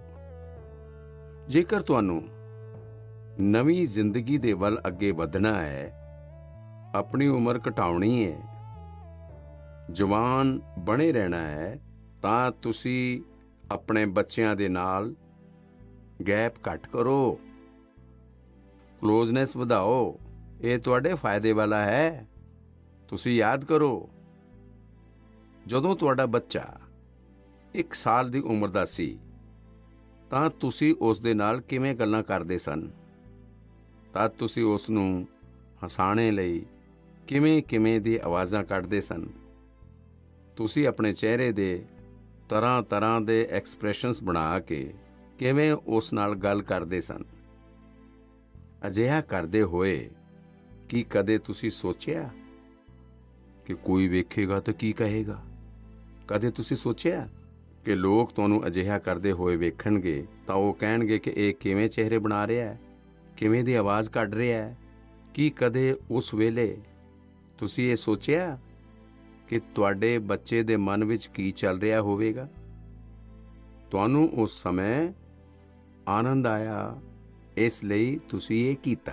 ਤੁਸੀਂ ਕਿਸੇ ਦੀ ਪਰਵਾਹ ਨਹੀਂ ਕੀਤੀ, ਜਾਣੇ ਤੁਸੀਂ ਸਭ ਕੁਝ ਛੱਡ ਕੇ ਖੁਦ ਇੱਕ ਬੱਚੇ ਬਣ ਗਏ। ਬੱਚੇ ਵੱਲੋਂ ਖੇਡਣ ਲਈ ਤੁਸੀਂ ਖੁਦ ਖਿਡੌਣਾ ਬਣ ਗਏ ਅਤੇ ਬੱਚੇ ਦੇ ਖਿਡੌਣਿਆਂ ਤੋਂ ਵੀ ਉਨਾ ਹੀ ਚਾਹ ਨਾਲ ਖੇਲੇ। ਤੁਸੀਂ ਯਾਦ ਕਰੋ, ਕਦੇ ਤੁਸੀਂ ਘੋੜਾ ਬਣੇ ਹੋਣਗੇ, ਕਦੇ ਬੱਚੇ ਨੂੰ ਪਿੱਠ ਤੇ ਬਿਠਾ ਕੇ ਚੱਲੇ ਹੋਣਗੇ, ਕਦੇ ਮੋਢੇ ਉੱਤੇ ਬਿਠਾ ਕੇ ਘਰ ਪਰ ਘੁੰਮੇ ਹੋਣਗੇ, ਕਦੇ 4 ਪੈਰ ਕਰਕੇ ਚੱਲੇ ਹੋਵੋਗੇ। ਬੱਚਾ ਰੋਇਆ ਹੋਏਗਾ ਤਾਂ ਉਸ ਨੂੰ ਚੁੱਪ ਕਰਾਉਣ ਲਈ ਤੁਸੀਂ ਵੀ ਝੂਠ ਮੂਠ ਦਾ ਰੋਏ ਹੋਣਗੇ। ਤਾਂ ਤੁਹਾਨੂੰ ਕੋਈ ਫਰਕ ਨਹੀਂ ਪੈਂਦਾ ਸੀ ਕਿ ਵੇਖਣ ਵਾਲਾ ਕੀ ਕਹੇਗਾ, ਘਰ ਦੇ ਬਾਕੀ ਲੋਕ ਕੀ ਕਹਿਣਗੇ, ਸਮਾਜ ਕੀ ਕਹੇਗਾ, ਦੋਸਤ ਕੀ ਕਹਿਣਗੇ। ਕੁਝ ਨਹੀਂ ਸੋਚਿਆ। ਕਿ ਕਦੇ ਸੋਚਿਆ ਸੀ? ਤੁਸੀਂ ਉਸ ਦਾ ਆਨੰਦ ਲੈਂਦੇ ਹੋ ਅਤੇ ਅਜਿਹਾ ਬੱਚੇ ਦੇ 5-6 ਸਾਲ ਦੀ ਉਮਰ ਤੱਕ ਚੱਲਦਾ ਰਹਿੰਦਾ ਹੈ। ਜਿਵੇਂ ਹੀ ਬੱਚਾ ਥੋੜਾ ਵੱਡਾ ਹੁੰਦਾ ਹੈ ਤਾਂ ਇੱਕ ਲੈਵਲ ਉੱਤੇ ਮੈਂਟੈਲਿਟੀ ਅਜਿਹੀ ਹੋ ਜਾਂਦੀ ਹੈ ਕਿ ਮਾਂ ਪਿਓ ਬੱਚੇ ਨੂੰ ਡੋਮੀਨੇਟ ਕਰਨਾ ਚਾਹੁੰਦੇ ਹਨ, ਬੱਚੇ ਨੂੰ ਹਰ ਚੀਜ਼ ਸਿਖਾਉਣਾ ਚਾਹੁੰਦੇ ਹਨ। ਅਚਾਨਕ ਜਿਹੜੇ ਦੋਸਤ ਸਨ ਉਹ ਦੋਸਤ ਨਾ ਰਹਿ ਕਰਕੇ ਬੱਚੇ ਦੇ ਇੰਸਟ੍ਰਕਟਰ ਬਣ ਜਾਂਦੇ ਨੇ ਅਤੇ ਕਦੇ-ਕਦੇ ਤਾਂ ਇੰਸਪੈਕਟਰ ਵੀ ਬਣ ਜਾਂਦੇ ਨੇ। ਸਾਥੀਓ, ਬੱਚਾ ਜਦੋਂ ਬਾਹਰ ਦੀ ਦੁਨੀਆ ਵਿੱਚ ਪੈਰ ਰੱਖਦਾ ਹੈ ਤਾਂ ਬਹੁਤ ਸੀਆਂ ਗੱਲਾਂ ਆਬਜ਼ਰਵ ਕਰਦਾ ਹੈ। ਘਰ ਵਿੱਚ ਜੋ ਵੇਖਿਆ ਸੀ ਉਸ ਤੋਂ ਕੁਝ ਜ਼ਿਆਦਾ, ਕੁਝ ਵੱਖ, ਕੁਝ ਨਵਾਂ ਉਹ ਵੇਖਣ ਲੱਗਦਾ ਹੈ। ਉਸ ਵੇਲੇ ਤੁਹਾਡੀ ਇਹ ਜਾਗਰੂਕ ਜ਼ਿੰਮੇਵਾਰੀ ਹੈ ਕਿ ਉਸ ਨਵੇਂ ਮਾਹੌਲ ਵਿੱਚ ਤੁਹਾਡਾ ਬੱਚਾ ਹੋਰ ਜ਼ਿਆਦਾ ਫਲੇ ਫੁੱਲੇ ਅਤੇ ਇਸ ਦਾ ਚੰਗਾ ਤਰੀਕਾ ਹੈ ਕਿ ਤੁਸੀਂ ਉਸ ਦੇ ਮਨ ਵੱਲ ਜੁੜੋ, ਉਸ ਦੇ ਮਨ ਨਾਲ ਹੀ ਕਰੋ ਅਤੇ ਉਸ ਦੀ ਹਰ ਗੱਲ ਨੂੰ ਇਮੋਸ਼ਨਲੀ ਅਟੈਚ ਹੋ ਕਰਕੇ ਸੁਣੋ। ਐਜੋ ਨਹੀਂ ਉਹ ਫੋਨ ਕਰ ਰਿਹਾ ਤੇ ਉਹ ਬੋਲ ਰਿਹਾ ਹੈ, ਬਿਲਕੁਲ ਉਸ ਦੇ ਨਾਲ ਜੁੜੋ। ਤੁਹਾਨੂੰ ਜੋ ਪਸੰਦ ਨਹੀਂ, ਜੇਕਰ ਉਹ ਕੰਮ ਤੁਹਾਡਾ ਬੱਚਾ ਕਰਕੇ ਆਇਆ ਹੈ ਤਾਂ ਉਸ ਨੂੰ ਡਾਂਟੋ ਨਾ, ਟੋਕੋ ਨਾ, ਬਸ ਸੁਣਦੇ ਰਹੋ। ਸੁਣਦੇ ਵੇਲੇ ਉਸ ਨੂੰ ਲੱਗਣਾ ਚਾਹੀਦਾ ਹੈ ਕਿ ਤੁਸੀਂ ਉਸ ਨੂੰ ਕਿੰਨਾ ਪਿਆਰ ਕਰਦੇ ਹੋ। ਹਾਂ, ਲੇਕਿਨ ਜੋ ਚੀਜ਼ ਚੰਗੀ ਨਹੀਂ ਹੈ ਉਸ ਨੂੰ ਮਨ ਵਿੱਚ ਰਜਿਸਟਰ ਕਰਕੇ ਰੱਖੋ ਅਤੇ ਇਹ ਗਰੋਇੰਗ ਏਜ ਦੇ ਬੱਚਿਆਂ ਲਈ ਕਰਨਾ ਬਹੁਤ ਜ਼ਰੂਰੀ ਹੁੰਦਾ ਹੈ। ਤੁਸੀਂ ਜਿੰਨਾ ਹੋ ਸਕੇ ਉਸ ਦੀ ਗੱਲ ਸੁਣੋ, ਉਸ ਦੀ ਗੱਲ ਸਮਝੋ। ਤੁਸੀਂ ਇੰਸਟ੍ਰਕਟਰ ਬਣ ਕੇ ਉਸ ਨੂੰ ਸਵੇਰੇ ਤੋਂ ਸ਼ਾਮ ਤੱਕ ਕੀ ਕਰਨਾ ਹੈ ਇਹ ਨਾ ਸਮਝਾਓ। ਵਾਰੀ-ਵਾਰੀ ਇਹ ਨਾ ਪੁੱਛੋ ਕਿ ਮੈਂ ਇਹ ਕਿਹਾ ਸੀ, ਕੀ ਕੀਤਾ। ਬਸ ਆਪਣੀਆਂ ਅੱਖਾਂ ਖੁੱਲੀਆਂ ਰੱਖੋ, ਕੰਨ ਖੁੱਲੇ ਰੱਖੋ, ਉਸ ਉੱਤੇ ਧਿਆਨ ਰੱਖੋ। ਉਸ ਵਿੱਚ ਸੁਧਾਰ ਵੱਲੋਂ ਜੁੜੀ ਜੋ ਗੱਲਾਂ ਤੁਸੀਂ ਰਜਿਸਟਰ ਕੀਤੀਆਂ ਹਨ, ਜੋ ਤੁਹਾਨੂੰ ਠੀਕ ਨਹੀਂ ਲੱਗਿਆ, ਉਸ ਨੂੰ ਠੀਕ ਕਰਨ ਲਈ ਬਹੁਤ ਵਿਚਾਰ ਕਰਕੇ ਇੱਕ এনवायरमेंट ਕ੍ਰੀਏਟ ਕਰੋ ਤਾਂ ਕਿ ਉਸ ਨੂੰ ਆਪਣੇ ਆਪ ਹੀ ਲੱਗੇ ਕਿ ਉਹ ਕਿੱਥੇ ਗਲਤ ਕਰ ਰਿਹਾ ਹੈ। ਜਦੋਂ ਮਾਂ ਪਿਓ ਬੱਚਿਆਂ ਦੇ ਨਾਲ ਹਮ ਉਮਰ ਬਣ ਕੇ ਹੀ ਜੁੜਦੇ ਹਨ ਤਾਂ ਕੋਈ ਇਸ਼ੂ ਨਹੀਂ ਹੁੰਦਾ ਹੈ। ਜਿਵੇਂ ਬੱਚਾ ਕੋਈ ਨਵਾਂ ਗਾਣਾ ਸੁਣ ਰਿਹਾ ਹੈ, ਕੋਈ ਨਵਾਂ ਮਿਊਜ਼ਿਕ ਸੁਣ ਕੇ ਆਨੰਦ ਲੈ ਰਿਹਾ ਹੈ, ਤਾਂ ਤੁਸੀਂ ਵੀ ਉਸ ਦੇ ਨਾਲ ਉਸ ਆਨੰਦ ਵਿੱਚ ਸ਼ਾਮਲ ਹੋਣ ਦੀ ਕੋਸ਼ਿਸ਼ ਕਰੋ। ਤੁਸੀਂ ਉਸ ਨੂੰ ਨਾ ਕਹੋ ਕਿ 30 ਸਾਲ ਪਹਿਲਾਂ ਸਾਡੇ ਜ਼ਮਾਨੇ ਵਿੱਚ ਉਹ ਗਾਣਾ ਸੀ, ਅਸੀਂ ਉਹ ਵਜਾਵਾਂਗੇ। ਨਹੀਂ, ਅਜਿਹਾ ਨਾ ਕਰੋ। ਉਹ ਜੋ ਗਾਣਾ ਉਸ ਨੂੰ ਪਸੰਦ ਹੈ, ਤੁਸੀਂ ਉਸ ਦੇ ਨਾਲ ਜੁੜੋ, ਆਨੰਦ ਲਓ ਨਾ। ਇਹ ਸਮਝਣ ਦੀ ਕੋਸ਼ਿਸ਼ ਤਾਂ ਕਰੋ ਕਿ ਅਖੀਰ ਅਜਿਹਾ ਕੀ ਹੈ ਉਸ ਗਾਣੇ ਵਿੱਚ ਕਿ ਤੁਹਾਡਾ ਬੱਚਾ ਉਸ ਨੂੰ ਪਸੰਦ ਕਰ ਰਿਹਾ ਹੈ। ਲੇਕਿਨ ਹੁੰਦਾ ਕੀ ਹੈ ਕਿ ਅਸੀਂ ਵੇਖਦੇ ਹਾਂ ਇਸੇ ਵੇਲੇ ਕੁਝ ਮਾਂ ਪਿਓ ਇਹ ਕਹਿਣ ਲੱਗਦੇ ਹਨ, ਇਹ ਕੀ ਬੇਕਾਰ ਜਿਹਾ ਗਾਣਾ ਸੁਣ ਰਹੇ ਹੋ, ਅਸਲੀ ਮਿਊਜ਼ਿਕ ਤਾਂ ਸਾਡੇ ਸਮੇਂ ਵਿੱਚ ਹੁੰਦਾ ਸੀ। ਹੁਣ ਜੋ ਬਣਦਾ ਹੈ ਉਹ ਸਿਰਫ ਰੌਲਾ ਰੱਪਾ ਹੀ ਹੁੰਦਾ ਹੈ। ਹੁੰਦਾ ਕੀ ਹੈ ਤਾਂ ਬੱਚਾ ਆਪਦੇ ਕੋਲ ਆ ਕਰਕੇ ਤੁਹਾਨੂੰ ਕੋਈ ਗੱਲ ਦੱਸਦਾ ਹੈ।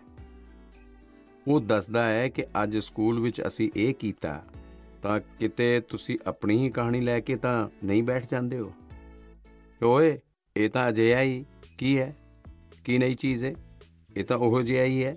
ਆਪਣੇ ਬੱਚੇ ਦੇ ਨਾਲ ਉਸ ਦੀ ਜਨਰੇਸ਼ਨ ਦੀਆਂ ਗੱਲਾਂ ਵਿੱਚ ਉਨੀ ਹੀ ਦਿਲਚਸਪੀ ਵਿਖਾਓ। ਤੁਸੀਂ ਉਸ ਦੇ ਆਨੰਦ ਵਿੱਚ ਸ਼ਾਮਿਲ ਹੋਵੋਗੇ ਤਾਂ ਤੁਸੀਂ ਵੇਖੋਗੇ ਜਨਰੇਸ਼ਨ ਗੈਪ ਕਿਵੇਂ ਖਤਮ ਹੋ ਜਾਂਦਾ ਹੈ, ਅਤੇ ਸ਼ਾਇਦ ਜੋ ਗੱਲ ਤੁਸੀਂ ਕਹਿਣਾ ਚਾਹ ਰਹੇ ਹੋ ਉਹ ਉਸ ਦੀ ਸਮਝ ਵਿੱਚ ਵੀ ਆ ਜਾਵੇ। ਅਤੇ ਇਸ ਲਈ ਜਨਰੇਸ਼ਨ ਗੈਪ ਨੂੰ ਘੱਟ ਕਰਨ ਲਈ ਬੱਚਿਆਂ ਅਤੇ ਵੱਡਿਆਂ ਨੂੰ ਇੱਕ ਦੂਜੇ ਨੂੰ ਸਮਝਣਾ ਹੋਵੇਗਾ। ਖੁੱਲ੍ਹੇ ਮਨ ਵੱਲੋਂ ਗੱਪ-ਸ਼ਪ ਕਰਨੀ ਹੋਵੇਗੀ, ਖੁੱਲ੍ਹ ਕੇ ਗੱਲਾਂ ਕਰਨੀਆਂ ਹੋਣਗੀਆਂ, ਸਮਝਣਾ ਹੋਏਗਾ, ਸੁਣਨਾ ਹੋਏਗਾ, ਅਤੇ ਫਿਰ ਆਪਣੇ ਆਪ ਨੂੰ ਬਦਲਣ ਦੀ ਤਿਆਰੀ ਵੀ ਰੱਖਣੀ ਹੋਵੇਗੀ। ਚਲੋ, ਅਸਮ ਵੱਲੋਂ ਇੰਨਾ ਵਧੀਆ ਸਵਾਲ ਮੈਨੂੰ ਮਿਲਿਆ, ਜ਼ਰਾ ਮੈਂ ਲੰਮਾ ਹੀ ਜਵਾਬ ਦੇ ਗਿਆ, ਲੇਕਿਨ ਮੈਨੂੰ ਚੰਗਾ ਲੱਗਿਆ। ਬਹੁਤ ਬਹੁਤ ਧੰਨਵਾਦ ਪੁੱਤਰ। ਧੰਨਵਾਦ ਸਰ। ਨਮਸਤੇ ਸਰ। ਨਮਸਤੇ। ਮੈਂ ਸ਼ਰਨ ਰੋਏ 10ਵੀਂ ਦਾ ਵਿਦਿਆਰਥੀ। ਮੈਂ ਸੈਂਟਰਲ ਮਾਡਲ ਸਕੂਲ ਬਰਕਪੁਰ ਕੋਲਕਾਤਾ 'ਚ ਪੜ੍ਹਦਾ ਹਾਂ। ਸਾਨੂੰ ਪੇਪਰਾਂ ਤੋਂ ਜ਼ਿਆਦਾ ਸਾਨੂੰ ਐਗਜ਼ਾਮ ਦੇ ਬਾਅਦ ਕੀ ਹੋਏਗਾ ਉਸ ਚੀਜ਼ ਤੋਂ ਡਰ ਲੱਗਦਾ ਹੈ। ਤਾਂ ਕੀ ਹੋਊਗਾ ਜੇ ਸਾਡਾ ਨਤੀਜਾ ਵਧੀਆ ਨਾ ਆਏ? ਪੇਪਰਾਂ 'ਚੋਂ ਫੇਲ ਹੋਣਾ ਅਸਲ ਜ਼ਿੰਦਗੀ 'ਚ ਫੇਲ ਹੋਣ ਦੇ ਬਰਾਬਰ ਆ। ਓਏ ਯਾਰ, ਅਜਿਹਾ ਕਿਵੇਂ ਸੋਚਦੇ ਹੋ ਹੈਂ? ਜੇਕਰ ਤੁਸੀਂ ਐਗਜ਼ਾਮ ਵਾਰੀਅਰ ਕਿਤਾਬ ਪੜ੍ਹਦੇ ਤਾਂ ਇਹ ਸਾਰੇ ਸਵਾਲਾਂ ਦੇ ਜਵਾਬ ਤੁਸੀਂ ਆਪਣੇ ਆਪ ਹੀ ਲੋਕਾਂ ਨੂੰ ਦੇ ਦਿੰਦੇ। ਲੇਕਿਨ ਤੁਹਾਡਾ ਸਵਾਲ ਮਹੱਤਵਪੂਰਨ ਹੈ, ਅਤੇ ਸ਼ਾਇਦ ਅਜਿਹੇ ਸਵਾਲ ਵਾਰ-ਵਾਰ ਉੱਠਦੇ ਵੀ ਹਨ ਅਤੇ ਵਾਰ-ਵਾਰ ਜਵਾਬ ਦੇਣੇ ਵੀ ਹੁੰਦੇ ਹਨ। ਇੱਕ ਵਾਰੀ ਕਹਿਣ ਨਾਲ ਗੱਲ ਬਣਨ ਵਾਲੀ ਨਹੀਂ ਹੈ। ਅਤੇ ਮੈਂ ਇਹ ਗੱਲ ਪੂਰੇ ਖੁੱਲ੍ਹੇ ਮਨ ਵੱਲੋਂ ਕਹਿਣਾ ਚਾਹੁੰਦਾ ਹਾਂ ਕਿ ਬਦਕਿਸਮਤੀ ਤੋਂ ਸਿੱਖਿਆ ਦੇ ਖੇਤਰ ਵਿੱਚ ਅਤੇ ਪਰਿਵਾਰਿਕ ਜ਼ਿੰਦਗੀ ਵਿੱਚ ਸੋਚਣ ਦਾ ਦਾਇਰਾ ਇੰਨਾ ਸਿਮਟ ਗਿਆ ਹੈ।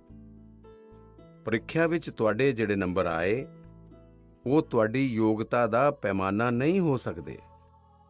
ਭਾਰਤ ਹੀ ਨਹੀਂ, ਦੁਨੀਆ ਵਿੱਚ ਤੁਸੀਂ ਅਜਿਹੇ ਬਹੁਤ ਸਾਰੇ ਸਫਲ ਲੋਕਾਂ ਨੂੰ ਵੇਖੋਗੇ ਜੋ ਕਲਾਸ ਵਿੱਚ ਨੰਬਰਾਂ ਵਿੱਚ ਭਲੇ ਚੰਗੇ ਨਹੀਂ ਸਨ, ਲੇਕਿਨ ਅੱਜ ਉਹ ਆਪਣੇ ਫੀਲਡ ਵਿੱਚ ਸਭ ਤੋਂ ਉੱਤਮ ਹਨ। ਇਹ ਪ੍ਰੀਖਿਆ ਸਿਰਫ ਇੱਕ ਪੜਾਅ ਹੈ। ਇਸ ਪ੍ਰੀਖਿਆ ਵਿੱਚ ਨੰਬਰ ਘੱਟ ਆਉਣ ਦਾ ਮਤਲਬ ਇਹ ਨਹੀਂ ਹੋਣਾ ਚਾਹੀਦਾ ਹੈ ਕਿ ਤੁਹਾਡੀ ਜ਼ਿੰਦਗੀ ਵਿੱਚ ਬਹੁਤ ਵੱਡਾ ਨੁਕਸਾਨ ਹੋ ਗਿਆ ਹੈ। ਹਾਂ, ਭਵਿੱਖ ਵਿੱਚ ਤੁਹਾਨੂੰ ਜਿਸ ਇੱਕ ਚੀਜ਼ ਵੱਲੋਂ ਤੁਹਾਨੂੰ ਬਚ ਕੇ ਰਹਿਣਾ ਚਾਹੀਦਾ ਹੈ ਉਸ ਦੇ ਬਾਰੇ ਵਿੱਚ ਮੈਂ ਤੁਹਾਨੂੰ ਜ਼ਰੂਰ ਦੱਸਾਂਗਾ। ਇਹ ਇੱਕ ਨਵੀਂ ਤਰ੍ਹਾਂ ਦੀ ਕੁਰੀਤੀ ਆ ਰਹੀ ਹੈ ਸਮਾਜ ਵਿੱਚ, ਜਿਸ ਨੂੰ ਅਸੀਂ ਡੈਸਟੀਨੇਸ਼ਨ ਫੀਵਰ ਕਹਿ ਸਕਦੇ ਹਾਂ। ਮਤਲਬ ਦੂਜੇ ਜੇਕਰ ਕਿਸੇ ਇੱਕ ਡੈਸਟੀਨੇਸ਼ਨ ਉੱਤੇ ਹਨ ਤਾਂ ਉਹਨਾਂ ਨੂੰ ਵੇਖ ਕੇ ਆਪਣਾ ਡਾਇਰੈਕਸ਼ਨ ਤੈਅ ਕਰਨਾ। ਤੁਹਾਡਾ ਕੋਈ ਰਿਸ਼ਤੇਦਾਰ ਕਿਤੇ ਜਾ ਕੇ ਸਫਲ ਹੋਇਆ, ਤੁਹਾਨੂੰ ਲੱਗਦਾ ਹੈ ਕਿ ਉੱਥੇ ਜਾ ਕੇ ਤੁਸੀਂ ਵੀ ਸਫਲ ਹੋ ਜਾਓਗੇ। ਕੋਈ ਅਸਫਲ ਹੋਇਆ ਤਾਂ ਤੁਹਾਨੂੰ ਲੱਗਦਾ ਹੈ ਅਸੀਂ ਵੀ ਉਸ ਫੀਲਡ ਵਿੱਚ ਗਏ ਤਾਂ ਅਸਫਲ ਹੋ ਜਾਣਗੇ। ਸਾਨੂੰ ਲੱਗਦਾ ਹੈ ਉਹ ਸਟੂਡੈਂਟ ਇਸ ਦਿਸ਼ਾ ਵਿੱਚ ਗਿਆ, ਇਸ ਖੇਤਰ ਵਿੱਚ ਗਿਆ, ਇਹ ਬਣਿਆ, ਉਸ ਖੇਤਰ ਵਿੱਚ ਉਸਨੇ ਇਹ ਨਾਂ ਕਮਾਇਆ ਤਾਂ ਅਸੀਂ ਵੀ ਉਹੀ ਕਰਾਂਗੇ, ਉਦੋਂ ਹੀ ਸਾਡਾ ਜੀਵਨ ਸਫਲ ਹੋਵੇਗਾ। ਇਹ ਸੋਚ ਠੀਕ ਨਹੀਂ ਹੈ ਦੋਸਤੋ। ਇਸੇ ਸੋਚ ਦਾ ਨਤੀਜਾ ਹੈ ਕਿ ਬਹੁਤ ਸਾਰੇ ਸਟੂਡੈਂਟਸ ਇੰਨੇ ਤਣਾਅ ਵਿੱਚ ਜੀ ਰਹੇ ਹਨ। ਤੁਸੀਂ ਜੋ ਪੜ੍ਹਦੇ ਹੋ ਉਹ ਤੁਹਾਡੀ ਜ਼ਿੰਦਗੀ ਦੀ ਸਫਲਤਾ ਅਤੇ ਅਸਫਲਤਾ ਦਾ ਪੈਮਾਨਾ ਸਿਰਫ ਇਹੀ ਇੱਕਮਾਤਰ ਨਹੀਂ ਹੋ ਸਕਦਾ। ਤੁਸੀਂ ਜੋ ਜ਼ਿੰਦਗੀ ਵਿੱਚ ਕਰੋਗੇ ਉਹ ਤੁਹਾਡੀ ਸਫਲਤਾ ਅਤੇ ਅਸਫਲਤਾ ਨੂੰ ਤੈਅ ਕਰੇਗਾ। ਤੁਸੀਂ ਲੋਕਾਂ ਦੇ ਪ੍ਰੈਸ਼ਰ, ਸੋਸਾਇਟੀ ਦੇ ਪ੍ਰੈਸ਼ਰ, ਮਾਂ ਪਿਓ ਦੇ ਪ੍ਰੈਸ਼ਰ, ਇਹਨਾਂ ਸਭ ਤੋਂ ਬਾਹਰ ਨਿਕਲ ਕੇ ਕਈ ਵਾਰ ਸਾਨੂੰ ਪੋਟੈਂਸ਼ੀਅਲ ਨੂੰ ਜਾਣਨ ਲਈ ਮੈਦਾਨ ਵਿੱਚ ਕੁੱਦਣਾ ਹੀ ਪੈਂਦਾ ਹੈ। ਮੈਨੂੰ ਲੱਗਦਾ ਹੈ ਕਿ ਤੁਹਾਨੂੰ ਆਪਣਾ ਜਵਾਬ ਮਿਲ ਗਿਆ ਹੋਵੇਗਾ। ਸਾਥੀਓ, ਮੈਨੂੰ ਬਹੁਤ ਚੰਗਾ ਲੱਗਿਆ ਤੁਸੀਂ ਸਭ ਤੋਂ ਵਰਚੁਅਲੀ ਮਿਲਣ ਦਾ ਮੈਨੂੰ ਮੌਕਾ ਮਿਲਿਆ। ਮੈਂ ਤੁਹਾਡੇ ਸਭ ਦਾ ਬਹੁਤ-ਬਹੁਤ ਧੰਨਵਾਦ ਕਰਦਾ ਹਾਂ। ਵਾਕਈ ਮੈਨੂੰ ਬਹੁਤ ਆਨੰਦ ਆਇਆ। ਤੁਹਾਡੇ ਸਾਰਿਆਂ ਨਾਲ ਗੱਲ ਕਰਨਾ ਮੇਰੇ ਲਈ ਵੀ ਇੱਕ ਉਮੰਗ ਤੋਂ ਘੱਟ ਨਹੀਂ ਹੁੰਦਾ ਹੈ, ਆਨੰਦ ਤੋਂ ਘੱਟ ਨਹੀਂ ਹੁੰਦਾ ਹੈ। ਮੈਨੂੰ ਲੱਗਦਾ ਹੈ ਕਿ ਤੁਸੀਂ ਸਾਰਿਆਂ ਨੂੰ ਵੀ ਜ਼ਰੂਰ ਉਸ ਵਿੱਚੋਂ ਕੁਝ ਨਾ ਕੁਝ ਗੱਲਾਂ ਕੰਮ ਆਉਣਗੀਆਂ। ਜ਼ਰੂਰੀ ਨਹੀਂ ਹੈ ਕਿ ਮੈਂ ਜੋ ਕਿਹਾ ਹੈ ਉਸੇ ਉੱਤੇ ਚੱਲਣਾ ਚਾਹੀਦਾ ਹੈ। ਸੋਚੋ, ਆਪਣੇ ਤਰੀਕੇ ਵੱਲੋਂ ਸੋਚੋ। ਸਾਥੀਓ, ਅੱਜ ਮੈਂ ਤੁਹਾਨੂੰ ਇੱਕ ਵੱਡੇ ਐਗਜ਼ਾਮ ਲਈ ਤਿਆਰ ਕਰਨਾ ਚਾਹੁੰਦਾ ਹਾਂ। ਇਹ ਵੱਡਾ ਐਗਜ਼ਾਮ ਹੈ ਜਿਸ ਵਿੱਚ ਸਾਨੂੰ 100% ਮਾਰਕਸ ਲੈ ਕੇ ਪਾਸ ਹੋਣਾ ਹੀ ਹੈ। ਇਹ ਹੈ ਆਪਣੇ ਭਾਰਤ ਨੂੰ ਆਤਮ ਨਿਰਭਰ ਬਣਾਉਣਾ। ਇਹ ਹੈ ਵੋਕਲ ਫॉर ਲੋਕਲ ਨੂੰ ਜੀਵਨ ਮੰਤਰ ਬਣਾਉਣਾ। ਮੇਰਾ ਇੱਕ ਆਗ੍ਰਹਿ ਹੈ, ਜਦ ਤੁਹਾਡੀ ਬੋਰਡ ਪ੍ਰੀਖਿਆਵਾਂ ਖਤਮ ਹੋ ਜਾਣ ਤਾਂ ਪਰਿਵਾਰ ਦੇ ਲੋਕਾਂ ਦੇ ਨਾਲ ਮਿਲ ਕੇ ਇੱਕ ਲਿਸਟ ਬਣਾਓ। ਸਵੇਰੇ ਤੋਂ ਲੈ ਕੇ ਰਾਤ ਤੱਕ ਤੁਸੀਂ ਜਿਨ੍ਹਾਂ ਚੀਜ਼ਾਂ ਦੀ ਵਰਤੋਂ ਕਰ ਰਹੇ ਹੋ ਉਹਨਾਂ ਵਿੱਚੋਂ ਕਿੰਨੀਆਂ ਚੀਜ਼ਾਂ ਵਿਦੇਸ਼ੀ ਧਰਤੀ ਉੱਤੇ ਬਣੀ ਹਨ ਅਤੇ ਕਿੰਨੀਆਂ ਚੀਜ਼ਾਂ ਵਿੱਚ ਭਾਰਤ ਮਾਂ ਦੀ ਮਿੱਟੀ ਦੀ ਸੁਗੰਧ ਹੈ, ਕਿੰਨੀਆਂ ਚੀਜ਼ਾਂ ਕਿਸੇ ਦੇਸ਼ਵਾਸੀ ਦੀ ਮਿਹਨਤ ਨਾਲ ਬਣੀ ਹੈ। ਇਸ ਦੇ ਇਲਾਵਾ ਐਗਜ਼ਾਮ ਦੇ ਬਾਅਦ ਲਈ ਇੱਕ ਟਾਸਕ ਤੁਹਾਨੂੰ ਦੇਣਾ ਚਾਹੁੰਦਾ ਹਾਂ। ਤੁਸੀਂ ਸਭ ਜਾਣਦੇ ਹੋ ਕਿ ਸਾਡਾ ਦੇਸ਼ ਆਜ਼ਾਦੀ ਦੇ 75 ਸਾਲ ਦੇ ਉਪਲਕਸ਼ ਵਿੱਚ ਆਜ਼ਾਦੀ ਦਾ ਅੰਮ੍ਰਿਤ ਵੱਡਾ ਉਤਸਵ ਮਨਾ ਰਿਹਾ ਹੈ। ਅੰਮ੍ਰਿਤ ਉਤਸਵ ਵਿੱਚ ਸਾਡੇ ਸਵਾਧੀਨਤਾ ਸੈਨਾਨੀਆਂ ਦੇ ਬਾਰੇ ਵਿੱਚ ਤੁਸੀਂ ਸਭ ਲੋਕ ਜਾਣੋ, ਆਜ਼ਾਦੀ ਦੀ ਲੜਾਈ ਦੇ ਬਾਰੇ ਵਿੱਚ ਜਾਣੋ। ਇਸ ਦੇ ਲਈ ਦੇਸ਼ ਨੇ ਇੱਕ ਅਭਿਆਨ ਸ਼ੁਰੂ ਕੀਤਾ ਹੈ। ਤੁਹਾਨੂੰ ਇਸ ਅਭਿਆਨ ਨਾਲ ਜੁੜਨਾ ਹੈ।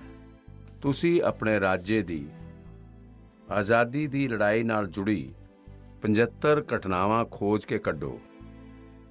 ਆ ਕਿਸੇ ਵਿਅਕਤੀ ਦੇ ਸੰਘਰਸ਼ ਵਿੱਚ ਜੁੜੀ ਹੋ ਸਕਦੀ ਹੈ, ਕਿਸੇ ਕ੍ਰਾਂਤੀਵੀਰ ਨਾਲ ਜੁੜੀ ਹੋ ਸਕਦੀ ਹੈ। ਇਹਨਾਂ ਘਟਨਾਵਾਂ ਨੂੰ ਤੁਸੀਂ ਆਪਣੀ ਮਾਤਰ ਭਾਸ਼ਾ ਵਿੱਚ ਵਿਸਤਾਰ ਨਾਲ ਲਿਖੋ। ਇਸ ਦੇ ਇਲਾਵਾ ਹਿੰਦੀ, ਇੰਗਲਿਸ਼ ਵਿੱਚ ਲਿਖ ਸਕੋ ਤਾਂ ਚੰਗਾ ਹੋਏਗਾ। ਤੁਸੀਂ ਇਸ ਨੂੰ ਸਾਲ ਭਰ ਦਾ ਪ੍ਰੋਜੈਕਟ ਬਣਾਓ ਅਤੇ ਡਿਜੀਟਲ ਤਰੀਕੇ ਨਾਲ ਇਸ ਨੂੰ ਕਿਵੇਂ ਕਰੀਏ, ਇਸ ਦੇ ਲਈ ਆਪਣੇ ਟੀਚਰਸ ਵੱਲੋਂ ਵੀ ਗਾਈਡੈਂਸ ਲਓ। ਤੁਸੀਂ ਆਪਣੇ ਟੀਚਰਸ ਨਾਲ ਗੱਲ ਕਰੋ, ਆਪਣੇ ਪੇਰੈਂਟਸ ਨਾਲ ਗੱਲ ਕਰੋ, ਦਾਦਾ ਦਾਦੀ ਨਾਲ ਗੱਲ ਕਰੋ। ਤੁਸੀਂ ਕੀ ਕਰ ਸਕਦੇ ਹੋ, ਇਸ ਉੱਤੇ ਚਰਚਾ ਕਰੋ। ਸਾਥੀਓ, ਗੁਰੂਦੇਵ ਰਵਿੰਦਰਨਾਥ ਟੈਗੋਰ ਨੇ ਲਿਖਿਆ ਹੈ, ਮੈਂ ਸੁਪਨ ਵੇਖਿਆ ਕਿ ਜੀਵਨ ਆਨੰਦ ਹੈ। ਮੈਂ ਜਾਗਿਆ ਅਤੇ ਪਾਇਆ ਕਿ ਜੀਵਨ ਸੇਵਾ ਹੈ। ਮੈਂ ਸੇਵਾ ਕੀਤੀ ਅਤੇ ਪਾਇਆ ਕਿ ਸੇਵਾ ਵਿੱਚ ਹੀ ਆਨੰਦ ਹੈ। ਤੁਸੀਂ ਆਪਣੇ ਆਪ ਹੀ ਵੇਖੋ, ਜਦੋਂ ਸਾਡੀਆਂ ਇੱਛਾਵਾਂ, ਸਾਡੇ ਲਕਸ਼ ਦੇਸ਼ ਦੀ ਸੇਵਾ ਵੱਲ ਜੁੜ ਜਾਂਦੇ ਹਨ ਤਾਂ ਅਸੀਂ ਕਰੋੜਾਂ ਜੀਵਨਾਂ ਵੱਲੋਂ ਜੁੜ ਜਾਂਦੇ ਹਾਂ। ਇਸ ਲਈ ਵੱਡੇ ਸੁਪਨੇ ਰੱਖਣੇ ਹਨ, ਦੇਸ਼ ਲਈ ਸੋਚਣਾ ਹੈ।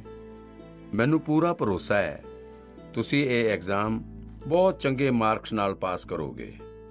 ਉਸ ਦੇ ਬਾਅਦ ਜ਼ਿੰਦਗੀ ਵਿੱਚ ਬਹੁਤ ਅੱਗੇ ਜਾਓਗੇ। ਇਸ ਲਈ ਖੂਬ ਪੜ੍ਹੋ, ਖੂਬ ਖੇਲੋ, ਖੂਬ ਮਸਤੀ ਕਰੋ।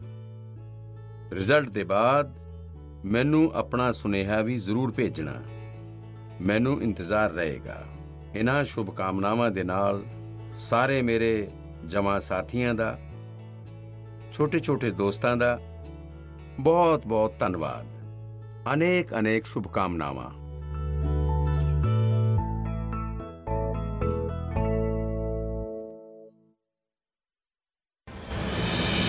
दवाई भी कड़ाई भी का मंत्र लिए वैक्सीनेशन की चल रही है लहर, गांव-गांव शहर-शहर। लेकिन जब इतना किया है सब्र तो थोड़े और समय रखें कोरोना पर कड़ी नजर। ना छोड़ें 2 गज दूरी, सैनिटाइजेशन और मास्क की सावधान डगर। रहें इस खतरे से सचेत हर प्रहर।